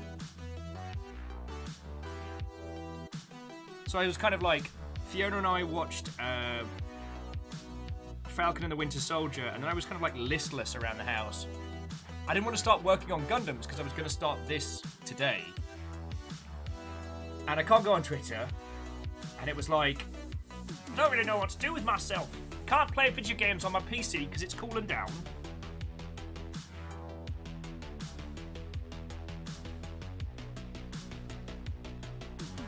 Now this one's going to need a little bit of cleanup, but not much.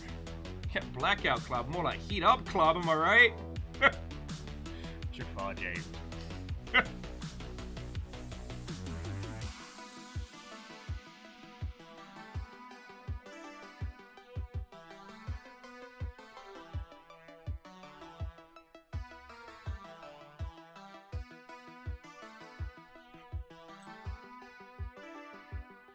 Alright, so a little bit of cleaning on this.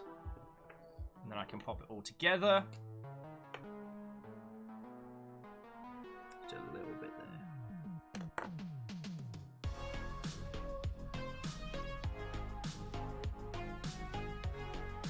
God. I must look like such a dingus when I'm doing the cleaning stuff where I'm like, oh,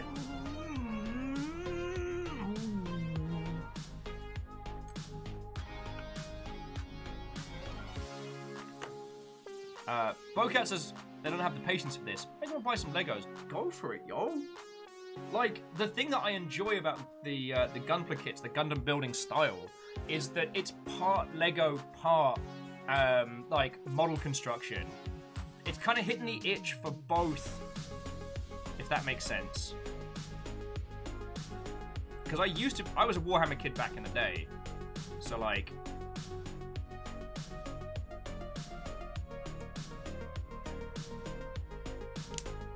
Go. Woohoo! Alright. I think I'm going to do what I did last time, which is clip out all the stuff and then do the stickers. And Jackie says, one day I'll get some model train stuff. Well, it's not my jam. Like, I can understand it. What was J-Post posting? Okay. Accept all. Firstly, J-Post, that is a feckin' cracking kit. I got that for Fiona for Christmas. Fiona! Okay. Well, I know I got it for Fiona.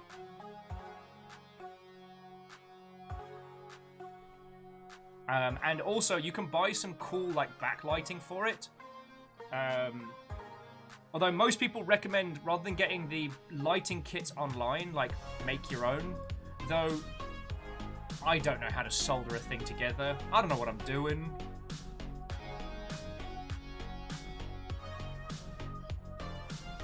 And Dowser was saying the snap fit looks less tedious than the Warhammer for sure. I mean, I don't want to diss on Warhammer. I loved it back in the day. It's not something that I want to revisit, certainly. But, like, I didn't have a bad time with it. Okay, back in the C's. So I need 3 and 4 and 12. Oh god, I made a pig's ear of 12. A lot of cleaning on that.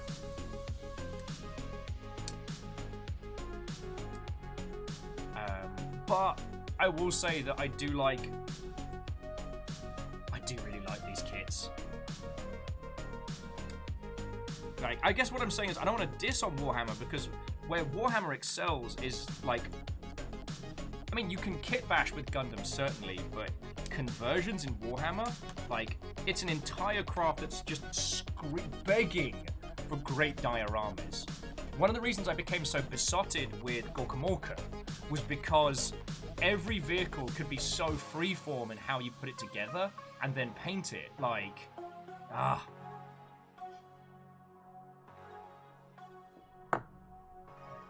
what was that other one? Oh, the Robot Inventor Kit. Feckin' yo. I've heard the Mindstorm stuff is feckin' rad. It's way out of my wheelhouse, but it looks rad as. And Ray's like, liking how it currently looks like the aftermath of a Gundam battle. If all the Gundams were feckin' crash test dummy toys. Feck, lost my way. Yeah, no, that's all the C's. So let's trim and clean these, and then to go for the D again. Lyrius, they love soldering. I like to make audio cables work all the time. Feckin', that's rad. I keep looking at LED kits and things like that to do, like, inserts for some of the bases. So, like, drill LED holes and then set them up and make them look like landing lights on some of the bases that you can get.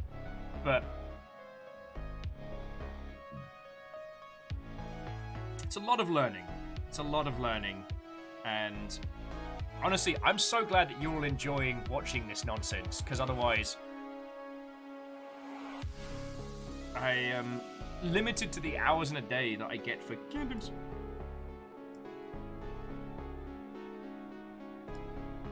I mean, I would say, because I'm currently taking a break from the booze at the moment, I'll have maybe not more free time, but I'll have more cohesion. But like I said, Fiona and I are doing a rearrange of stuff over the weekend. So this is going to go into there. We're going to have a bit more space, possibly even like some extensions to allow me to do like airbrushing stuff. I might be able to buy one of those little like airbrushing cocoons. Bobcats, just to hear me pronounce Gundams. Oh, do you mean Gundams? I don't remember when we started saying Gundams. And I should probably apologize for it, but I won't. Because I'm a butt.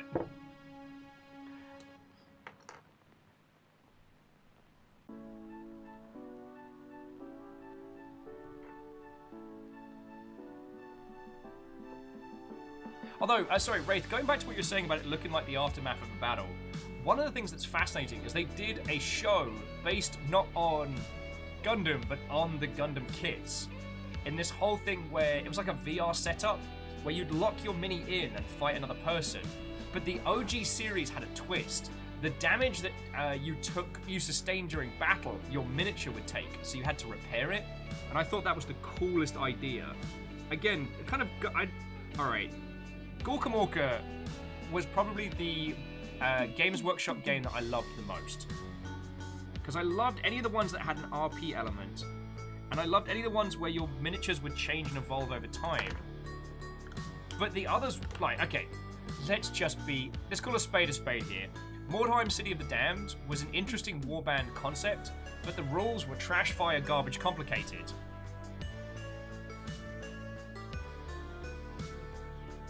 Necromunda, fucking great, love it. But you needed to have at least 3 or 4 friends to play with. You couldn't just have your team versus their team. Like, it needed to have its own league, its own story to really become what it should be. And being a kid in a small town, that wasn't viable. But Gorkamorka, you'd have one little skirmish with one little friendo, and then it would spawn so much from it. Oh yeah, and the barroom brawls from from White Dwarf. Although Red Dwarf would also be very funny. God. Man, I still remember getting the White Dwarf magazines. It was like the highlight of my month, or bi-monthly. The first one I ever got was the one where they introduced the plastic skinks. So I got a free mini with my magazine, and I was hooked. I was a simple child, what can I say. And after they stopped doing Sonic the Comic in the UK, like, gotta have another obsession, right? Fun fact, Sonic the Comic in the UK was different from the Archie Comics Sonic the Comic that you got out here in the US. No, I don't know which one is better or worse. I remember the one in the UK being pretty feckin' rad. Sorry, jumping back in. Oh yeah, so what Faber6 was saying is they added Barroom Brawl mode for Gorka Morka, where orcs could get shit-faced and beat the snot out of each other. But, and this cracked me up, the currency in Gorka Morka is teeth. Like, literally teeth out of an orc's mouth. So, the Barroom Brawls were very profitable if you won, because the sheer amount of teeth knocked out.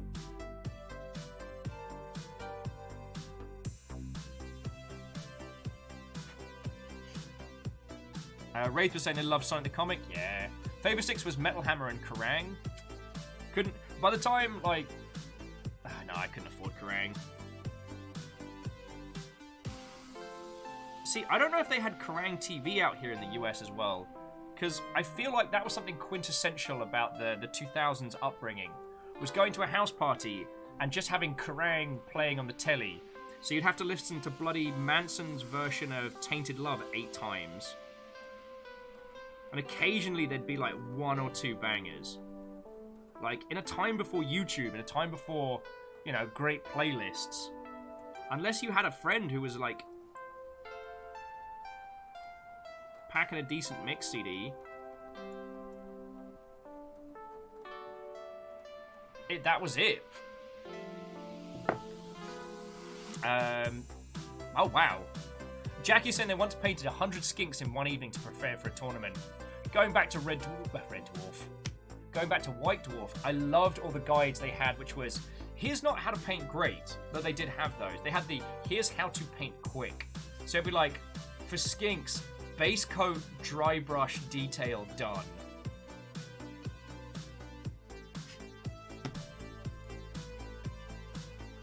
And Jafar Games was like, yeah, unless you had CD burning.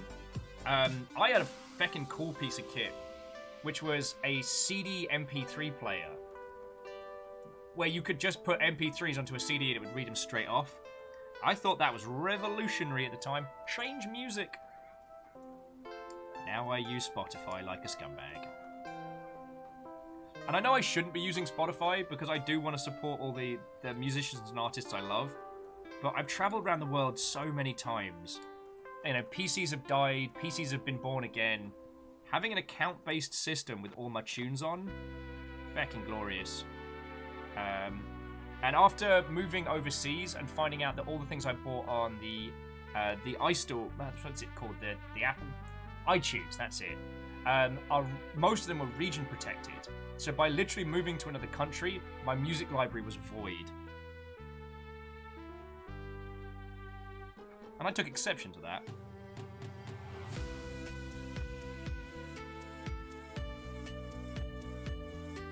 Anyway, I'm completely off the Apple train these days.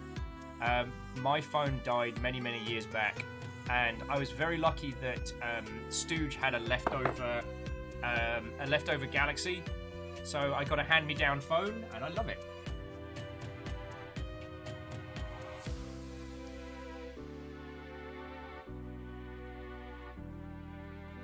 Thraim says just buy a band t-shirt. They're overpriced as heck, but they compensate. Yep. Most musicians are in the t-shirt business, which I find fascinating. I mean, not that I'm casting heck, like, friends, I'm basically a digital busker in terms of business model. Like, if we take a step back from, like, you know, the personal stance of it and just look at Twitch as like a business, at least the long shit, I'm basically a digi-busker. I come here, I hang out and chat with you lot, and you lot decide, yeah, all's done good. Here's 100 bits. Here's 200 bits. So I can't cast shade. Nor would I, obviously. And the other thing that I think about a lot is... Hang on, PCN. The other thing I think about a lot is how merch for us is just things we want. Like, the reason we stopped doing Designed by Humans was because they stopped doing the hoodies we like. So later on in the year, probably like after the summer, we'll get a new merch store going. Maybe some new shirts, some new designs. Who knows? But just things that I personally want. Not to make a profit. Alright. What was the other one I needed for this? Stubblian arm. It was D18. Here we go. Or D18. Are you calling yourself a dancing monkey? Well, dance for us then, tongue. Have I not danced before? I mean, I'm not really the dance on command sort, but you know what I mean. That is to say, not that I'm somehow above it by any means, more that I'm not a very good dancer, and what I lack in ability I make up for in getting drunk first and then having a boogie. Agonaniki says, all of my merch sales are me buying stuff for my friends and family. That's that.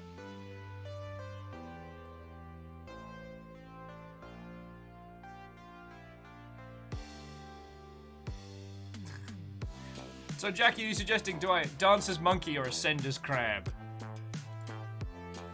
All hail the crab. If it wasn't for the fact that Seattle have the best team in the league, despite the fact that the wins don't agree with me, I probably would have gone with the Baltimore Crabs as my team of choice. You know, claws up and all that. However, the Seattle Garages are the best team, hands down. Sorry, I don't make the rules. I don't think anyone makes the rules in baseball.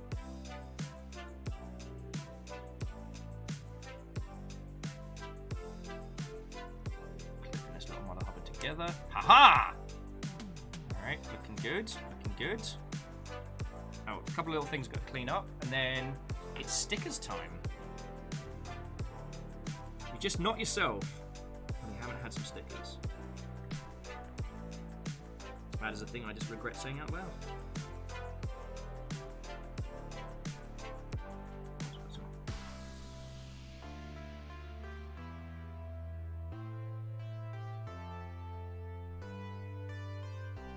I will say, one of the other things that I really enjoy about the... Oh! Hang on, I think I missed some stickers. Yep. Back it up! Batman Scoop style. We missed some stickers on the other arm. Alright. See here and here, there's meant to be stickers there. Oh. I'll let you down. I'll let myself down. However, they're all nicely constructed in such a manner that I can see where they need to go. Alright, so...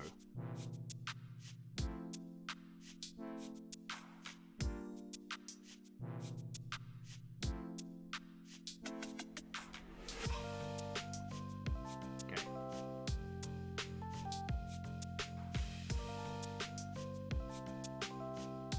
There we go. God, I'm getting fucking point on these stickers. And Vanderbeest, thank you for filling the pint glass. Sorry, Raid saying Baseball is the sport equivalent of fuck around and find out.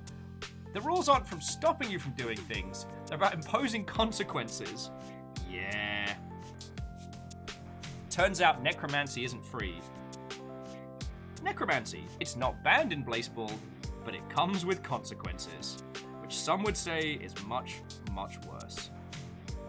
But on the plus side, like, Jaden Hotdog Fingers was a Seattle player, and they would go on to kill a lot of people, like so many people. And I think they're top of the Shadow League now. Sorry, I was talking about this earlier. If you are now, if you get the right items in Baseball, you can see all the hidden stats and like the Shadow League rankings and stuff. Because, like, as if Baseball somehow wasn't confusing enough.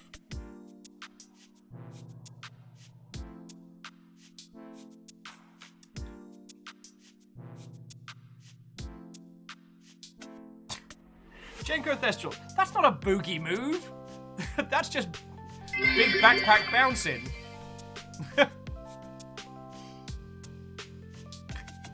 Favor 6 took exception to your work, Vanderbeest.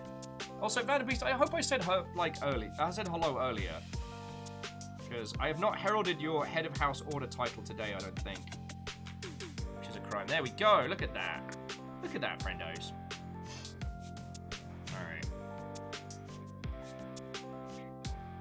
Oh yeah, and I need to do the other shield. So clip this mother hubbard out.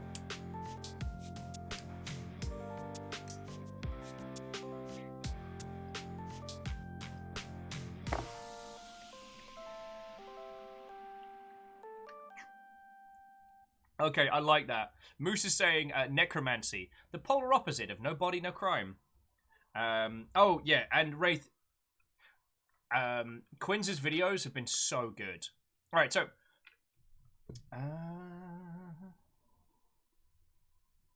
you know what? I know what I fancy. Excuse me, I'll just leave these here. Favor Six is taking actual exception to the aforementioned collection. So Favor, sorry, thank you for the 100 and then 200 again. So Immortal Lens says, is there a good introductory guide to start playing Blaseball? Well, the thing that Wraith was talking about is on a YouTube channel called People Make Games. Yeah, I want NSP. I'm sorry.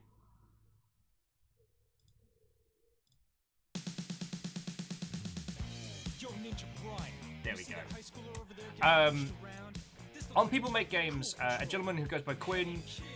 Quinn's made a wonderful introduction to what Blaseball is and why it's so successful. And he's then since been brought on to the official Blaseball channel to do the roundup of each season or seasons, and it's so good.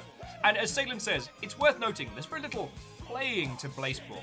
It's a lot of reading and community chatter. It's collaborative nonsense in its glorious form. Oh.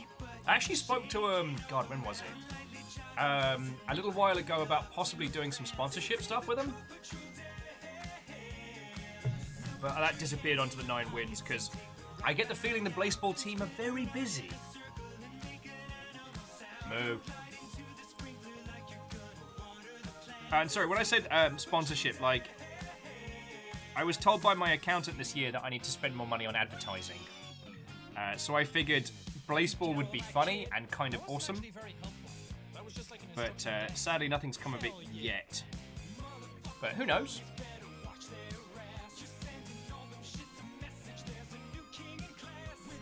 Oh, okay. So,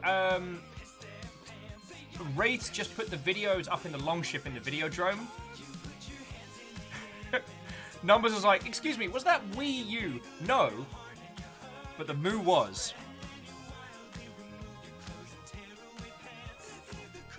Sadlin says, would the Longship sponsor a blessing? Yup. We wouldn't be able to do anything as grandiose as like a big takeover like some companies. But yeah, the Longship would have been canonically somewhat.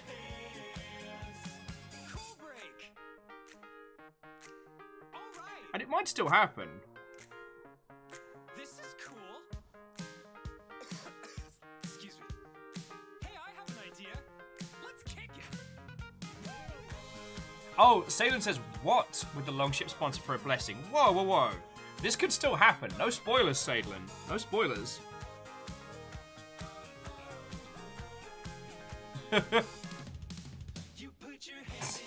Bacon's like adverts. Just get more video clips of Fiona telling you to suck it up, Buttercup. Well, I genuinely thought about getting one of like the posts for Guinea Pig Nation of like Haroon and just spending a bunch of money on Twitter ads. But now I'm locked out of Twitter, so I can't do that. In your face, Twitter, you're missing out on tens of dollars. Tens of dollars! Oh. Oh, sorry, let's clip that back in. Hey guys, listen up. You put your hands in. Oh God. Oh, he might actually be dead. God, I love that song. Ninja Brian, I think I figured out why our quest. Yeah, Navolis, I had one of those like, someone has tried to access your account on Twitter. We've locked it, but we'll get you back in no time at all. And it has been more than no time at all. This is perfect. From the darkest pits of the deepest well, we're Ninja Sex Party, you come from hell. You curse as the name Oh yeah, I need to clean up the bits before I put on some stickers. On the backs of flaming horses. We'll ride into your town and leave nothing but corpses. I'll kill your dad and scream obscenity. Streets will flow with the blood of our enemies. Death and destruction are all around. We are motherfucking evil and we'll never slow down. We are the nightmares you should be afraid of. There is just one thing we love and that's cookies. Cookies. Sorry, I amused myself with this. Cookies. Milk, please. Everybody loves cookies, hooray. Oh, Immortal Len was saying that they love Shut Up and Sit Down. Yeah. God, I got to meet Quinn at the... All your nightmares have come to life. The hearts Oh, it was the Vampire the Masquerade Bloodlines 2 announce party. And dude's real cool. Like, real feckin' cool. I know Matt Lee's a little bit better just from around, like, the games industry stuff, back when he was, like, video gamer. When, like, Shut Up and Sit Down was just the side project. Hang on. Can do anything for you? Hang on. Megadeth. Let's get a spritz on this. Ah! Ah!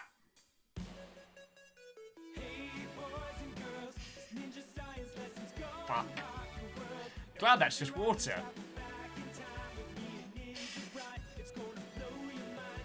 Fuck. Why do you lot put up with me?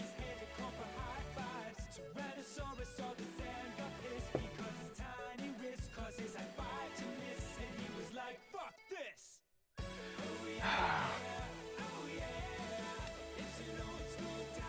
Numbers, Moose. If I say no, I didn't just do what you think I did. Could we leave it at that and never speak of it again?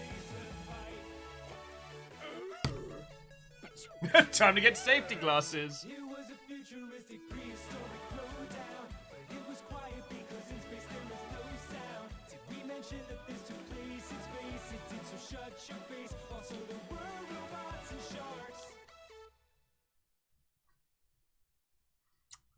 It was worth an ask. It was worth an ask.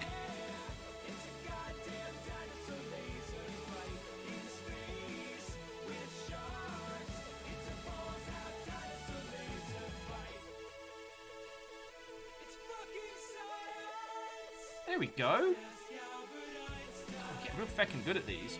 If only I was as good at not spraying myself in the face with water. Yeah, that was like a Groucho Marx move there. So Sadie was saying, fully engaging with Blazeball does kind of require Discord and Twitter at the minimum. Maybe the wiki? But it's easy to partly engage with Wraith. J-Post! Lucky that was water. Spritz on this!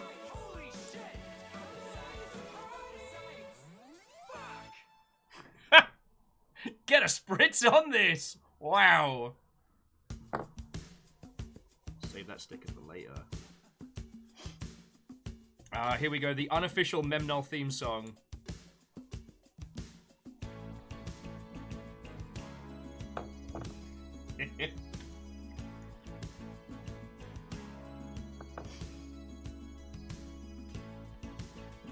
Agadanigi says, at minimum, consider painting one side of your pump so you know which is the spray end. It's just water. And it's the only thing I use these little bottles for, so it's not a major worry. I just did a stupid there. I'll pour myself some more coffee in a sec, because I can see where the dawn takes us.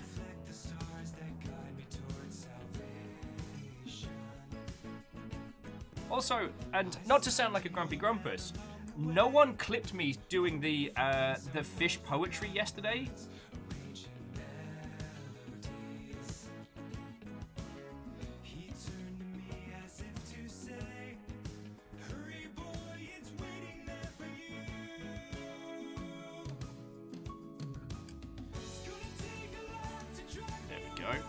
No one clipped fish poetry from yesterday, not yesterday, from Control, and I was very surprised by that. Like, I made an absolute ass of myself in that one. Oh, we get to make a hand.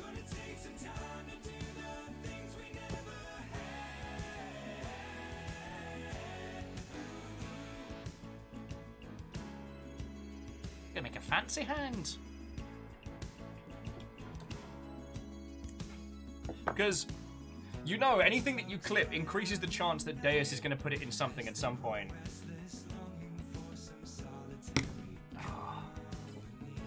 Actually, I need to chat to Deus. We are hopefully starting work on a cool thing very soon. Pre-production's taking a little bit longer than intended.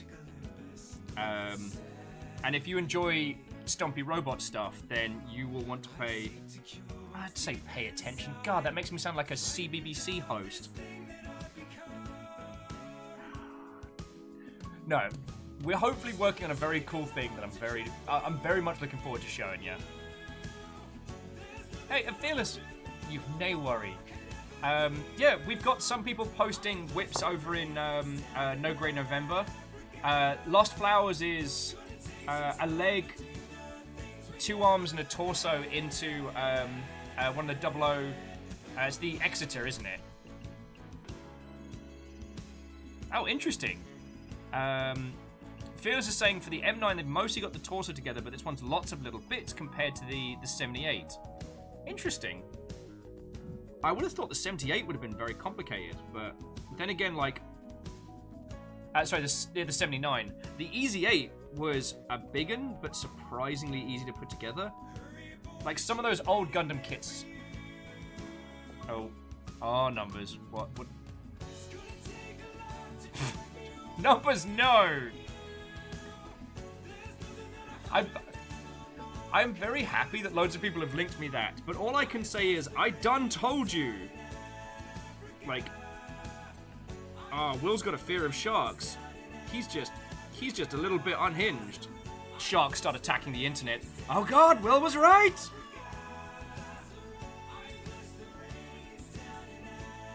Salem might be playing too much Hades. Definitely heard whips instead of whips. I mean... I guess that's all dependent on your... No, you know what? I can't go there.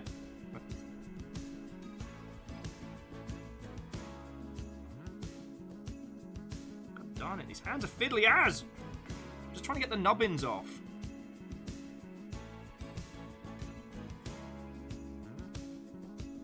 There we go. That was way more work than it needed to be. What goes in the backhand? C9. Oh yeah, either or. Dude, these ones real good.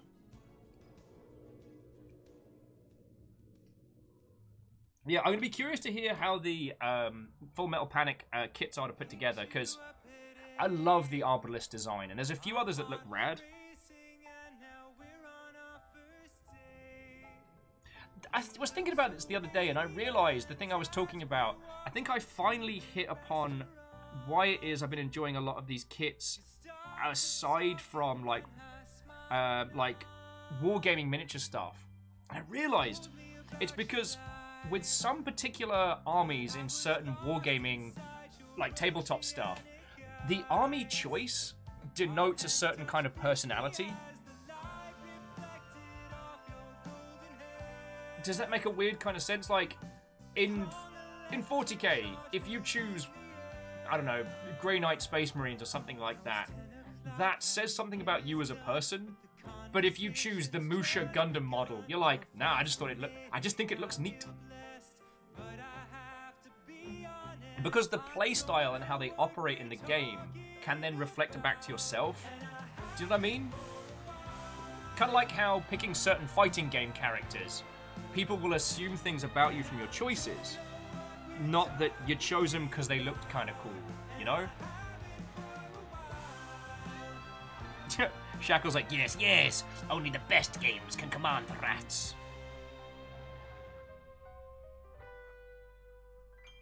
Caffeine says, would it say that I have Space Wolves, Grey Knights, Imperial Guard, and Khorne Demons? Definitely not to piss you off too far. And that if you can't win your game, you'll win somebody else's game.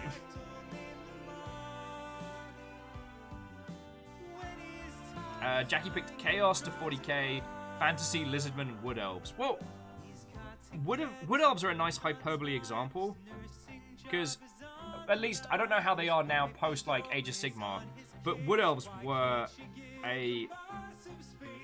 I don't want to say joke, because that sounds mean, but they certainly were not...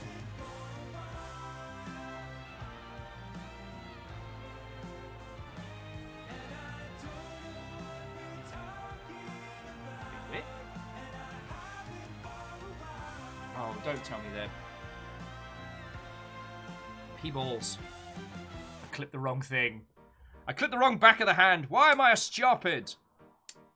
I'm pretty sure you're telling me about your new job. I'm not absorbing anything. Smile and nod. I'm thinking about Okay. I guess what I'm saying is that the mechanics of how those teams operate can say a lot about the person who plays them. Do you know what I'm saying? Marlon Brando was so very handsome in his prime. I'd make an awesome cop if I could stop committing crime. Squigs for life. Alright, I might have gone too far off the conversational deep end, and that's okay. I do not claim to be the grand high vizier of knowledge on all things. And it has been a very long time since I actually engaged in like tabletop battle stuff. Togs was mentioning that he's got, I think it's either kickstarted or it's on the way, the tabletop system that lets you turn any kind of like action figured sized minis, or well, mechs, Anyway, why don't you and I go back to my place? into Oh, I see you left at some point. into a valid like tabletop system. Here we go. There we go. All right, the hands together. Hey, buddy. Gonna clean it up real quick. Got a fun message for you. Hey, dude. Listen up. Oh yeah, Sadlin, I saw Lecter showing up for whips instead of whips. Take a G, then an O, then an F, then you're gonna need a U and a CKY or cell. G-O-F-U-C-K-Y-O-U-R-S-L. That's an awful lot of letters. Gee, I wonder what it spells. All right, that Q-tip is dead. It has seen the last. Wishing you and all your family some good and happy health. No.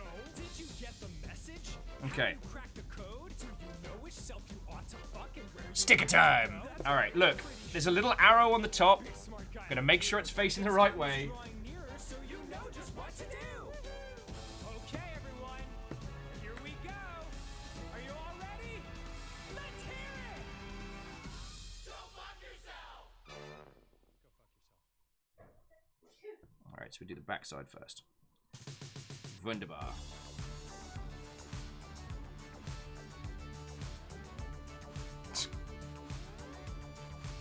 Oh, sorry. Lecter came out for the penguin in a costume, but also yes. Immortal Lens said, just curious, are non-Gundam Bandai kits still called Gunpla? God, you'd have to ask someone that understands, like, the Japanese culture side of it more. I don't know if it's become one of those things where it's like a brand that's taken over an idea, or if there's like an elitism around it. I don't know. Because Bandai do make a bunch of cool ones. I got Lecter one of the X-Wing. It wasn't X-Wing I got you, right? It was one of the Star Wars spaceship kits.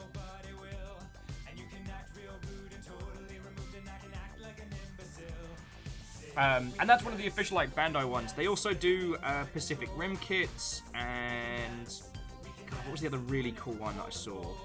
It's like a bunch of non-Gundam kits. Oh no, sticker. Back it up. Back it up. It's a safety dance.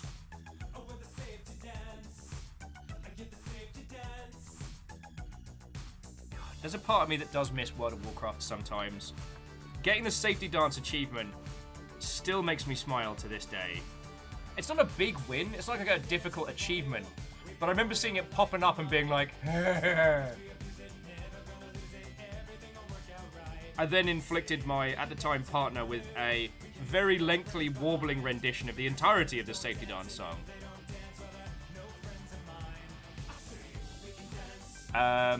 Matt Wheaton, what? How are you doing, friend?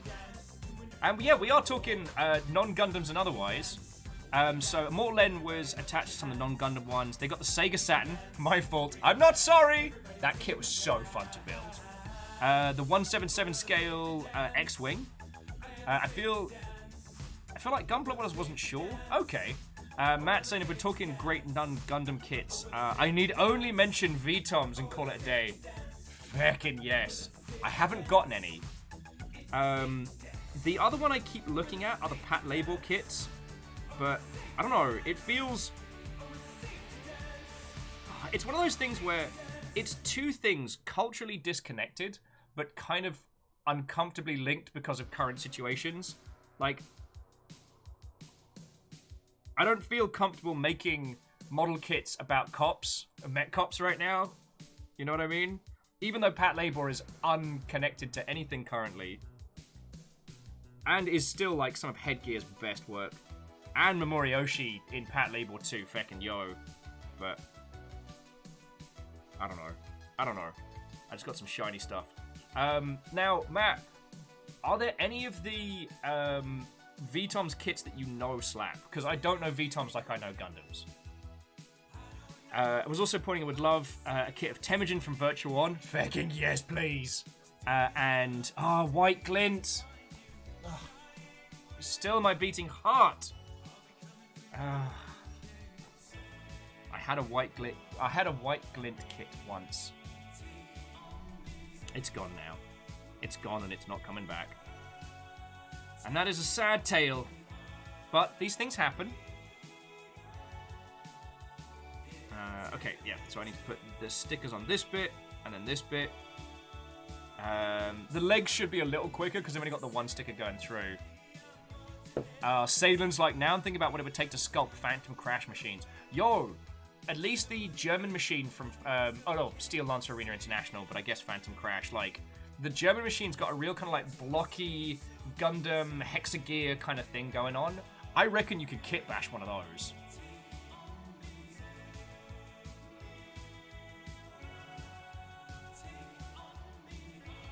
Lyrius is saying some friends want to play DS2, so I'm heading out to do the opposite of relaxing. Well, at least take it easy, even in a stressful video game, and have yourself a lovely rest of your weekend. Unless we see you later, in which case, feckin' we.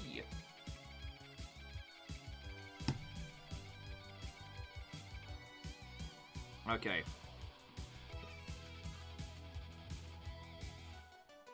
Actually... Can I pop this on? Can I pop this on its little nobbins? I think I can. There we go. See, seriously, these things are so multifunctional. I love them. So, we were saying good VTOM's kits would definitely be the Scope Dog Red Shoulder, 135. When you got to get your Mecha Rambo on. Oh, yeah.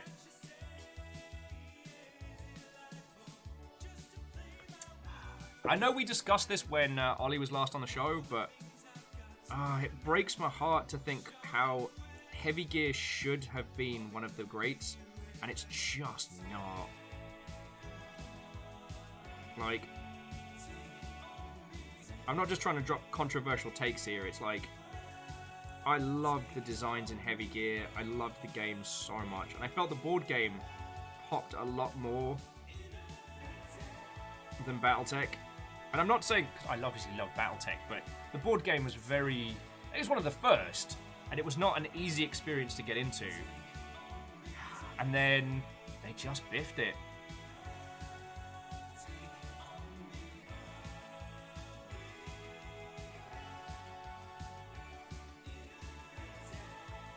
I remember we did a bunch of research into this, that like DreamPod 9, the creators of Heavy Gear, ended up trying to develop too many systems too quickly, most of which didn't take off and ended up costing them. And it looks like the IP for Heavy Gear is sitting in some very strange waters. So, sad to say that one's probably deader than a doornail. Okay, usually I prefer decals over stickers, but I'm having the best time with these.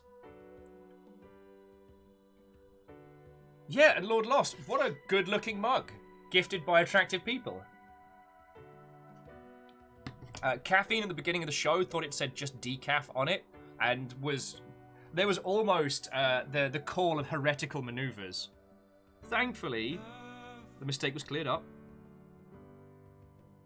I get so lost sometimes.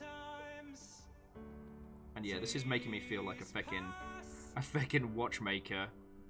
And I'm okay with that. Feckin' we.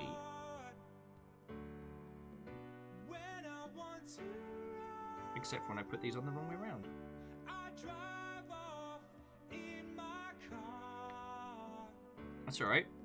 Part of the challenge of Gundam building is turning mistakes into wins.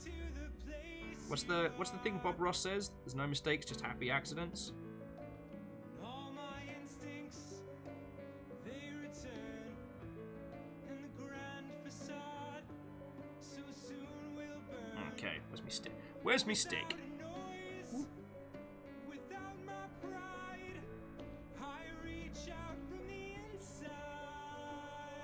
Yeah, see? No mistakes, just happy accidents.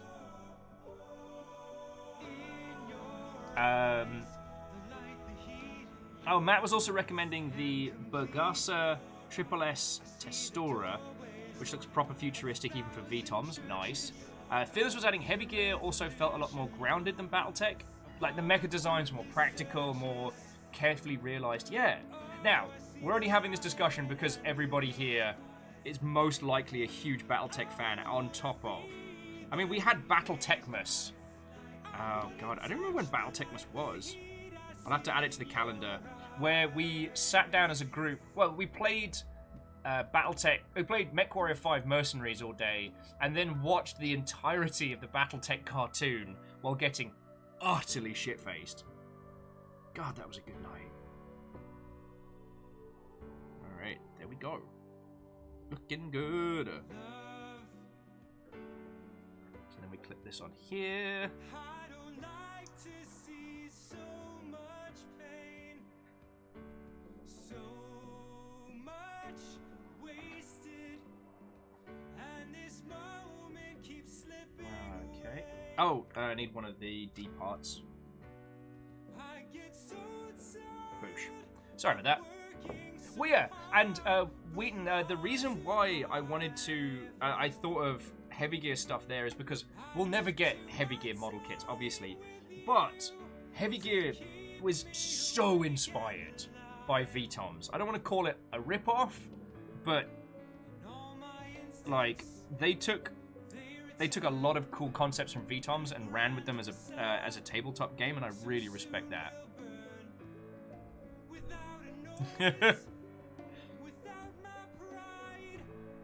Oh yeah, no, and no, it absolutely wouldn't exist without Dougram.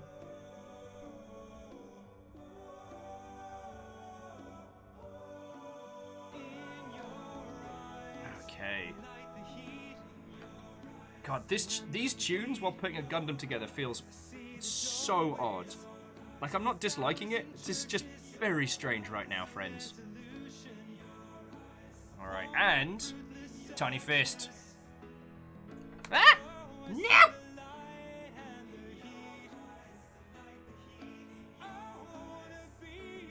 Say nothing.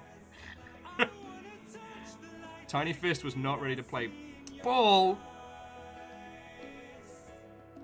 Okay, there we go.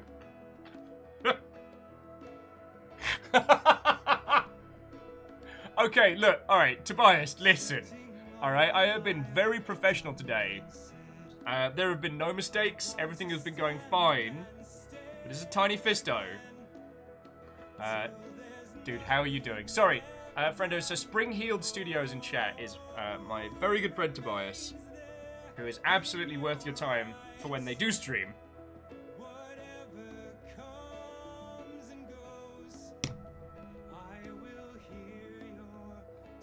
Stop that incessant clicking. Wow. Bacon Avenger, you didn't even hesitate there. It was like, knife. Tobias, I'm sorry, like, you've been hunted by House Carl. I don't make the rules. They got you.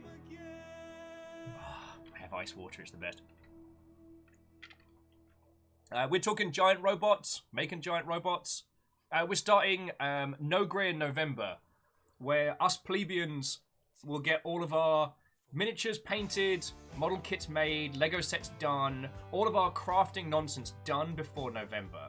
I call us plebeians in this regard because I know you do a lot of builds and building professionally, so.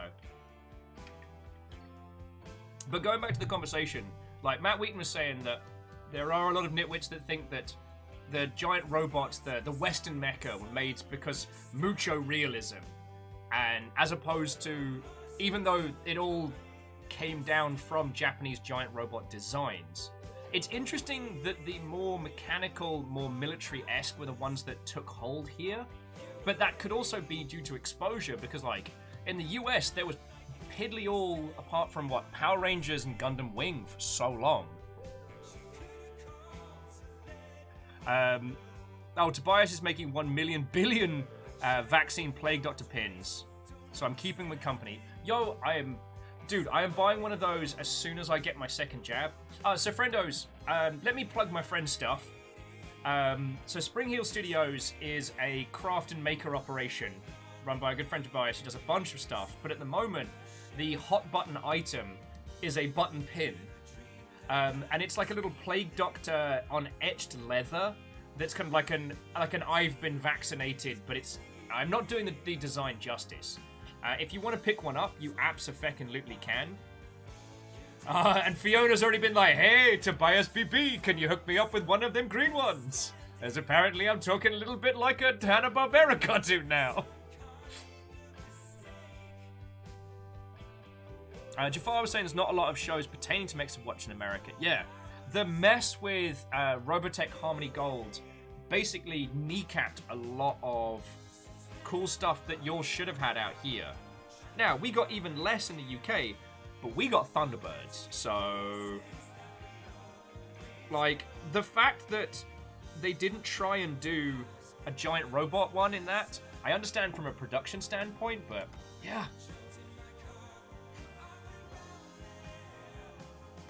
Yeah, Feck Harmony Gold, enough said, right? They're slowly getting chipped away at. Slowly.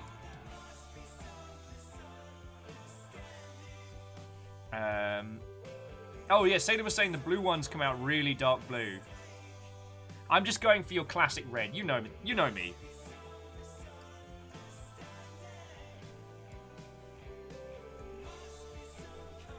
And Robin, welcome back.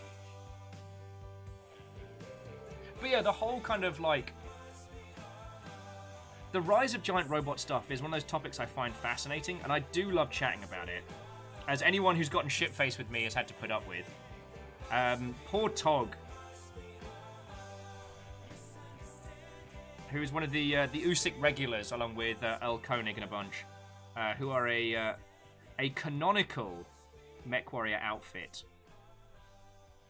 Oh, sorry, no, the Usyk Irregulars, which, yes, is a very long-winded penis joke. You can look it up on Sana if you want to know more. Spring Heel's like, didn't come here for the product placement, but I'm not going to complain. Hey, dude, least I can do, friend. Least I can do.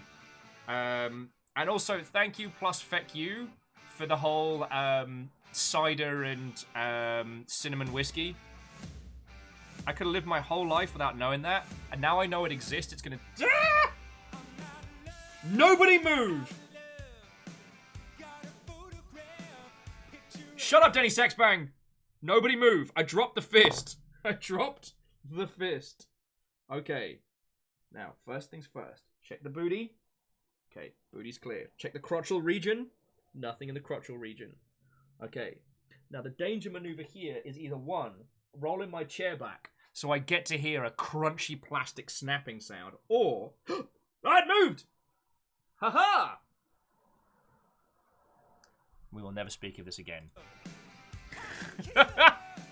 Oh, Boba Cat was like, I think I stepped in it, I'm sorry. Yeah, we're good? We're good.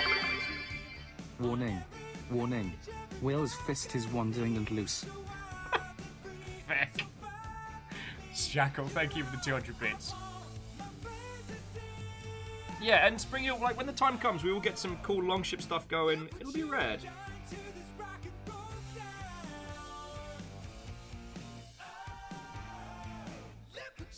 This knuckle nub does not want to go. Fine, I'll deal with that later. So now I just gotta tidy up the gun from some of, like, the inking we did earlier. And that's another hand done. Then we're on to the leggies. And honestly, it's like, it's just legs and backpack. Oh, it turns out we've actually got to do more stickers on the head. Great. I was just hoping we could do more fiddly, fiddly, fiddly, fiddly stickers. But yeah, no, Tobias, before I flicked that fist off into infinity, like, least I can do. But again, thank you for introducing me to that combination. Tobias suggested Fireball Whiskey, which is a crime in itself. Incessant clicking. Yo! Dude! You didn't have to do that! Friendos, I guess as a counterpoint, Stop that incessant clicking. yo! Spring Heeled Studios gave out 3 subs to the crowd, a kind of like a triple dagger throw. And those went to Sea Witch, the Walking Wampus, and Sulphur Priest. Stop that incessant clicking. And then Stompy came in with 18 months. Stompy, what, oh friend? Dude, thank you for that. Frickin' yo. Frickin' yo. Alright, now let's... Reactor online. Sensors online. Weapons online. All systems nominal. There we go. Stompy! Here's a drunk dinosaur. Stomp, stomp, stomp. I mean, I don't think it's too surprising to encounter a drunken dinosaur. I mean, we're all 100% sure that Barney was on the source, like, constantly. Barney the purple pisshead, you know what I mean? Wait, can I still get done for libel if it's an imaginary character? Do I still have to say Barney was allegedly a pisshead?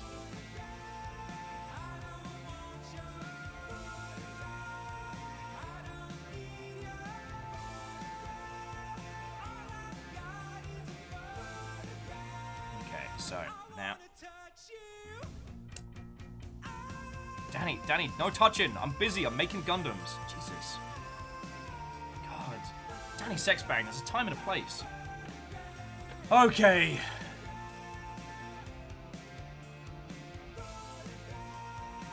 Okay, so good news, bad news. Need to put more stickers on the face. Wish me luck, friends. Oh, Alex says, in my opinion, Barney the dinosaur was a fucking pisshead. Like a monstrous pisshead, like, oh boy. Like, maybe you should calm down on the source level pisshead. Okay, which sticker though? Dear princess. Oh, I see him. They're over here in the back end. From your trusted knight. Sir Daniel Sexbang. Oh, and he gets little shiny cheeks as well. This is great. Come on, camera. Play with me here. Play with me here. Come on. Show the people. Show the people like you did with Big Zam. There we go. Almost. Almost. Tiny Big Zam and streams.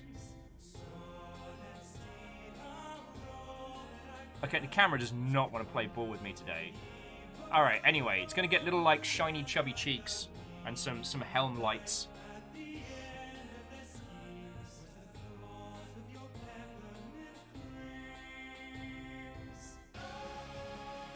Stompy says, last week in Belgium, dragged my homeboys into a stupor as a goodbye. It was a weird night.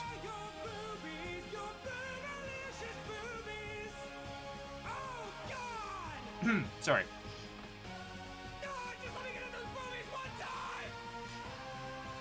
Alright, so the problem is, because there's already so much stuff on the head, we can't just spritz it with water. Or spritz myself with water, for that matter. Glory to Big Zam. Glory to Tiny Big Zam. Also, your butt.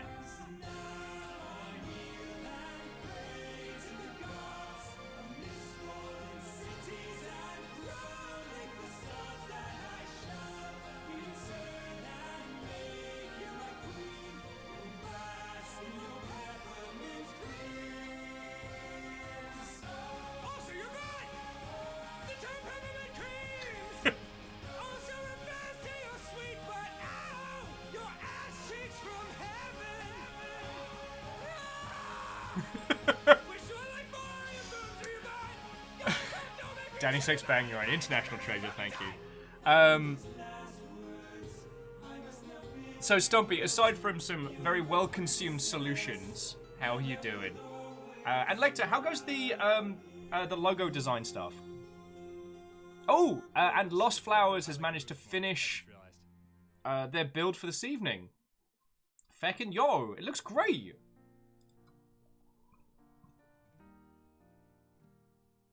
Okay. And sadly, while Christian hasn't been able to join us throughout this evening's adventures, they have been doing some Cursed City villains and half a Curseling of Zeech. Ah, Zeech. Because of reasons! I'm too smart for you to understand what I'm doing. It's like clever people shit. Zeech, I can't help but notice that none of your plans make sense. Yeah, Mortlen, no swearing on this stream unless Danny Sexbang says it first, and it's okay. But the thing is, I've mixed in all the Into the covers with the standard stuff. So you never know what you're going to get.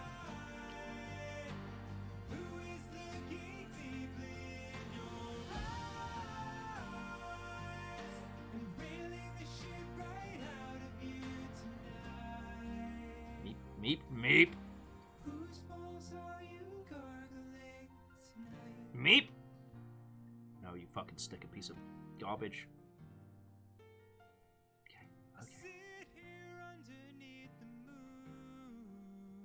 Okay, now I'm gonna try re-entry there.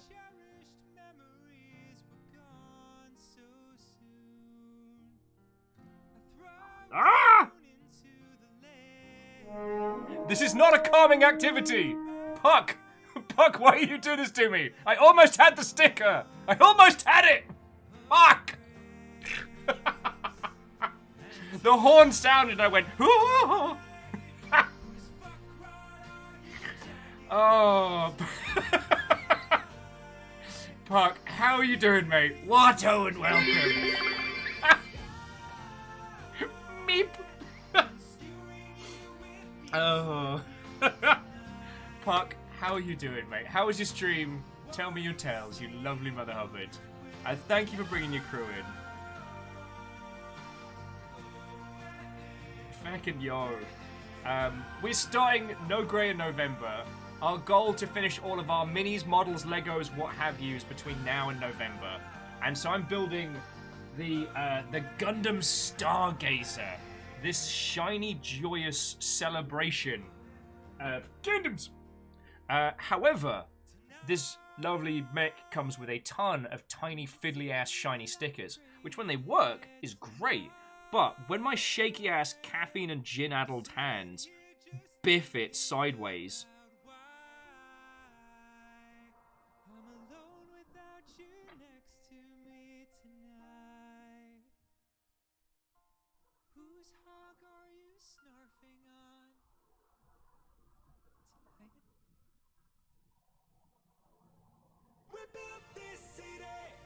So yeah, that's what we're up to right now. So Pucks has been doing good, bit of Binding of Isaac, horrific Lilith runs. She has no eyes. It's difficult. God. I feel like the Binding of Isaac, I want to say it snuck away from me. I feel like, what's the way to phrase it? I feel like I fell behind like the curve of it with the additional DLCs and things like that. And I watched a little bit of your run the other night, and I couldn't tell up from feckin' down, you know what I mean? Alright, now if you thought those stickers on the back of the helm were bad, now comes the bastard. Oh no, I see you there. I see you trying to get out of place. No, no, no. I told you, no! Alright, that might have to do. Otherwise, I'm gonna have some kind of like twitchy hand-based rage out. Just end up embedding it in my hand from smashing it. Salen's asking if anyone else is pumped for Mortal Kombat next weekend. Feckin' yes! Fiona and I, again, we're on kind of a self-imposed booze break for a couple of weeks. So we haven't decided if we're going to watch it sober or wait until we're drinking and then watch it. We haven't made a decision call on that one. Oh god, sorry, here's me being a feckin' terrible host. Puck, I'm so sorry. So to all of Puck's crew that came over, Watto and welcome. we're building Gundams. We're just chatting and hanging out. So make yourself at home. If you want to join in with No Grey November nonsense, you're cordially invited.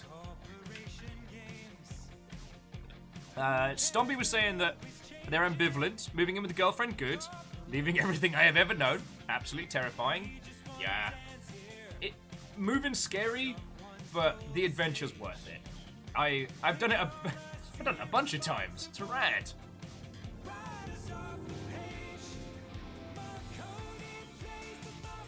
Number says, can we have a Discord group watch? I will talk to Fiona. I will talk to Fiona on that one.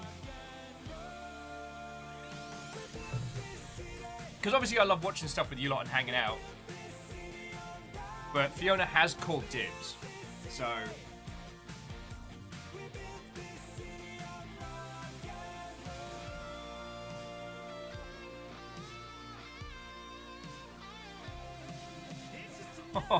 Oh, Robin, I'm so sorry, friend. So yeah, Puck says he missed the boat.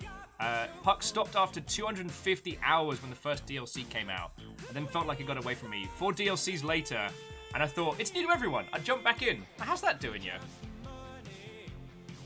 Oh, Spring Heel was like, did you impose the booze break because I entered your life again? That was not the reasoning. It wasn't like with before where I ended up getting shit-faced and just consuming box of wine after box of wine. It was... Well, like, Tobias, like, you know the stuff and things. Like, it's... After the stuff and things, we felt it was like a smart play to take a couple of weeks to just, like, let everything level out. And Wraith, you know what? You make a bloody good point. You don't need me for a group watch. If you want to do a group watch on the Discord... the only reason we told people not to do it for The Mandalorian is that you don't mess with the mouse. The mouse don't mess around.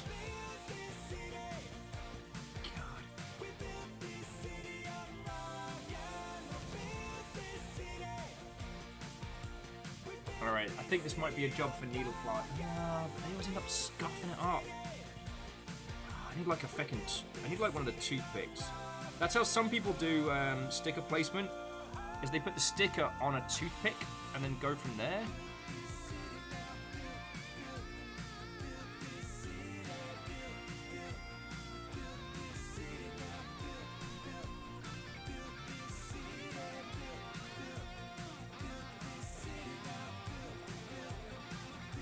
Oh my fucking life, it's gone under the fucking chin!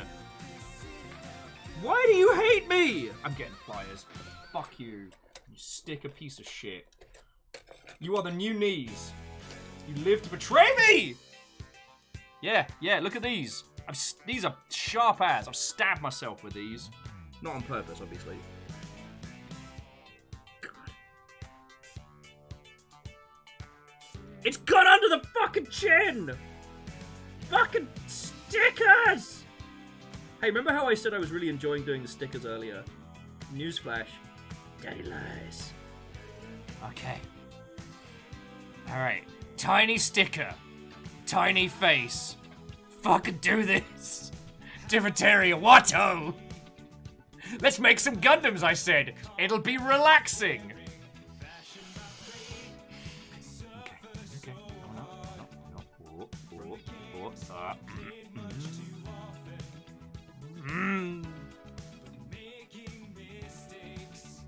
You watch these people on YouTube who build Gundams like semi-professionally, or do like model building and stuff, and they always look so calm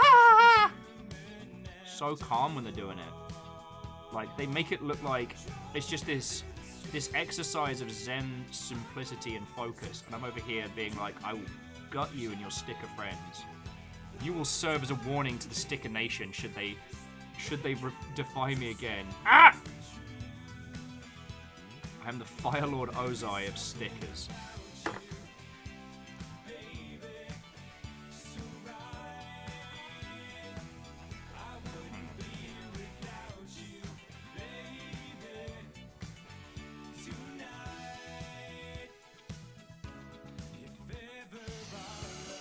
Ah!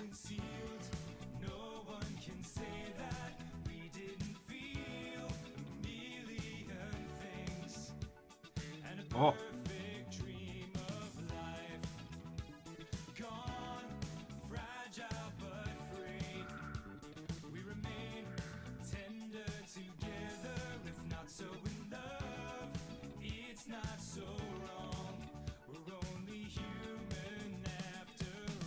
The fact the song playing in the background is We're Only Human After All, and here's me just wanting to be like...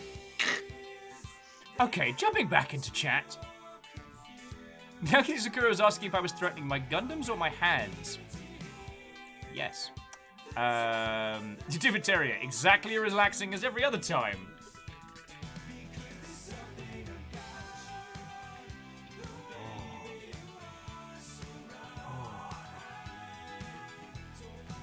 Shackles like you would assume one would sticker, then assemble. Don't try and put logic onto this.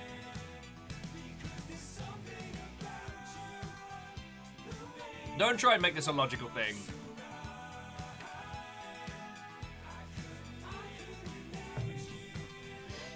Don't try and make this sensible. Alright. I've done one of his chubby little cheeks. I've got to do the other one. Stabby. I have to put the feckin' safeties back on these pliers, because the amount of times I've just put them back down, and then I've ended up stabbing myself in the hand.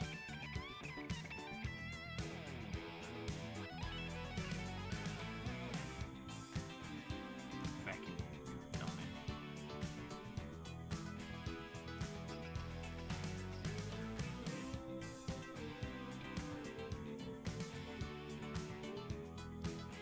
Could have been a gardener.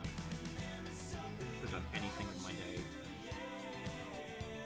I chose this. This is the path I chose for my life.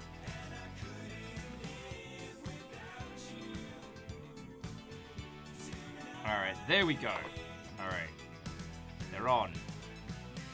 Face is on. Arms on. Arms. Oh, arms on! Do not test me right now, Gundam. Do not test me. And for some reason you've decided your sticker does not want to stay down either.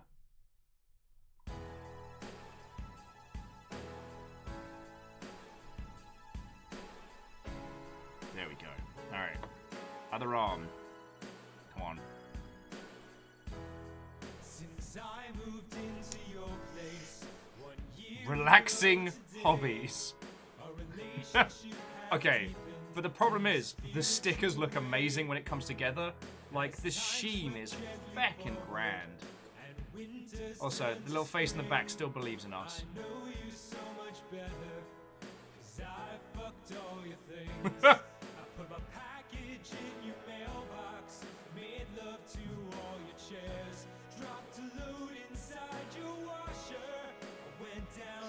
Okay.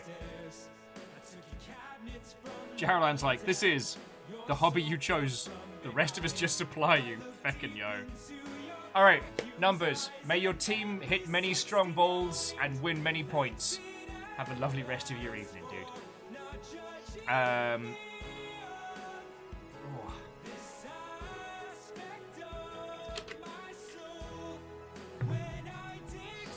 Right.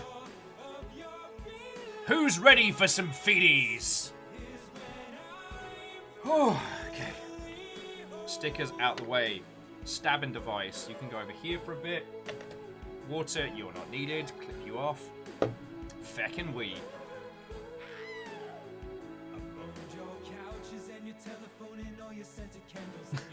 Fearless is like, we're not supplying Will. We're enabling him. And occasionally sabotaging him. I know you didn't say that. I was paraphrasing. No. Friends, while I will probably scream a whole bunch if you all try and sabotage No Grey November, the fact that you are going out of your way to send stuff here, whatever it is, I'm real feckin' grateful. I'm still blown away by feckin' Pun Spector's gift from today. Like, feckin' yo.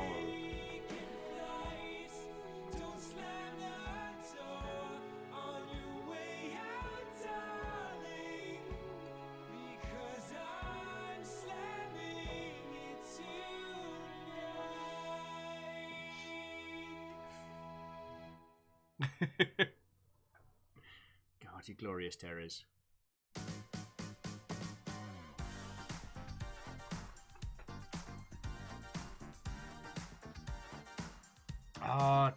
Sorry, Robin was saying that they want to just be able to go to sit in a coffee shop and program. God, I am gonna mooch so hard.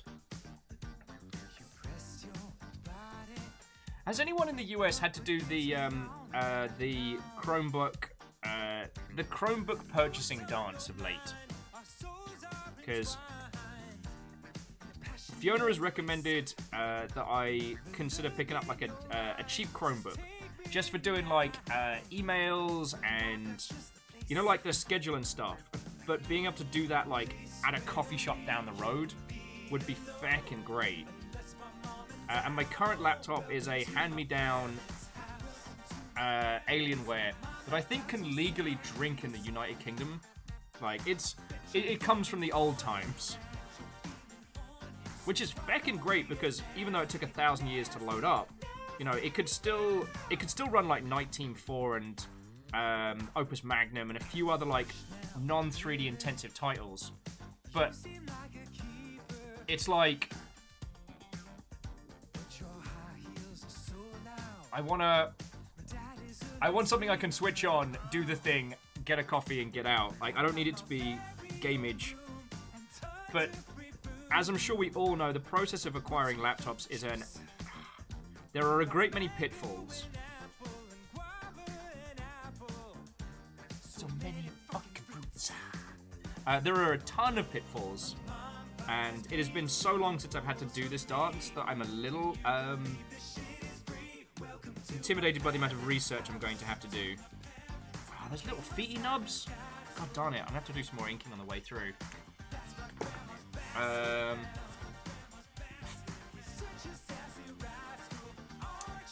Salem says legally drunk in the United Kingdom so it can reach the counter. I couldn't possibly comment. Fearless got their laptop provided by the company for remote work. Oh, that's cool.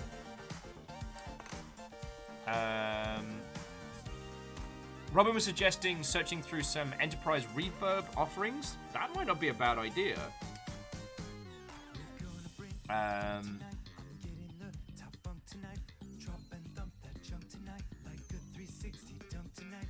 Okay. Wraith says, so I've been made aware of what I can only describe as a geezer rap. Old London gangster rapping, that's a thing. Mom, sorry, everything's fine. You know what? I should be surprised, but I think Chat Pop was the last time I was surprised by a music genre. And that's okay. Shh.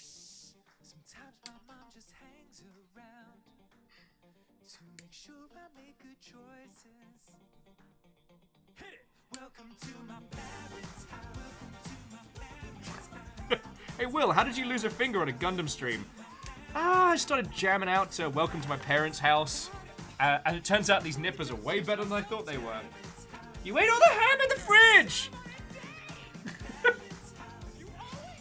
LeJack says, Tog's done the laptop recently. Might be able to give you some hip. I might ask him, though the one that he acquired is a beastly beast. It makes things happen. And I don't have that need, nor that budget. So I'm looking more for the... that's why I was looking in the Chromebook space. If it can run browser-based stuff, then I can do all the schedules and scheduling from there. It's just to facilitate spending less time in front of my PC when I'm allowed to spend less time in front of my PC. Also, Alex, good evening, friend. Watto, how you doing, dude? Oh God, no, veto! God.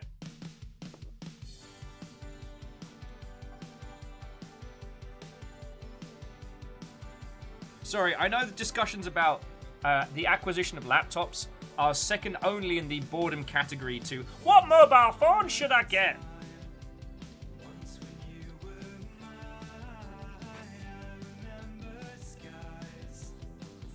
But we've been talking about awesome, cool things all day, so I think legally we have to balance it out. We have to have at least X amount of boring conversations to balance out the block-rocking giant robot awesomeness of the life we currently lead. And, alright, Stompy, sleep well, have a lovely rest of your night. If we don't see you beforehand, good luck when you move, and if we can help with anything, give us a shout, yo.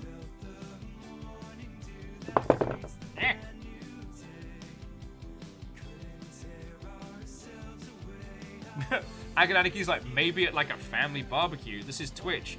Yeah, and Mr. Twitch is always watching. You know, him and I go way back, but that does mean that occasionally I have to adhere to the rules. Like the rule of boring conversation. I don't make the rules. I'm sorry. Why do you lot put up with me? You know Will? Oh yeah, the one who just talks constant shite. Oh yeah, that's him. It would be would it be better or worse if I didn't find myself funny? Jaralan says, who's scarier? Mr. Twitch or Terry Google and Sons? Oh, there's a jam. I'm gonna say Mr. Twitch because he knows where I live. Terry Google and Sons are too busy fighting with each other, and they're alphabetized family to worry about me.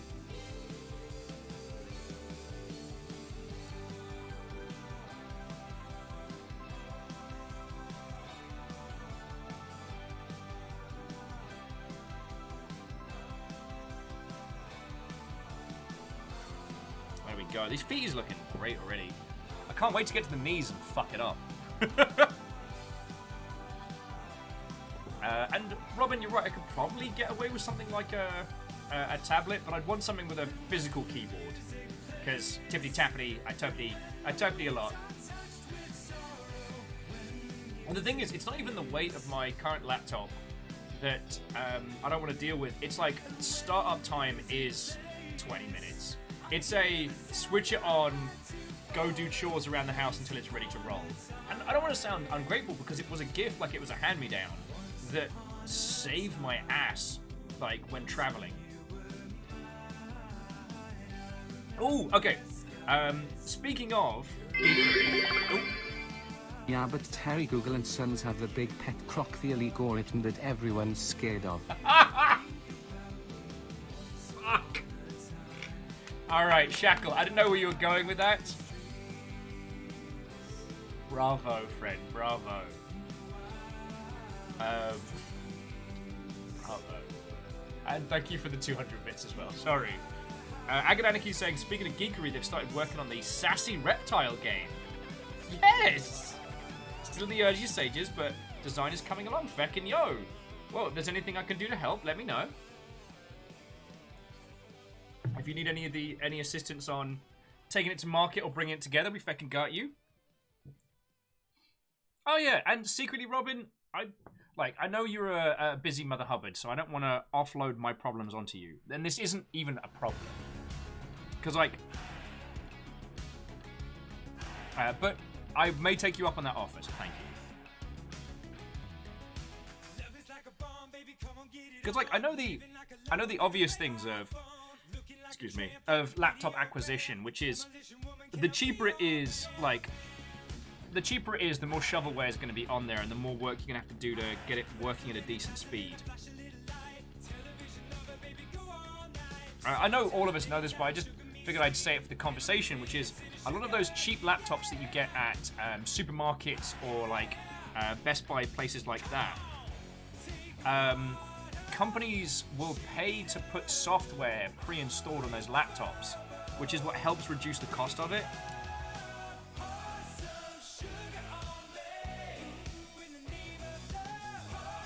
Which, in OS's past, I would have known how to strip them out, but it's a long time since. Oh yeah, so Agananiki, you are the product. Yeah. Yeah, the idea is to kind of upsell the poor and the uneducated on a bunch of software they either need and can't replace, or they don't need and will be convinced of otherwise.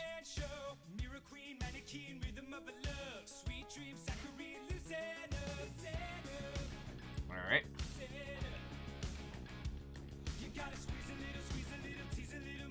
Yeah, so, Secretly Robin, some refurb stuff sounds like a great plan. It might be time for a coffee break in a second, though, friends. Because we are, in the grand scheme of things, we are here, finish is here, and then additional elements are there to decide how we want to set it up. So there isn't too much to this. Like, I will get this done today.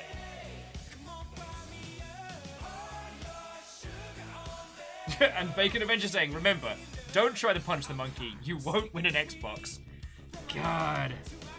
Alright, quick show of hands. Raise your hand if, by virtue of playing video games, you have been designated your family's IT support person.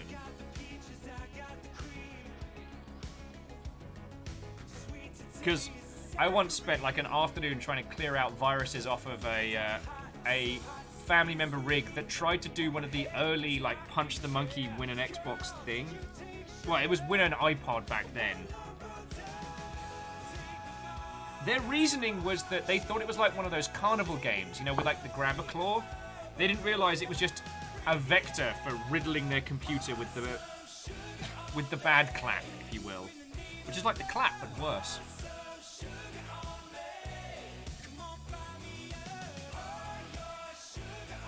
Jaralan says, I've been that since 6 years old.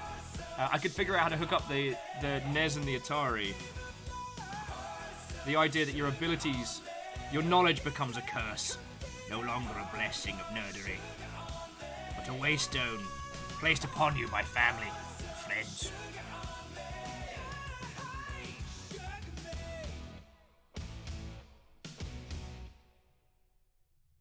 Oh, darn it.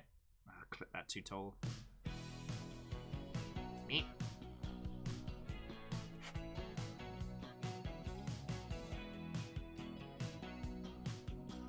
I do like how our playlist flits between these kind of like heartfelt reworkings of the classics and songs about boning.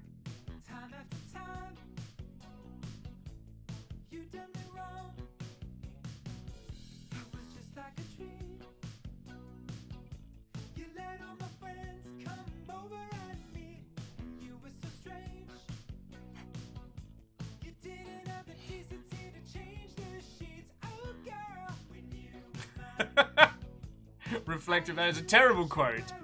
Also, Reflective, how are you doing? I'm sorry I didn't say thank you for your chaos bits earlier. That was very poor form of me, and I'm very sorry, friend. How goes the healing?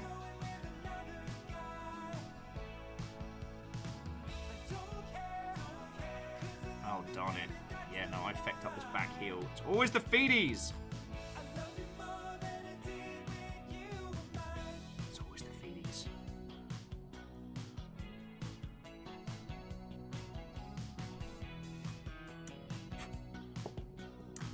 Sorry, I need to get the... Actually, you know what? I can clean this up later. You lot have put up with more than enough of my nonsense today. Mortal End, that's the sex bang experience. Alright, where my C's at? Here my C's at. Okay. So I'm just putting the feedies together, and I fecked up the back heel on one of them. So I'll do a repair job on that later. Though there is one thing is like I don't actively try and feck up any of my creations, but I don't know. I started thinking about the imperfections on these as kind of almost like I don't want to say signature, but that's how I know it's mine. And the little changes and the little tweaks. Sometimes it's fun to go back to old models you did when you were starting out. And like improve some stuff here, clean up some paintwork there. Later on, I can fully see myself going back to old kits and doing resprays and things like that of them, you know? Sorry, jumping back in. Effective says healing. Only one stitch left, but it's internal. I'm going to wait for it to dissolve, so maybe a week or two more. Okay. Vanderby says they were once visiting family over Thanksgiving, and not 5 minutes later, I walked in the door and my aunt asked me to fix her printer. I asked her where the manual was, and she said, what are they teaching you in fancy college you're at? And I said, how electronics interaction with silicon. I need a manual to fix this. My favorite used to be, you don't need me. At this point, you need a priest.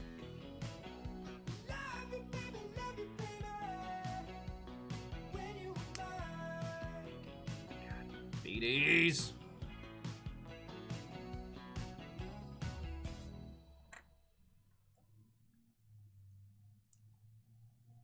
This song is Lost Flowers says they're glad they can finish the gunpla though. Yeah, fucking yo! frequently. There are three kinds of erections. Sorry. Alright, then these two are going on the top of these feedies. Then, you know what time it is? More stickers!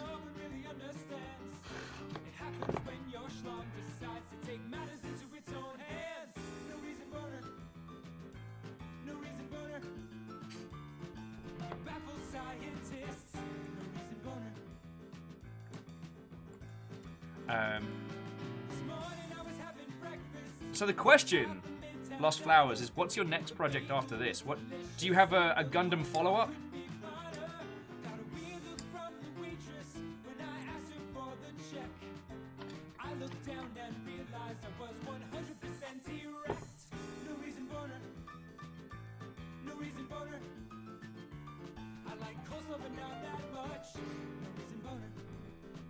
Oh, so Lost Flowers says first one and done. There we go. You're way ahead for November. Unless you decide to get another kit. And I can make some recommendations.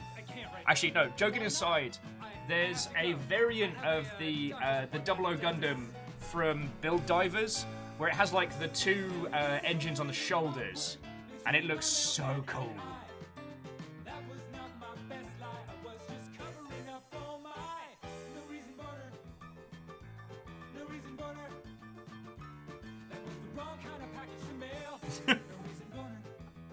Welcome to the zoo.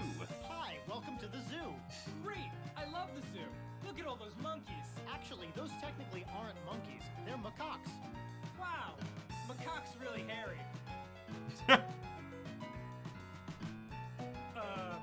So what time does the zoo close? About 8 o'clock. Great! That gives me a chance to. Oh God! Oh, not now! Not in front of the children! Why have you forsaken me, Lord? This is no laughing matter. This is not some kind of game. I can tuck away my Johnson, but I can't. The one few advantages of the baggy gamer style. Plenty of coverage. Okay, so Bacon was saying, true story. Back in my tech days, one of my co-workers had a call and they asked if the end user had tried a number of things. When everything was responded to with yes, they jokingly asked if the caller had tried a priest. The caller responded that they were pretty sure the father had tried an exorcism. Turns out the place that owned the machine was a church. Slightly awkward in that for tech, but the caller had the good sense of humor and wasn't offended. That's fucking great. That's fucking great. Like, I don't have a snappy follow-up to that one. Though it might be time for me to grab another coffee, because, like, we're making loads of good headway on this. Like, but as you can tell, my banter is starting to slow. And that's my strong suit. Plus, I'm going to need more water. Oh, lordy, lordy. So is there anyone else still jamming on their No Grey November opening salvo? I'm having a scroll on the Discord, and again, each time I see Christian's horde of miniatures to go through, I'm both impressed and kind of horrified.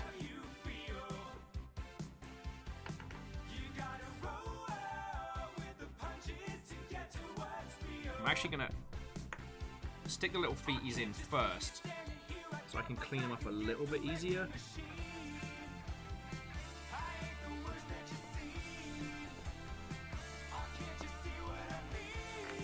I can't wait to find out the new ways which I feck these feedies up. Graphite's like, just knock back a glass of gin. That'll get your banter back.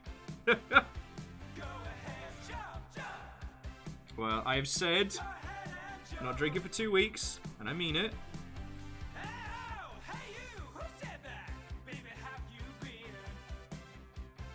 God, remember after the box of wine incident when I said I wasn't going to drink for the rest of lockdown?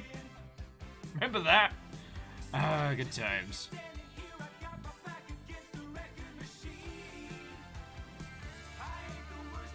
Okay, now I know which ones those are. Wait, one of you. Every sticker wants to come to this feckin' sticker party. Get a reputation. Try some jumping.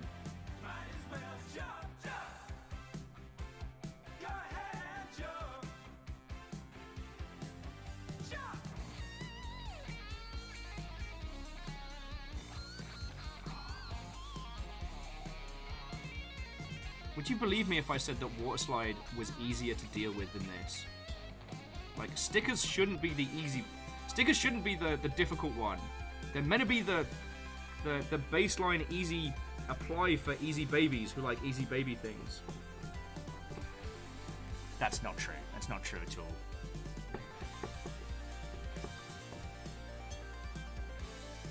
Oh, no!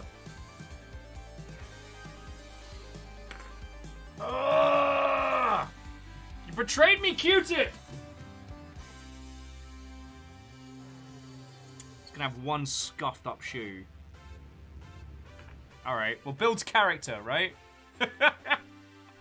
Oh, Graphite says, I was gonna say which box of Wide Influent, but then you clarified it. Well, no, it was the one where, God. I think I decided I was gonna do a Blackout Club stream by myself at like 2 in the morning. Well, I was absolutely really twisted. Authentic battle damage. Authentic battle damage. Right you are. Right you are, Shackle. That's what we'll call it. Not Will fecked it up this time.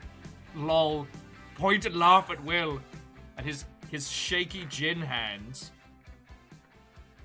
No, it's authentic battle damage. Alright. Let me just mark off on our little list where we're at. Because we've done the feedies. So now we're going to do left and right leg. Alright. Friendos. Let me just arrange our little... Look at him with little short guy with his little tiny feedies. So friendos, I'm just going to pour myself a cuppa, pour some more water, and then let's keep going on this. I reckon I can do it. I got belief. Oh, yo, and I just saw Dalek's squigs. Are those rainbow squigs? Feckin' yo! Friends, if you go over to the Discord and have a look in No Grey November, you can see other people's work in progress and finished stuff from today. They're feckin' cool! Yeah, Graphite, gay squigs! Talking about my gay squigs! Alright, I'll be back with you all in just a second, and then let's keep feckin' going! Dales, it's like, yeah, I'm working on Rainbow Squigs. The Pride Squigs of the Apocalypse. Oh god, that's a great title for a book. No. Alright, I need to clear a few of the non-bangers off this list. No. She packed my bags last night, pre-flight. I mean, the Elton John classic is still great, but this is glorious. Right. Coffee break, water break, pee break. Back here in a sec. And I'm gonna be high as a kite by then.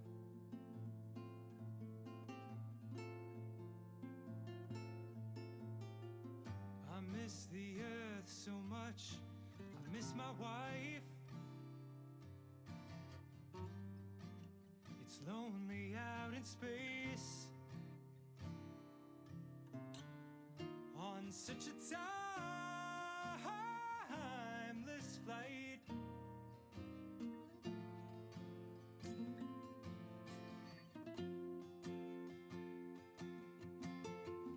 And I think it's gonna be a long, long time till touchdown brings me round again to find I'm not the man they think I am at home. Oh no, no, no, I'm a rocket man.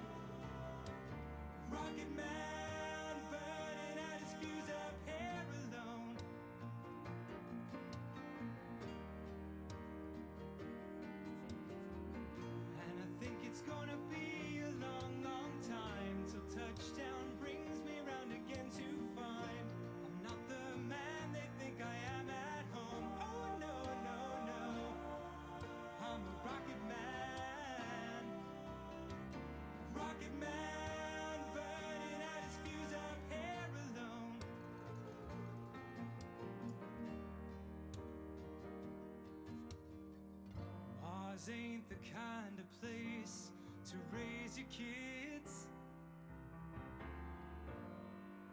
In fact, it's cold as hell, and there's no one there to raise them if you did.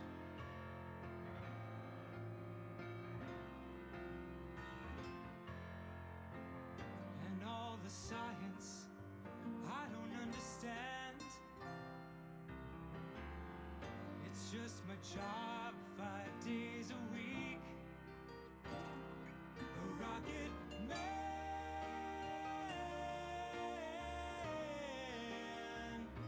A rocket man.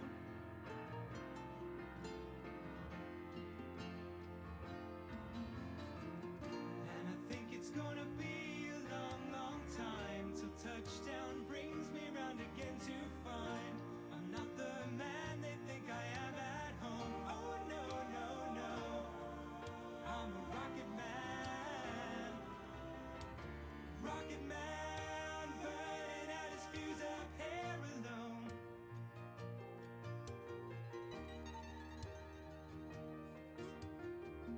And I think it's gonna be a long, long time till touchdown brings me round again to find I'm not the man they think I am at home. Oh no, no, no, I'm a rocket man. Rocket man, burning out his fuse up here alone. And I think it's gonna be a long, long time. And I think it's gonna be a long, long time. And I think it's gonna be a long, long time.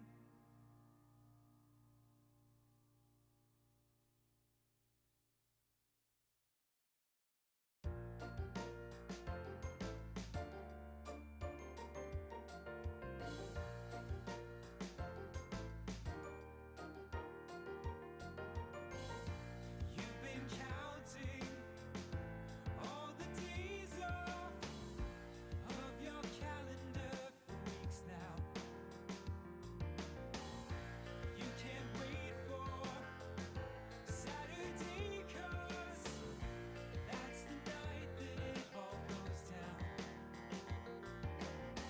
From 7:45 to 7:48 p.m. in particular, 'cause that's when I will give you what you need. 3 minutes of ecstasy, several nights a month.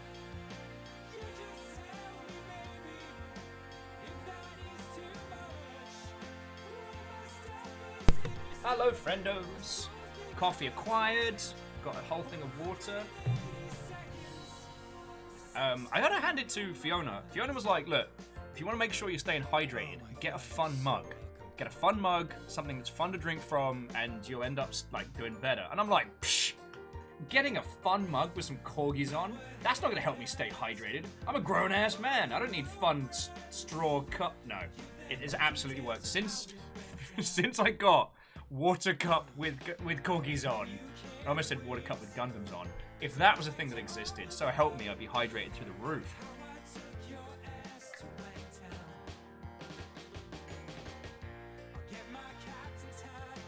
Oh, so flowers. For the 00 Gundam, or the Exeter, there are a bunch of different variations, but then, if you go past, fucking 00 Gundam the show, I think it's called, like, the Infinite Gundam or something? Shit. I think I bookmarked it. Because I really like the look of the design. Bear with me a second. I'll try and find the Gundam face. I have to go to the. Apparently I didn't bookmark it because I'm a big stupid dum-dum who is also a dum-dum. Good work, Will. Adieu. 1,000, 2,000, 3,000. Anyway, the other one that's real cool is I think it's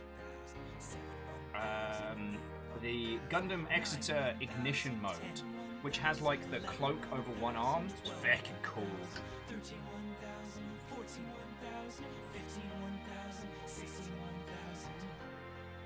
Maybe it's starting to sink in. Just how long? 3 minutes. God, I love this track. Robin, the psychological anguish of having an idea so great, but that needs a 3D printer to enact.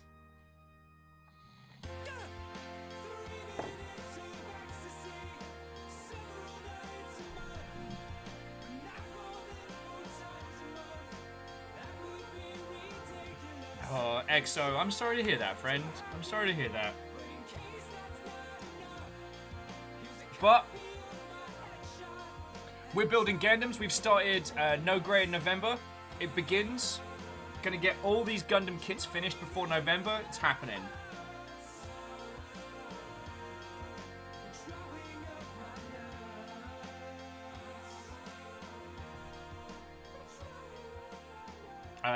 Lost Flowers is saying Build Fighters had a number based off. Oh, no, sorry. I should have said Build Divers, not Build Fighters. Not that those designs aren't valid. They're just a different style, a different way.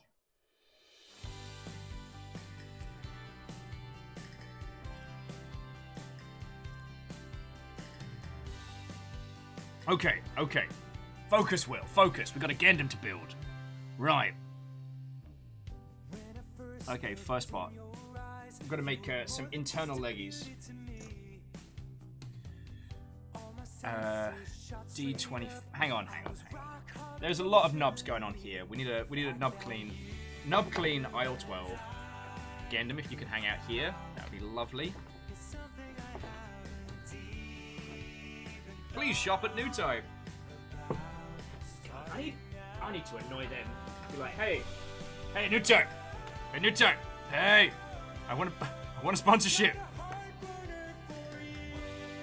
For no other reason than I like buying from them, and they do a bunch of like social charity work as well.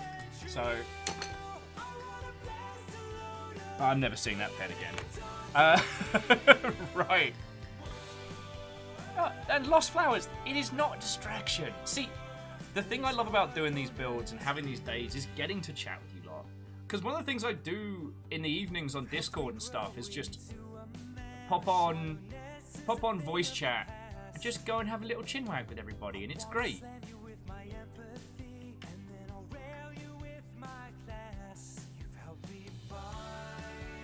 And EXO, don't beat yourself up, friend. These things happen. You can't really see it under these lights, but I once cut my hand right open.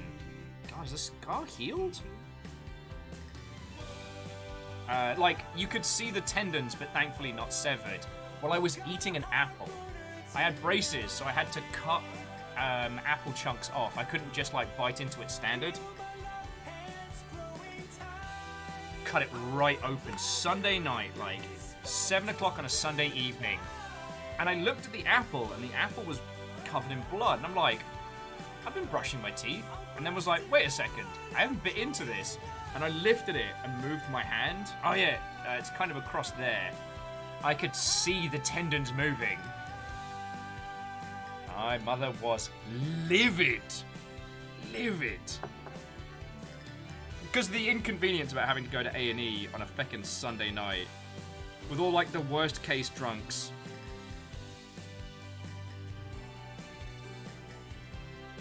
I'm by no means complaining about the NHS. The NHS is a feckin' treasure. Oh, and PCF. F, here we go. But Sundays are a terrible... Sunday night is a terrible time to get an injury. So Lost Flower says, New Type. I'm debating to get more at the moment. Gonna see what New Type has. Give them a look. Because, like, all the stuff they've sent has been top tier. And they do a bunch to, like, make the world a better place through the meaning of Gundams. And shit if that ain't the kind of stuff that we believe in, you know? I need 21 and 20. 21, 20, here we go.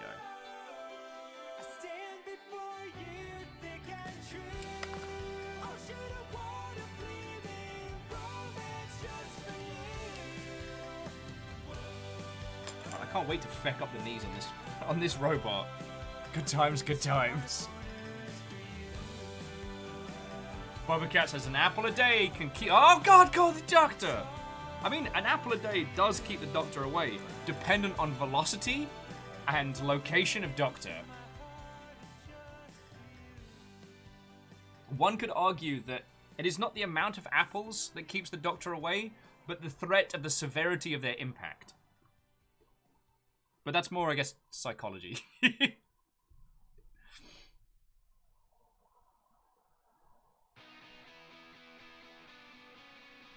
Ron was saying, we talk about people wanting a new laptop, and I thought, wait, people make portable computers out of a Raspberry Pi and call them cyberdecks, and they are, in fact, sick as hell. Shit, yeah, they are. I've seen a few people that buy, like, old, like, Apple II keyboards or, like, BBC setups and put the Raspberry Pi in them to create these kind of, like, cyberdeck-style setups, which I feckin' love. Like, that's the future we want. Like, a computer like a keytar that I just plug into cool shit.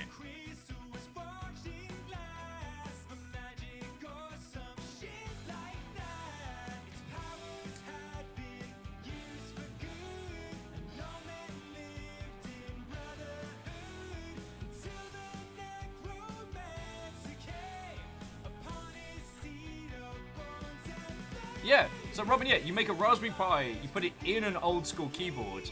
Although some people do like cool LED lock-ins and stuff just to give it that extra flavor, of which I'm all about. But it's like people that make USB compatible typewriter keyboards, which I've often considered as the ultimate form of passive-aggressive warfare in an open office. Like, you know, a nice mechanical keyboard from home lets everyone know how busy you are, when even you're going rat-a-ta-ta, rat-a-ta-ta-ta. But if you want to go that next level up, tick, tick, tick, tick, tick, tick, tick, tick, tick, tick. Ah, yes. Oh, Divitari is asking what's a Raspberry Pi. A Raspberry Pi is an affordable microcomputer, which has become very popular with homebrew scene, hobbyists, students, people that grew up watching the movie Hackers, all sorts. Initially, the Raspberry Pi was designed to be an affordable computer for students and children. So the idea is that you have this little box, and all you need is a TV and an internet cord, and that's it. It's a functioning computer. But due to its size and its open source nature, it's ended up becoming this, like, this icon of cool computer build stuff. And, you know, it has a lot of interesting uses in the InfoSec space as well, but that's another discussion. I don't know current InfoSec stuff enough to even pretend to comment, you know?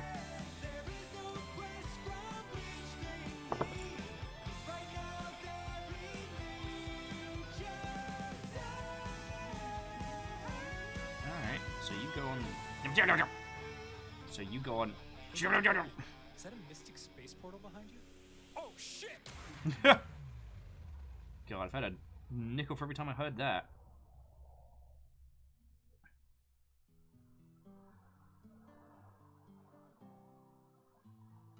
Robin was like, I wish I had a cyberdeck for like IT stuff. Feckin' yo. But then again, like, I'm a poser dork. I still love like using Telnet for pointless reasons because I think it's awesome.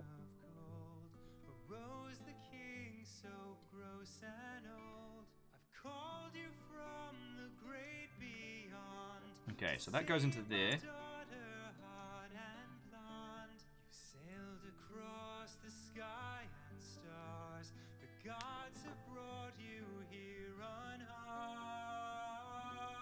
Yeah.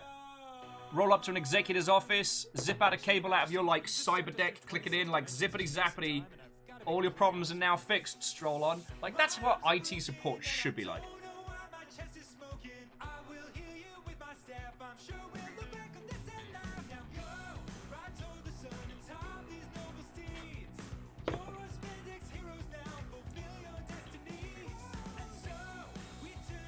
Alright, just making sure nothing else needs to go into this. Because the thing I constantly forget is when building pieces like this, there's like one MacGuffin that I miss out when building these, because you know, I get distracted. And then later on, I have to deconstruct the whole fucking leg down to its base elements with much cussing and many swears. Many swears were spoke that day.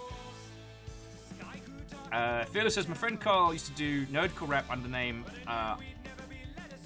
Ultra Keystron? Rap about being a script kiddie. I like that. I've never gotten to see Dual Core live because they don't really do the whole pack scene anymore. Do you think you could please warn me before you're about to light our righteous way? Q-tips. But they're feckin' rad. There's like an InfoSec nerd group. They still play DEF CON in Vegas, but I've never had the reason or the kahunas to go to DEF CON of my own volition. So, Thor's invited me to go along a bunch of times, and... Alright, so I need B and J up here. It's a joke. God, I was annoyed at myself for laughing at that. But I love the idea of going to DEF CON.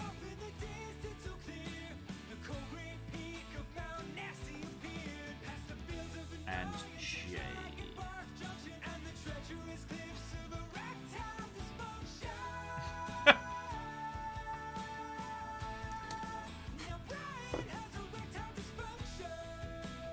And I need B, 6, and 7. I know, it's weird. Boop. Geraldine says, I'm more a weeb. Cybernetics are cool, but I'd rather have a Persicom.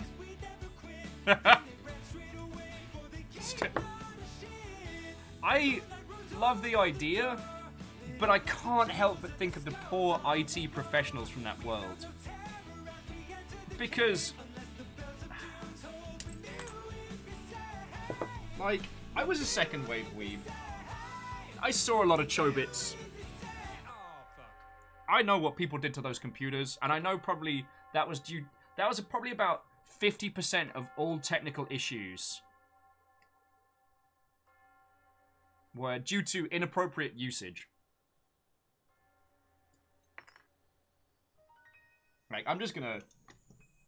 I don't even want to go there. I don't even want to think what the IT support personnel would have to put up with in that world. They formed a rainbow trail up to a giant waterfall. Sorry, I didn't want to put that terrible thought in people's heads. Bacon Avenger, kind of like the jukebox in Control. Well, by my understanding, the jukebox didn't necessarily do anything bad. It did what it said it was going to do. Teleport someone to another dimension for the length of a song. But it kind of teleported two people together that ended up, like, you know, embedding in concrete, so... oh, Naboo Head. I don't know if addiction is the right word, but... the goal is to get all the model kits that I have built between now and November. And I challenge you, if you have any kits, any minis, join us. It is many months in the future, and we shall do it. Yeah, we just started doing No Grey November proper here in here over in the Longship, and I'm fucking down for it.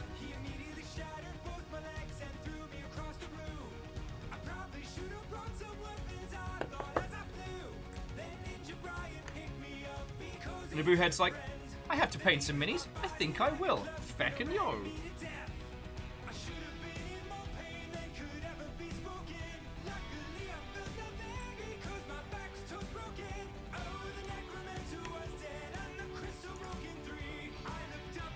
God.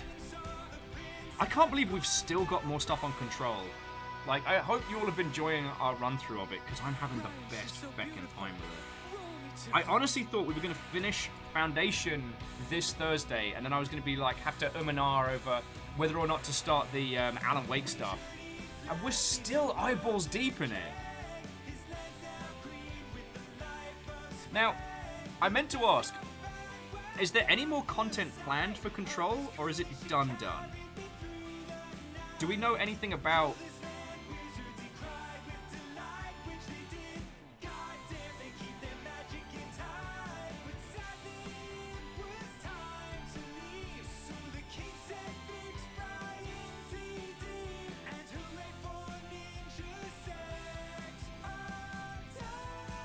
Darn it.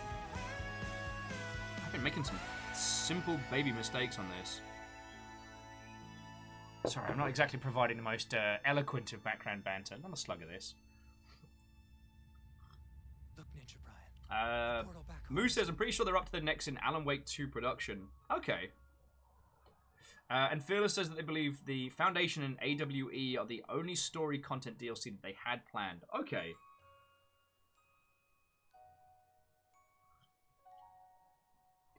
Okay. Well, we're not going to be clearing through it anytime soon. Now fairly well, it seems that our journey is at an end. Alright. We will be here Sorry, just getting the if you thigh joints in. need our help again. And like, I'm down for Alan Wake 2. Though, look, I don't want to sound ungrateful, but Control is so good. Like, Alan Wake 2 is going to have to step it up many, many levels to match Alan Wake 2. Sorry, Alan Wake 2 is going to have to step it many, many steps up to match Control. Because, like, Alan Wake 2 can't just be... It can't just be What If Twin Peaks, but Resident Evil as its core kind of narrative. It's gonna have to be... God, it's gonna have to be so much more. And I don't... Back! Fucking knees, man! Ah!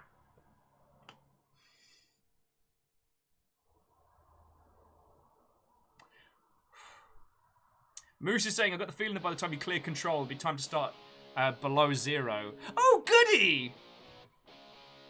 Can't wait.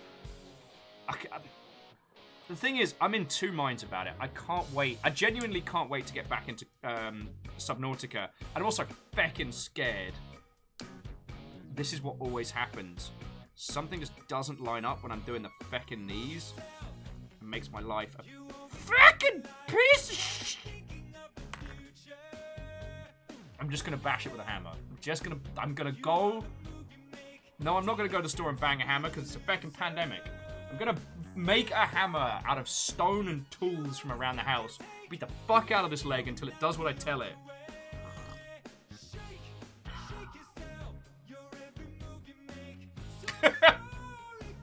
Models!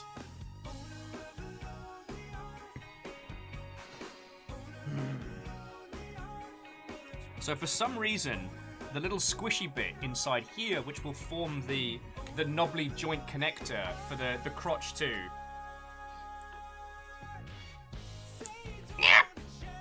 is not aligned. So I need to pull the pieces apart, realign them, and make it happen.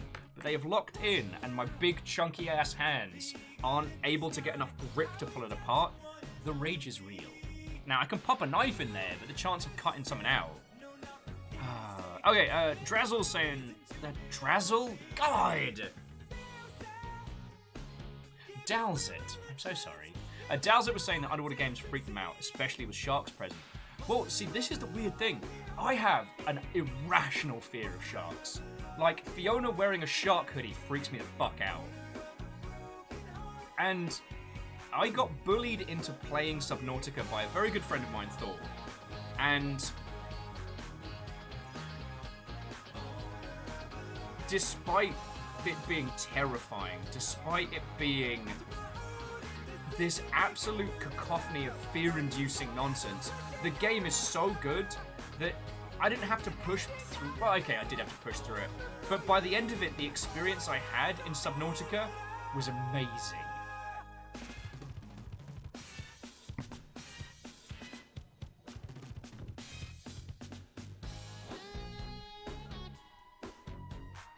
Okay. It's fine. I knew my nails were going to need redoing soon anyway. I kind of left them a bit long for just such an occasion. Salen says, so what's the bet for next death? I've managed to keep my dumb mouth shut about depth next.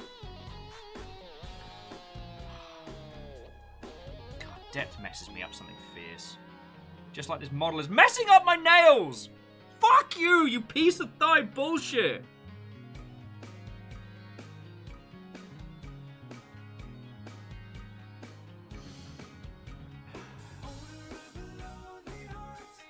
Alright. In situations like this, a Gundam builder must not think of violence. It is time to think laterally. The pincers of unpincening.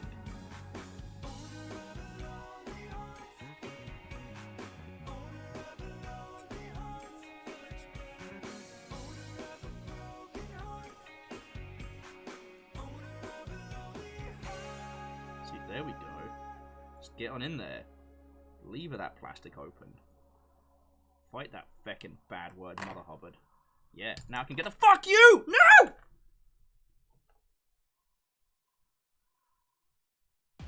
No one move!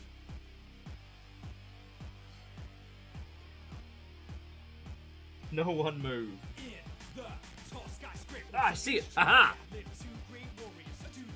No, back. Oh. So Lost Flowers says, when's Raft Will? Alright, I made a promise to these Mother Hubbards. If we ever get verified, if we ever make partner here, I will play Raft. However, it is unlikely that that will happen. So, I've kind of given myself like a sweet easy out, if I'm being honest.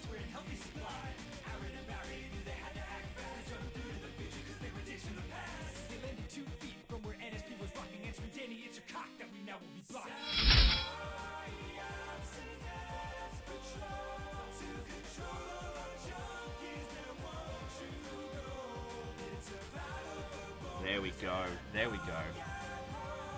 No! How is it still being a jerk?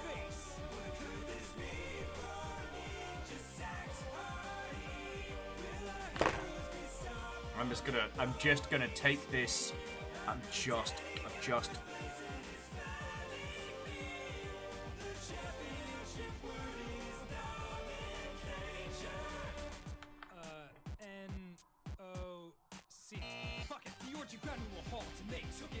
Thank you, Moose. Nice try, troublemaker.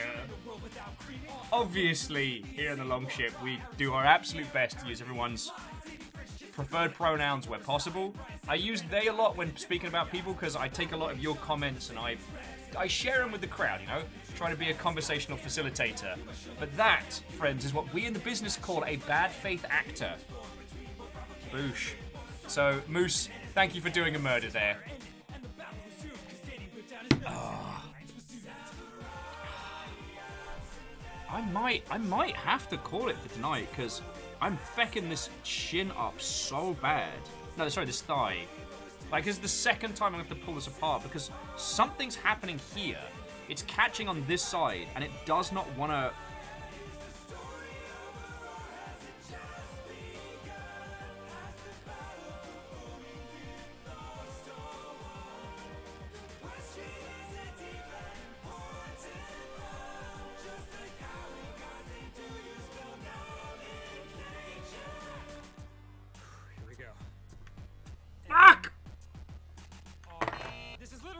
Impossible.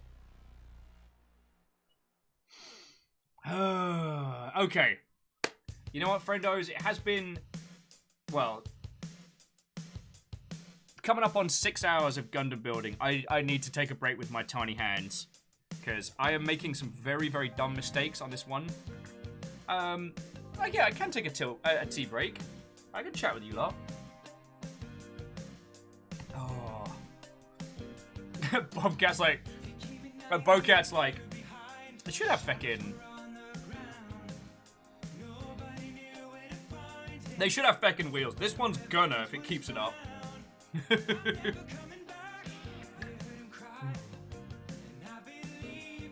I just can't work out what I'm doing wrong with this one. Lecter, I have no idea what you could possibly mean. That clip seems accurate and effective. Oh. Looks like overheating a little bit. Oh. Windows open, like we've got air coming through. And now all my neighbors know that I have serious beef with the general leg region. Like, I told you, feckin' legs. It's where it all falls apart. Oh.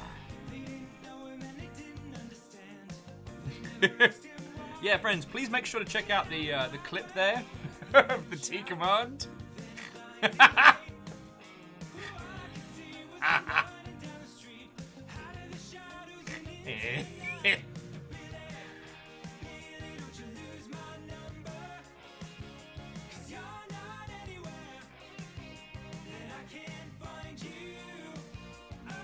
Oh. Miyaki Skura's like, I'm starting to see the floor. Oh.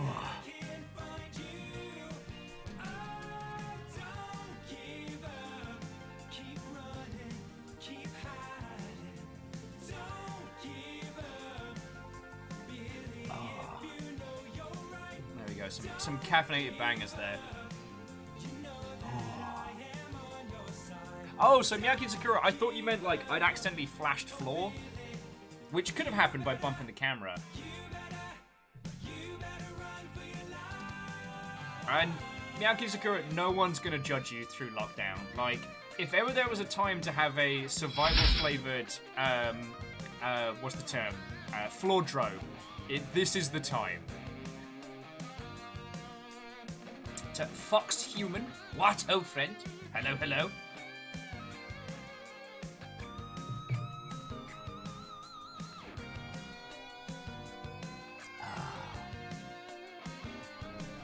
Lecter's like, I haven't cleaned in months. I'm gonna dust things when I pack before moving. Yeah. Well, it's one of the reasons why when we start doing like the move around and deconstruct of Longship HQ, is I'm gonna dust the crap out of everything. That's usually what causes me doing a sneeze.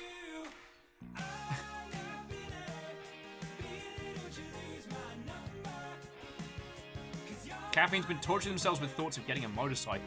Oh. I mean, that's awesome. I wouldn't be able to ride one to save my life, but...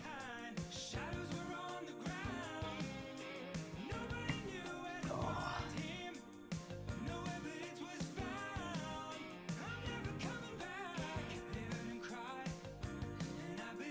Oh, sorry, let me come back onto to conversational stuff. And, Lecter, it's going to be awesome having you in this sphere of the world. I'm real looking forward to it. And, like... It's like we were saying earlier, like the idea of just being able to go to a coffee shop and just co-work with friendos sounds feckin' grand. And, like, friends, we've been through a shitter of a year and change. Like, you'll get a feckin' badge of honor for clearing it. The thing I've been thinking about is, like, it's made me appreciate so many things I took for granted. Like, just being able to just walk and get a coffee, mooch around stores. Like... Hop into a bar after work and, like, natter with people.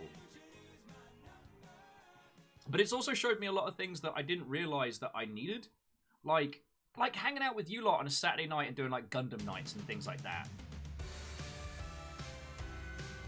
God, I wouldn't have thought of doing, like, the digi parties with Sadlin. Like, yo. I don't know what state next Eurovision's gonna take, but you better believe the Longship's gonna have a feckin' field day with it.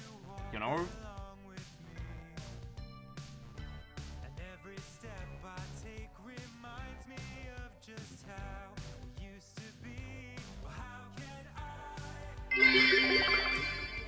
Digi parties? Digimon Tamers watch party when? Well, if we do it, I will make sure everyone knows well in advance. Because Nom Nom would murder me if I did that without announcing it.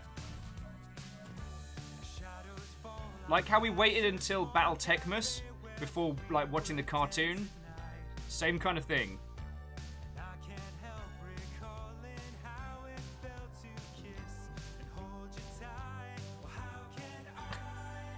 Foxhuman. I will... Okay, I will give you the benefit of the doubt. I will give you the benefit of the doubt that you are not a follow-up account based on the previous individual. We absolutely respect pronouns here. It's not a thing that even really needs stating. But thank you for the tiny bits. I'm trying to read you this feckin' knee. God, this Stargazer's gonna have a beautiful torso adorned with like the holographic rippling power to transcend and visit all the stars, and two shaky knees like an ex-rugby player who drinks Carling. Fucking legs! I'm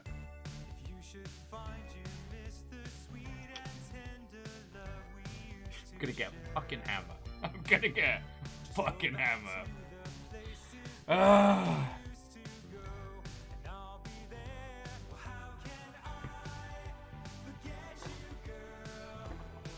Okay.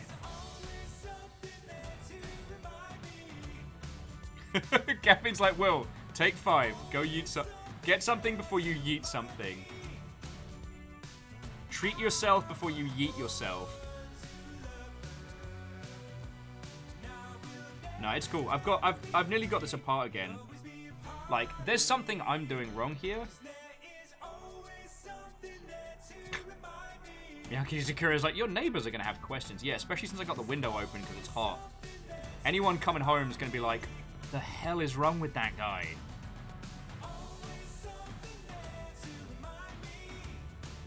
Oh. Oh, okay. This one time, it's not actually my fault. All right, I don't think the camera's going to pick it up. There's a printing malfunction on the sides of this, which I didn't spot.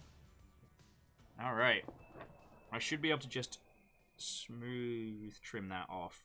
Because these PC bits are like made of a softer plastic. They're basically the joints and connectors for your Gundam. It does mean that this Gundam's going to have a weak right leg. However, this thing's a deep space vehicle and it's not designed for combat. If this thing gets into a fight, it's having a bad time.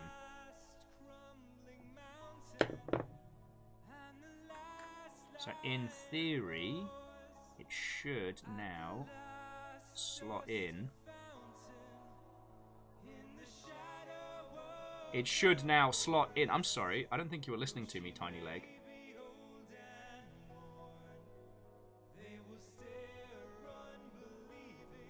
There!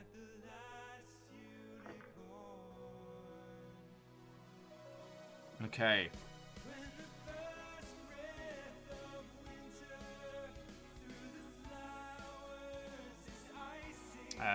Okay, I think it's safe to assume that the Foxhuman person was attempting to get a rise out of us by doing some bad faith conversations about pronouns.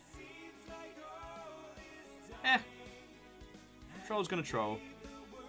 They ain't got diddly. Alright, look at that. That's what should have happened. That smooth connection. That little clip.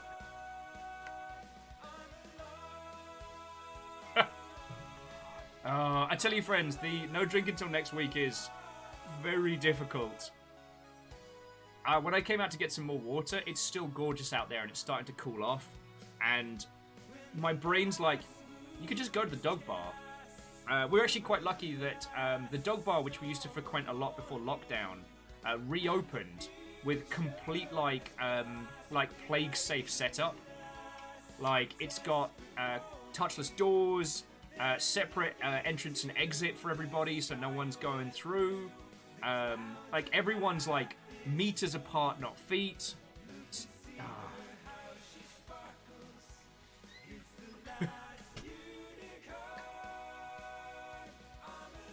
Yeah, Divitaria, sorry, jumping back to the previous one. If it's a fight in space, why does it need knees? Oh, Lecter, I'm sorry you're having the anxiety stuff. Like, Lecter, I don't know if this will help. I don't know if this will help alleviate the brain spiders, but you have essentially an extended family here in Seattle that will look after you. There's gonna be stuff you miss. There's gonna be stuff that catches you off guard. Like, I had to do the whole... I didn't have to set up a business, but I did the... No. There we go.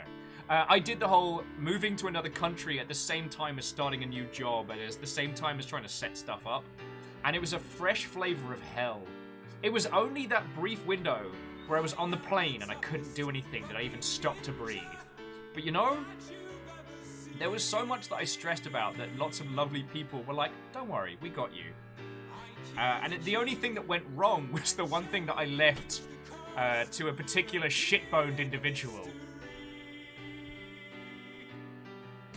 Don't worry, he said. I'll sort the internet. Do you know what he got? Comcast. Somehow it was my fault when the internet was dodgy. How do you reckon that works out? Wow, I'm still a little bitter.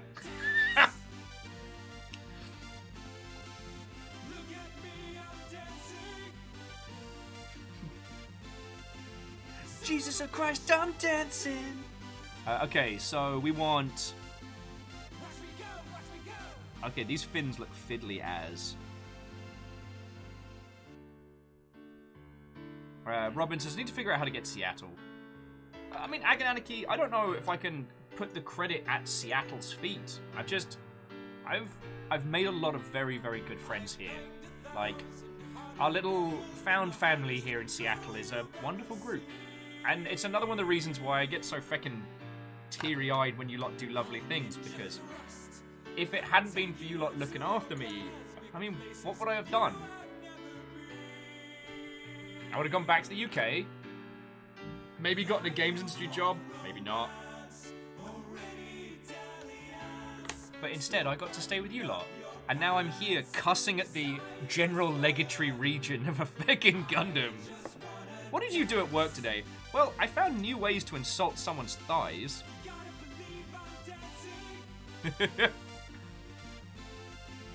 Robin saying apparently a round trip ticket to Seattle for a week is like $200.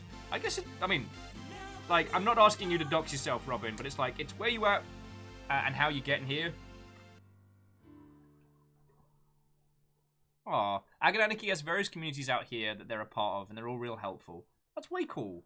I mean, yeah, I've got, like, Sober, I've got the Seattle Indies, God. And probably a bunch load that I'm immediately blanking on. Which will make me feel very bad when I'm reminded later on. So, I guess what I was trying to say, Lecter, is, like, so long as you can get you and your stuff here, like, you've got enough people backing you up that you can get through this.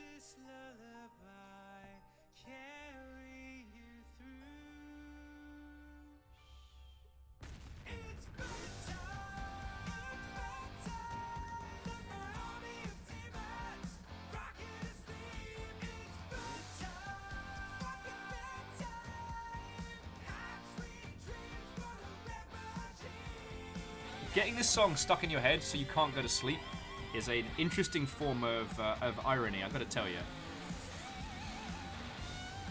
But yeah, like, Lecter, we're going to get you through this. And then you're going to get here, and you get to hang with everybody, and it's going to be feckin' rad. I see you're still awake for some reason. Was it the guitar solo? Was it the demons? Was it the demons? People have told us that before.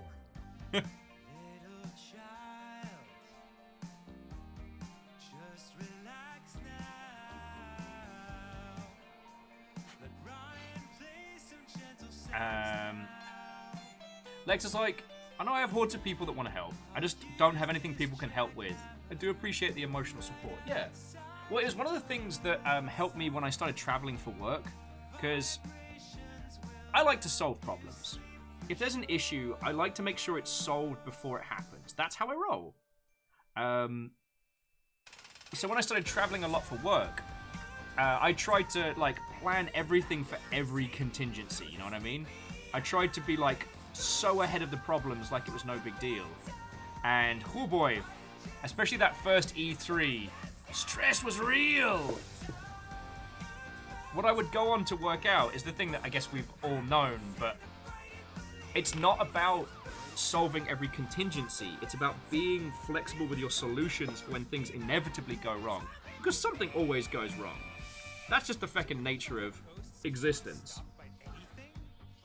Would you like to see a slideshow about where meat comes from? Apparently lots of venomous snakes can open doors.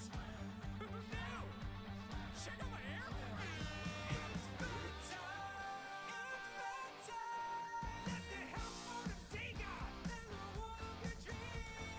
Right, cleaning that out. God, you'd think I was actually good at inking stuff.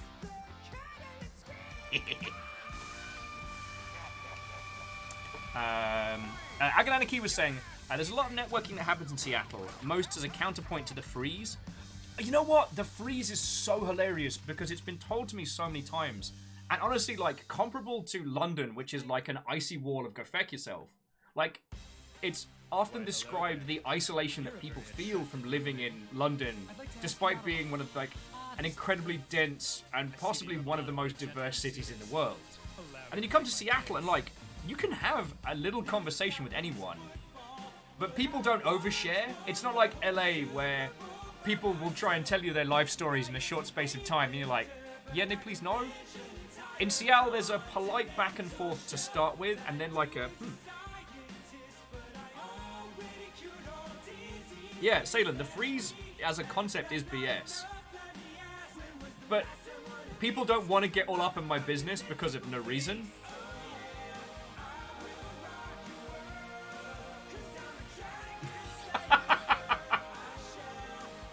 Caffeine, I want to thank you for sharing this with us. Caffeine would like to point out that, out of idleness, they have found out that, dramatic pause, their beard can now be bent up enough to touch their nose. Nice.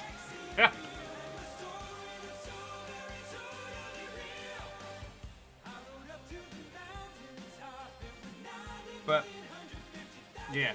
Like, Lecter, so long as you can get yourself here, the squad got you. I know that doesn't alleviate any of your worries or concerns, but maybe in the wee hours it will, you know.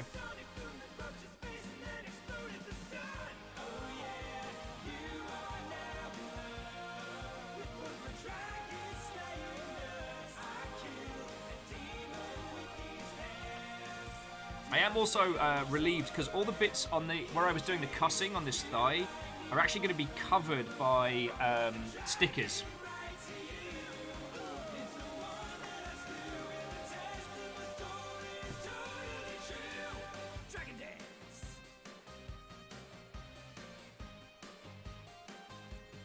Well, and to Robin, like, don't move out to Seattle without a plan, but considering your background in game development and programming, like, I'm not saying do the New York thing, you know, come out here, get a service industry gig until you make it big.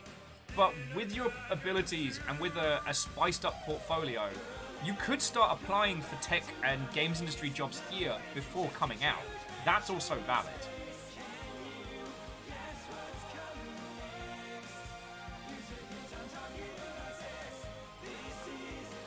Oh my word.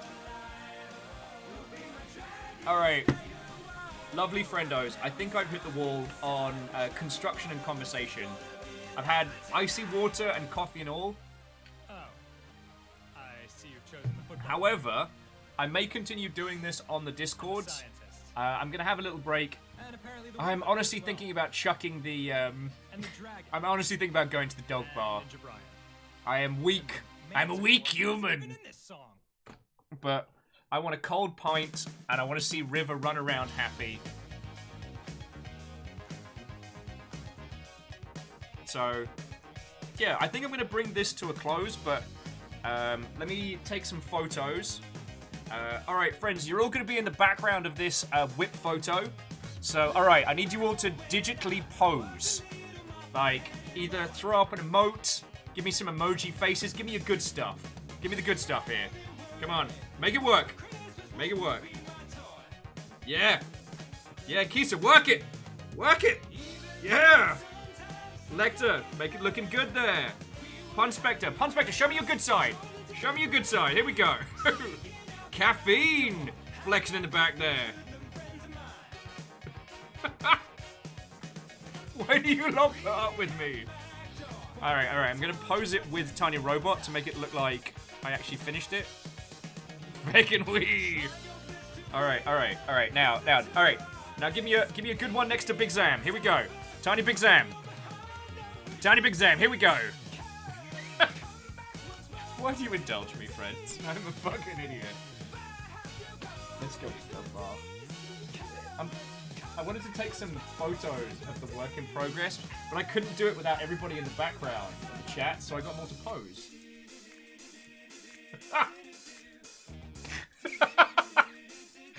Fiona just comes out and is like, what are you doing? Oh, Salem with the old classic there. Ray's like, I heard Tiny Big Zam and I got here as quick as I could. Alright. So, friendos, thank you for a wonderful day. Now, No Great November is a marathon, not a sprint. So I know, Lecter, you've got a couple of kits that you're looking to chew into once you're out here. Plus, we've all got our little SD Gundams to do like a little squad build. Me, Fiona, and Lecter all have little SD Gundams. We were going to do like a little squad build together, which would be feckin' cool. Plus, once the world's open again, we can actually do it here, which is rad. For those of you that are thinking of getting kits or have stuff you haven't started, No Great November goes from now until the end of October. So, fecking get stuck in. Like, there's already been so many great posts in there. Like, oh, heckin' yes! Vanderbeest have posted up a squad of their Space Wolves, and like aside from decals, those look awesome. And I keep seeing those rainbow squigs. I love them. Okay, so friendos, today has been a glorious day. I'm gonna roll credits in just a second, so I can turn this off. I'm gonna roll credits in just a second. And we are spoilt for good friendos for me to pass you to. Oh, yes, you can, actually. Salem says there's a group in voice chat if folks want to continue hanging out. All right. Well, seeing as I can't raid into the Discord, we'll consider that to be the thing. We'll kind of go bounce in Discord, and I'll come say hello and hang out with people for a little bit. Let's do that. All right. Let's raid into the Discord. Like, I mean, I guess what's important is if you get the chance to give this clip a watch before we move on over, that would be ideal. But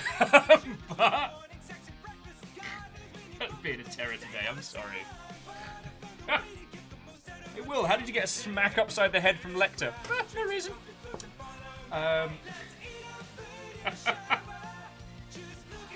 Oh, it's... All the Gundam buildings driven me a bit loopy, Meow Kitty Sakura. Oh, it's a dreamer! We were just about to head to Discord. So look, I'm gonna roll credits, and then we'll head over to Discord, and then... I like to think that Lecter ran from the other side, just Sorry, I'll get that. That was...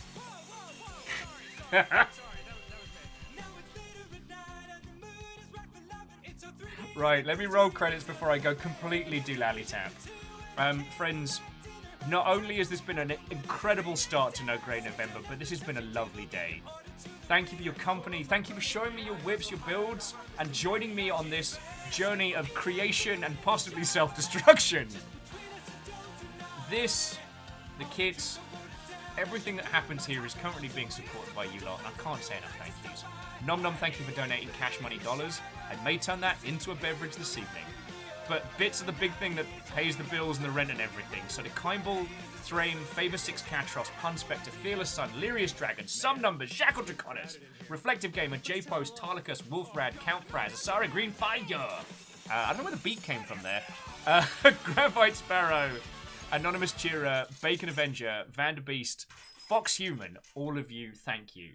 Like, all of it comes together and it's the biggest thing keeping us going. So, sincerely thank you all.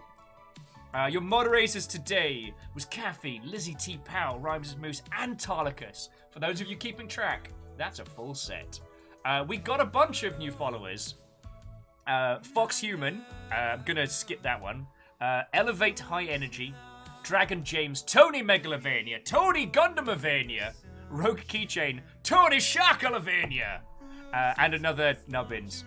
If you found us today, like, it was lovely having a conversation with you, and if you want to talk video games, come hang out. We do this 5 days a week. Now, to Mr. Editor, Rogue Keychain, Ozymandias, Dragon James, Fire Strager, Sham, Springheel, Sea Witch, the Walking Wampus, Sulphur Priest, and Stomposaurus. Thank you all. Whether you were tagged by the Hunters of House Carl, and House Carl, as always, thank you, or if you were celebrating 28 months, 30 months, like, you are all fecking legends to a person. So thank you.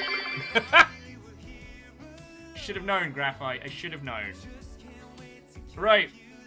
Me and my shaky little thumbs. Oh, Lyrius. I hope your Dark Souls 2 run is going splendid.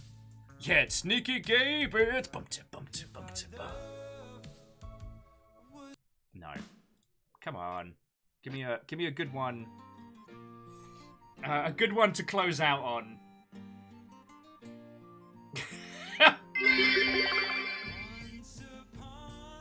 I believe, and cheers to you from the very mug that you sent to Lord Lost and Found. Thank you kindly for the additional bits. And Graphite. Immortal N says, before you go, have a peek at the meme section in Discord. Oh, good. Okay, the mozzarella one, feckin' slays. Alright.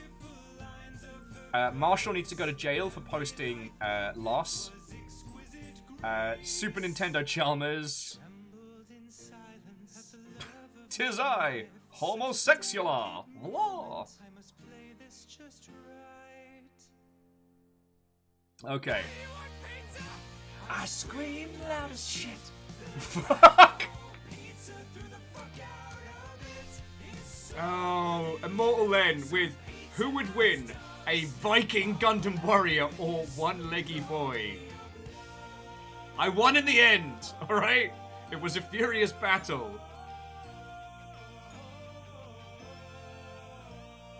I'm just gonna add that to the to varying threads. Secretly Robin is like, is that Gundam finished? No, it still needs both legs and its cool backpack. The legs are fiddly, and the backpack's kind of cool because you have a lot of options with it, so...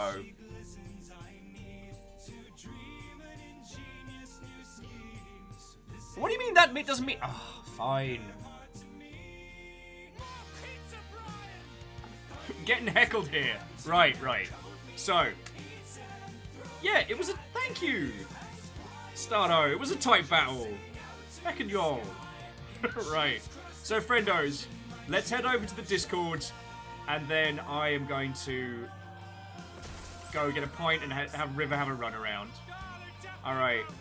Thank you all for a lovely day. This was great. We'll do this again in a few weeks. Next week... Oh, okay. Next week, the big thing is GTFO 2. So it'll be another big crossover stream with Dave, with Laura, and with a new special guest as well. We're going to do GTFO, and the rest of the week, I'll post that on the schedule when it's done. Friends, have a lovely, lovely rest of your weekend. Come join me on Discord, You know, and I'll chat to you soon. It's not enough to just be the world's most amazing lover. You also have to Danny. be a smooth talker. Danny, no. Well, of course I know how to talk to women. Give me a delicious groove. This is what I Danny, Danny, I need to end this. I'm gonna take my flying diddly out and slam it in your thumb. That's right. Okay. Without a sound Take it easy, friends.